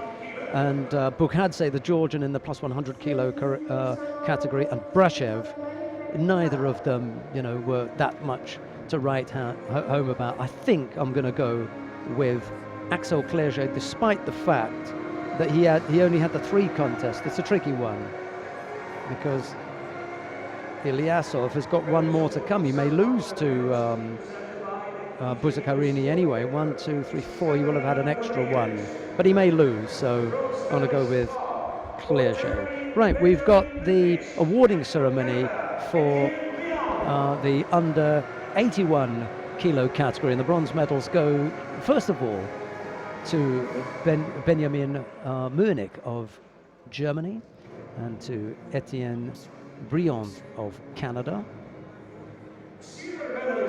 Katerina Rodriguez is presenting the medals, the EJU sport director.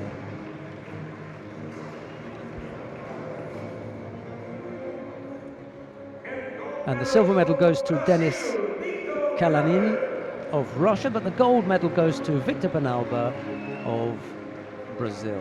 There you go. The flowers are presented by the Vice President of the Portuguese Judo Federation, Mr. Sergio Pina.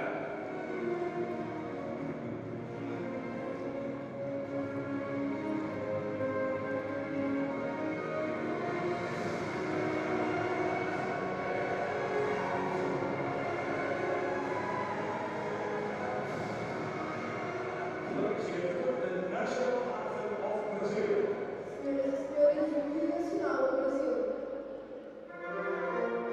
And now the national anthem of Brazil.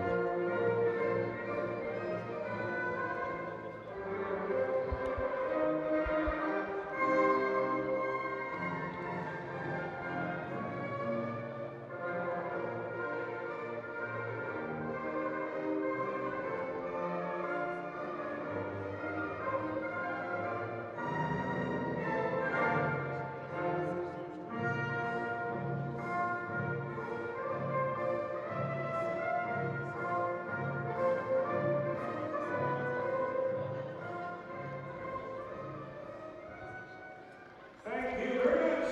Thank you to Judo.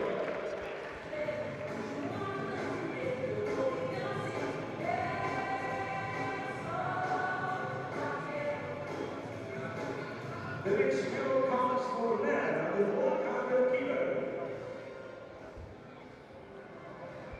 Os próximos votos serão da categoria de 90 quilos.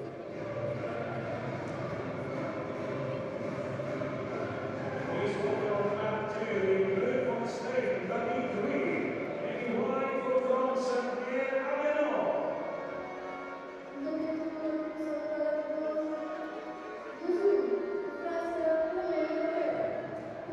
da Alemanha. Right, well, the 90 kilo category out of the way now. Let's have a look at the under 100 kilo category. We've got two bronze medal matches taking place here on mat number 2. It's Ariano Rebuca of France. He faces David Ruiz of Spain. Why not? Mind you, Clement Delvert and Daniel Herbst might be an interesting one down on mat number 1, but it's a toss-up, and why don't we stay here on mat number 2? We can watch this one.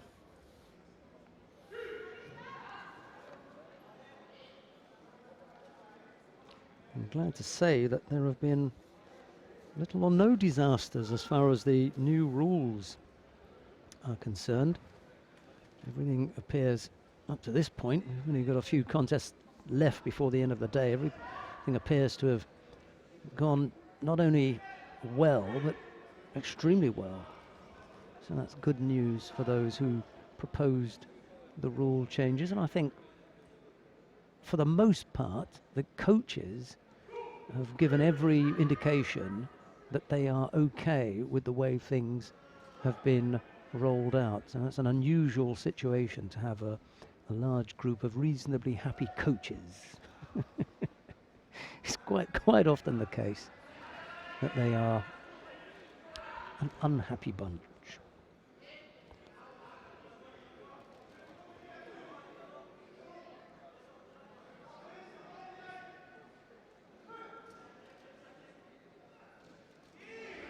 Nice little right-sided effort from Ruiz. Doesn't quite finish off with Ariano Rebuca giving up a score, but I think he looks a little bit overly defensive here, and he's likely to pick up the penalty.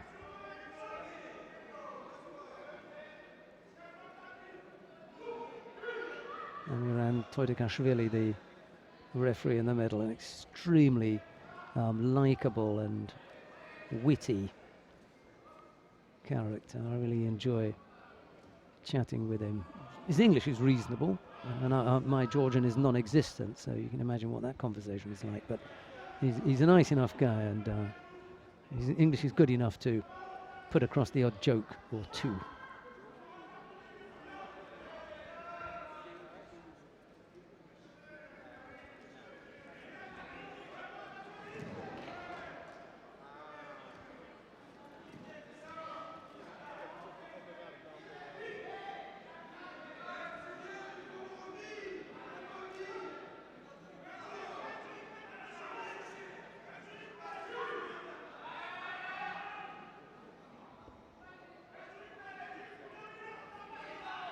Mariano Ribuca's got to be careful. He's got a habit of wandering off the area.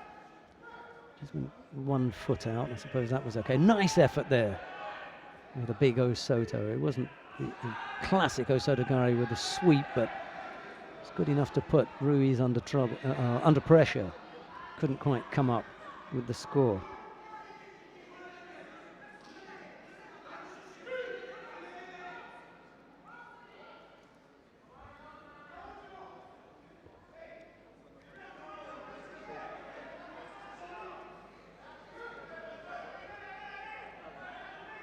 Well, the Portuguese have managed to get a good crowd in, haven't they, Mr. Kervavac? Look, not a bad effort.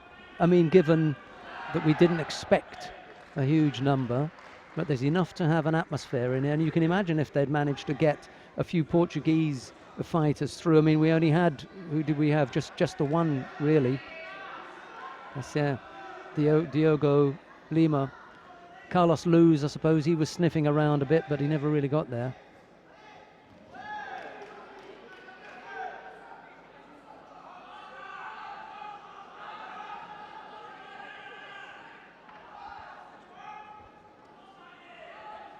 A short break whilst they tidy something up.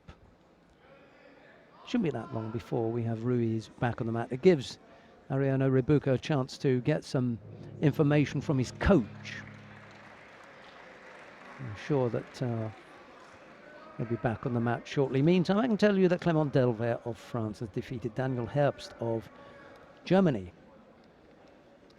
That one is done and dusted.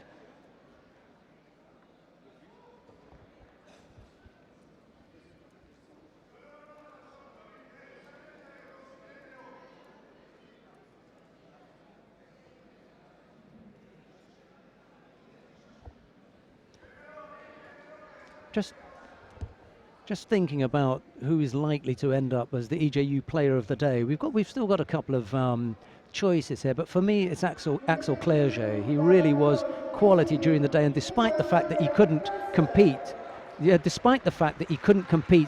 Kejao Nabali, that's not his fault. And the other thing is, Ilyasov hasn't won yet. He may lose against Buzakarini.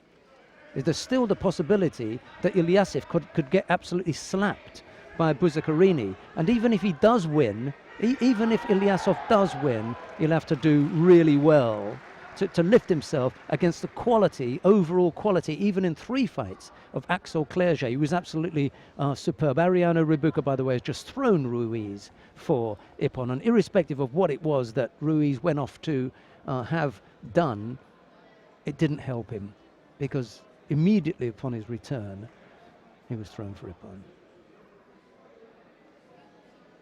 Bronze medalist in white for France, ladies and gentlemen, fighting for man under 100 kilos.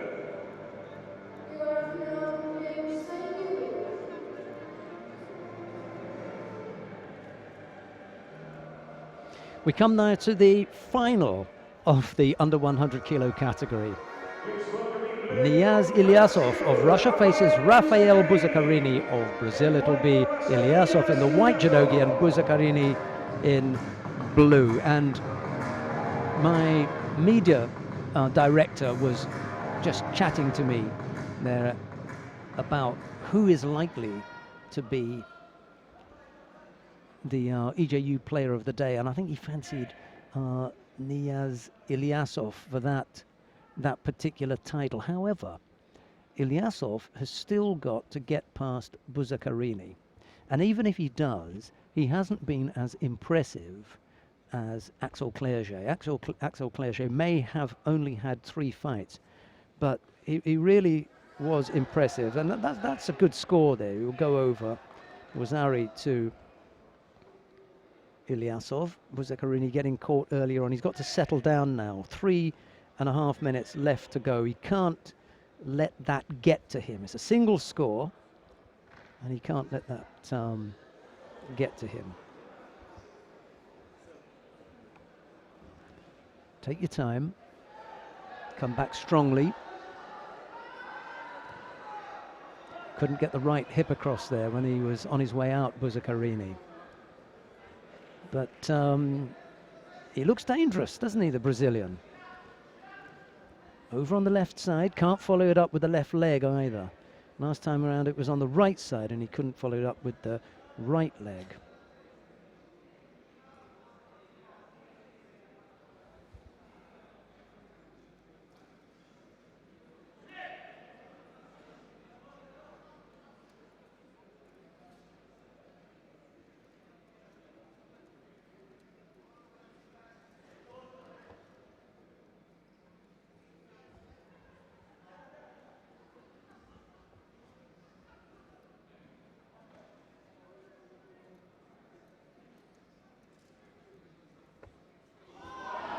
Ooh, almost. Well, I don't know. I think that's overly generous on my part. That would not previously have merited a Yuko. That's the idea here. Would that have been Yuko in the past? And for me, that would not have scored Yuko. Ooh, I tell you what. You're going to have to... that score right there, that's where they give the score up. And he does. That would have squeezed out Yuko in the past. And Buzzacarini is back on the scoreboard. Koso Takaki, Ojimata, Wazari again. And now, no, not quite the Osaikomi. A lot happening. The new rule, by the way, for those of you who need a little bit of catching up, is no number of Wazaris will add up to an Ippon. You can score as many Wazaris as you like. There's no longer a Yuko. Yuko has been taken away. So it's a lot more open here because you can only chase one big match-ending score. And the match-ending score is Ippon. So you can play around all you like with the other scores, but only one score will end it. And that is Ippon. So there's another score, but it's not going to end it. Ippon, only Ippon will end it. Chance for the Kensetsu Waza, but Buzzacarini looks as though he's got that out as well. And with 1:29, and the fact that Ilyasov tends to fade in the last minute, Buzzacarini, if he can just hold on here, has a good chance of being able to come back and finish this off with a win. There's a real chance here for the Brazilian. He's just got to avoid giving up Ippon. Ilyasov has already expended quite a good deal of energy in racking up those 3 scores. Buzzacarini has scored once. So the advantage at the moment is with Ilyasov. He leads.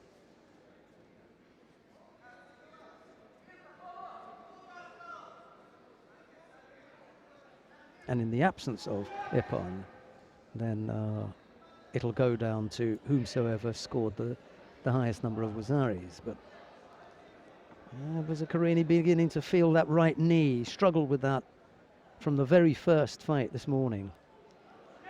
And he's limping a bit there.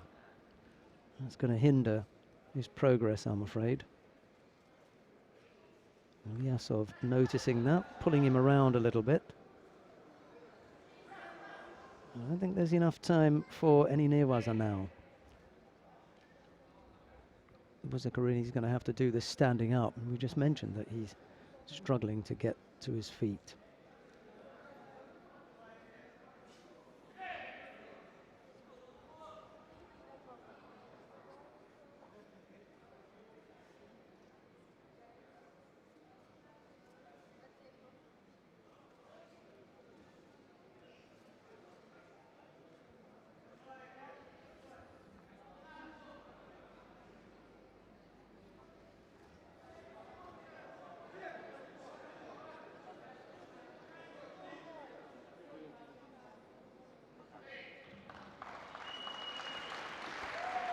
Three scores by Ilyasov was enough to take the contest. He's done a good job there, the Russian. He stayed strong right to the end. And it's Niaz Ilyasov who wins the gold medal in the under 100 kilo category. Rafael Buzzacarini of Brazil takes the silver. But for me, I still feel that Axel Clerget was the most impressive of the fighters today.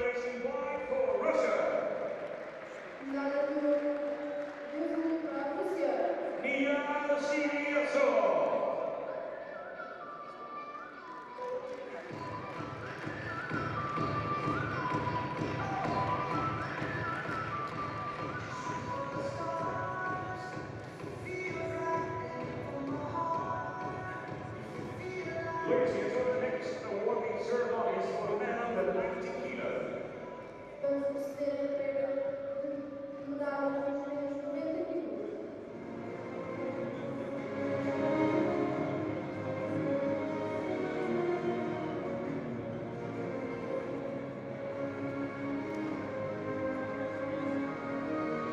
We come now to the awarding ceremony for the under 90 kilo category. Let's have a look and see who we've got down at that end of the competition hall.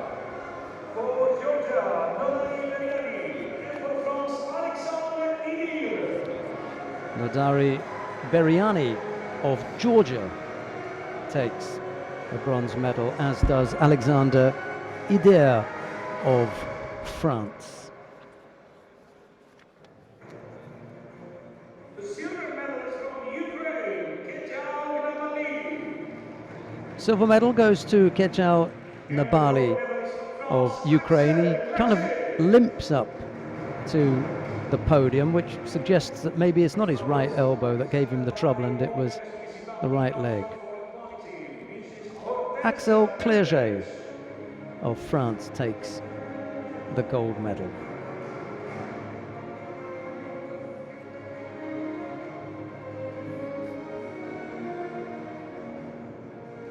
Ladies and gentlemen, the national anthem of France.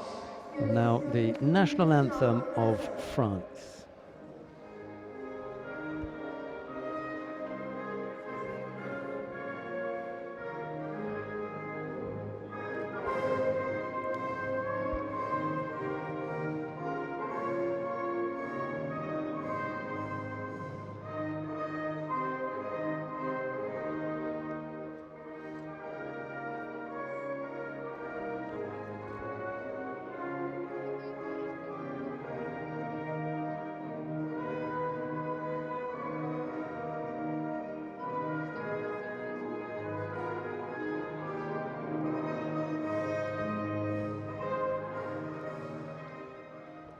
Thank you very much. Right, well, they're going to be taking a few pictures now, and then once the pictures are over, we'll have one more weight category, and that is the plus 100 kilo weight category. Stay with us, and we bring you the last of the action from the European Open here in Odivelas.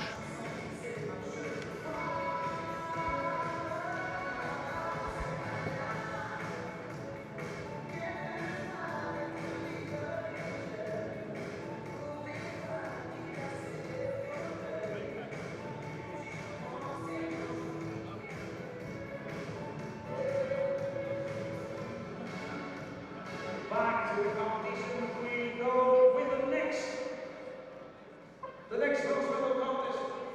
Men under 100 kilos. Iremos prosseguir com a competição em medalha de bronze na categoria de mais 100 quilos.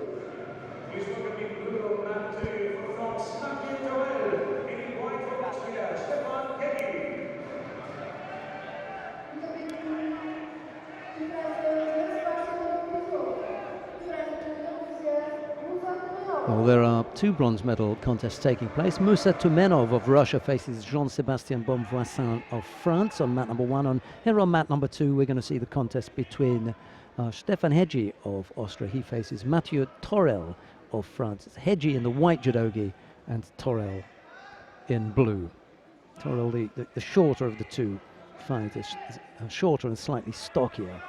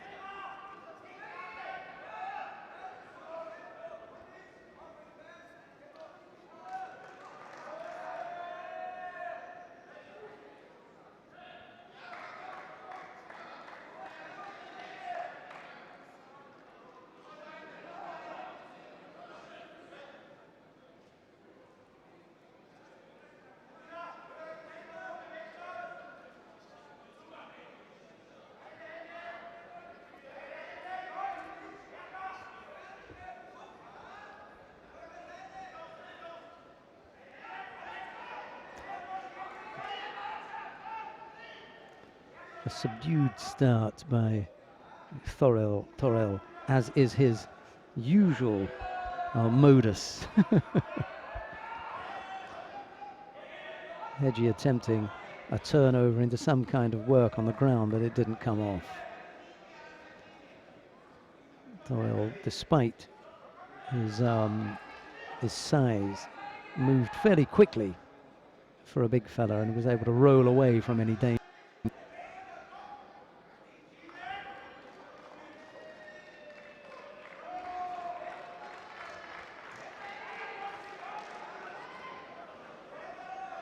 No tapete de medalhas da prova da categoria mais 100 quilos, de branco, blusa número 9, Luciana.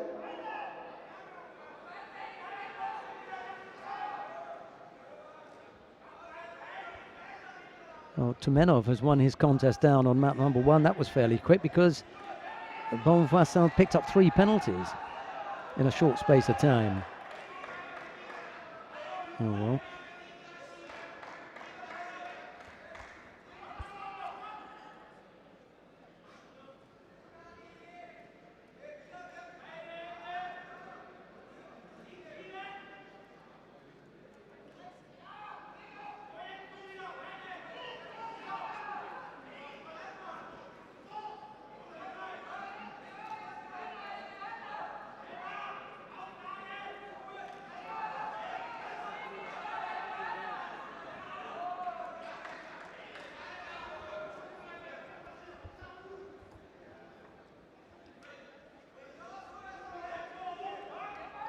Single Shido against Mathieu Torel.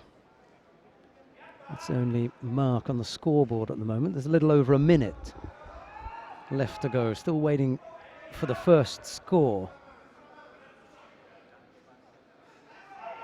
Left-sided effort from Hedgie, but it was an unattractive effort, so no chance of coming up with a score there.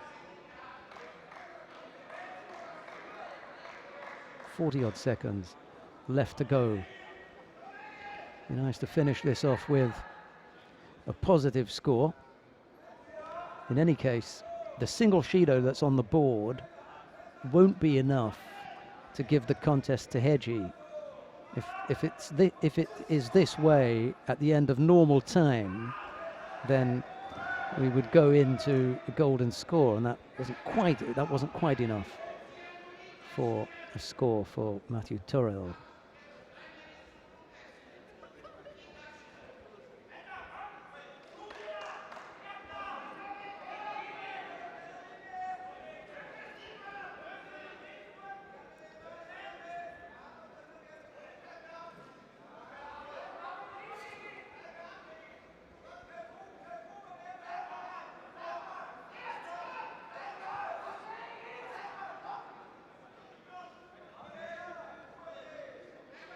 Well, it is going to be a period of golden score, and both coaches now screaming at their fighters to inject a little bit more action and urgency into the contest. A single score now will win it.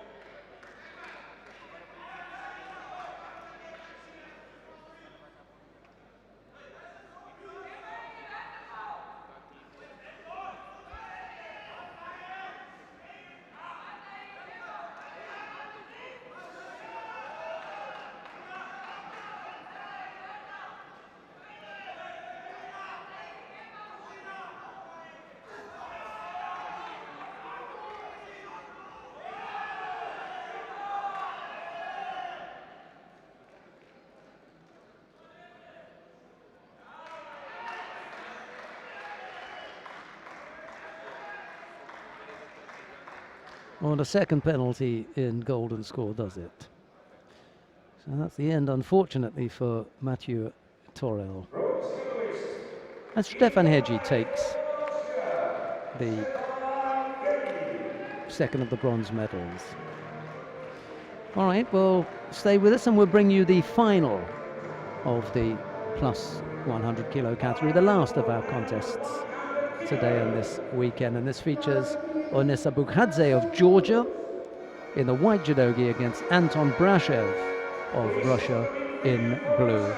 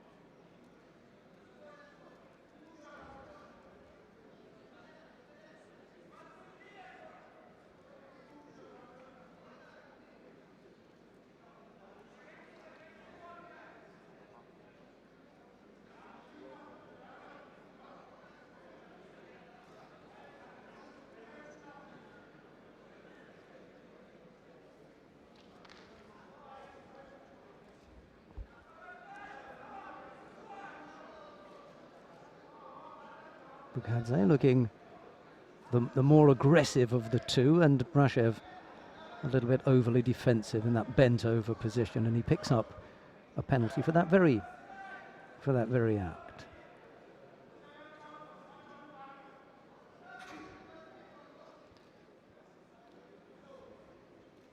A minute gone and Brashev on the board, but unfortunately for him it's the wrong way round. Instead of a score, he's the one with a penalty, and Bukhadze again beginning to put the pressure on.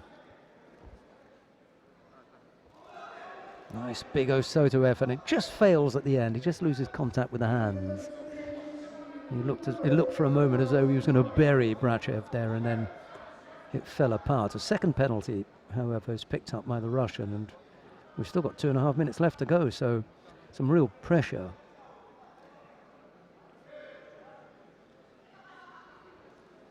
And they've taken away that second penalty.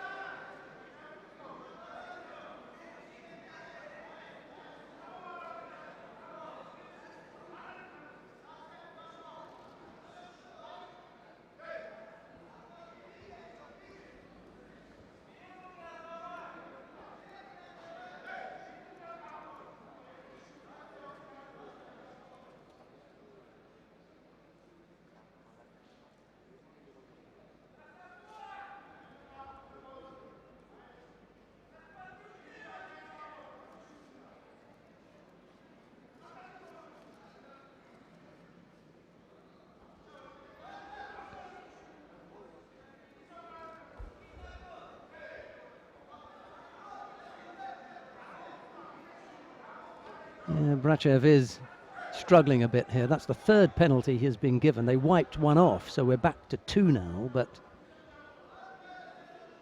he is struggling a bit. A minute 20 odd left to go. I can't see him going the distance here and avoiding another penalty. It's just the pressure from Bukhadze is too great, and he's likely to pick up another penalty or give up a score, one of the two.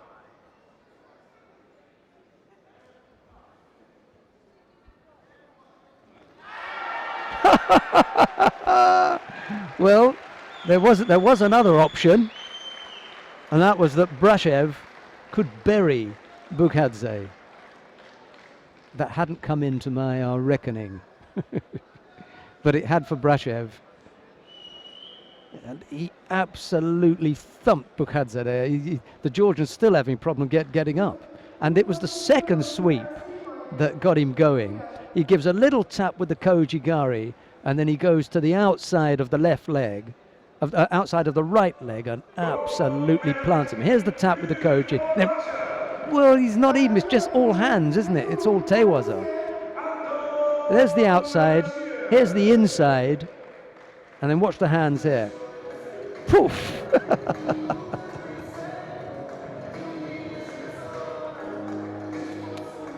Done and dusted. He really finished him off there well. Well, I know that at this point, a number of you normally switch off, the vast majority of you normally switch up, because that is the action done and dusted. So what I'm going to do is I'm going to have a quick wrap up, and thank you very much for your company. We do have 2 awarding ceremonies to bring you, which we will do anyway, but for those of you that have had enough, let me just say that it's been good to have you along. Thanks very much for your company. We look forward to your company again next week when we bring you more action from the World Tour. We will be in Paris for the Paris Grand Slam, and we look forward to your company then. Okay, we're going to go through with the medal ceremonies now. The medals are being presented to Ariana Rebuka of France and to Mr. Delvert, Clément Delvert of France. The 2 Frenchmen are picking up bronze medals. The silver medal went to Rafael Buzacarini of Brazil, but the gold medal went to Niaz Ilyasov of Russia.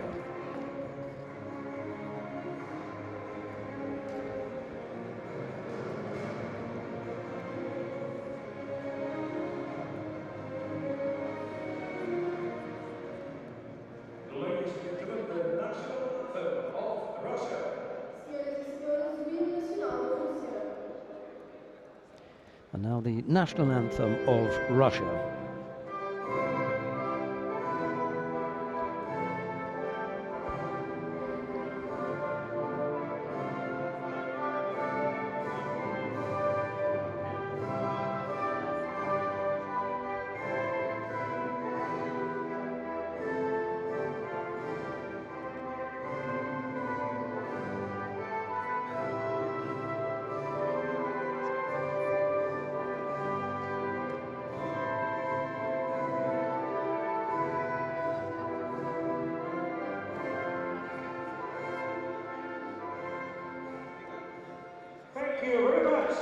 Stay with us and we'll bring you the awarding ceremony for the athletes in the plus 100 kilo category. But for those of you who are going to rush off now and you've been dying to know who the EGU player of the day is, I don't think there are many of you that are dying to know that information, but I'm going to give it to you anyway.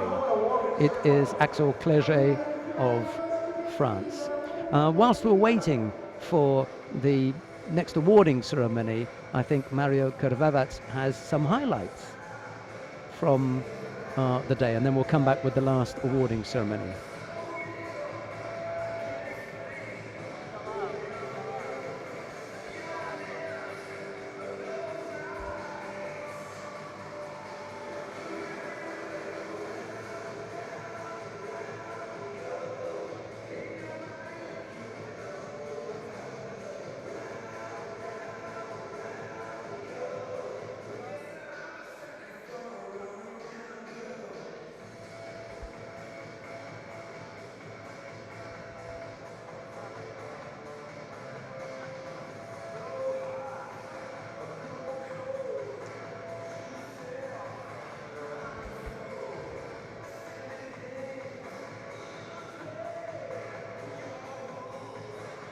Ladies and gentlemen, welcome to the last awarding ceremony of the day.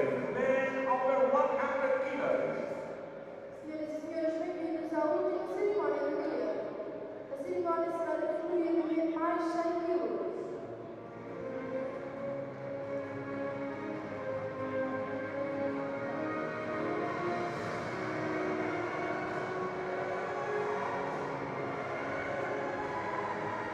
This awarding ceremony, the medals are presented by the Portuguese Judo Federation President, Mr. Jorge Fernandes. Bronze medalist for Austria, Stefan Higi, and for Russia, Musa Dudinov. The Bronze medals in the plus 100 kilo category go to Stefan Hegi of Austria and to Musa Tumenov of Russia.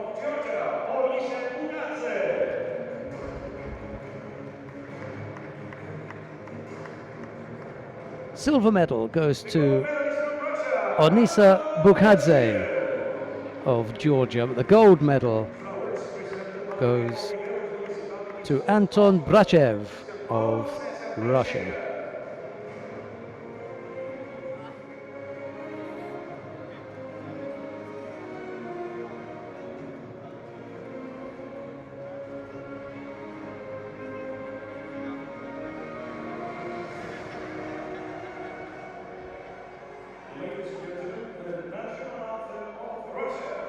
And now the national anthem of Russia.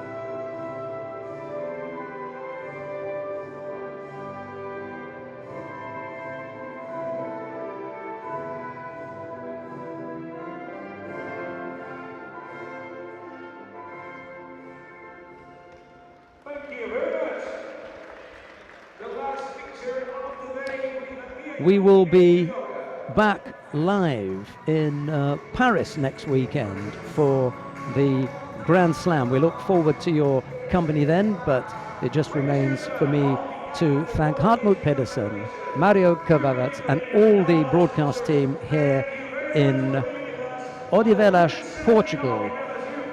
We've had a lovely time. We hope that you've enjoyed the broadcast from here. Look forward to your company next week, but from all of us here, it's bye-bye for now.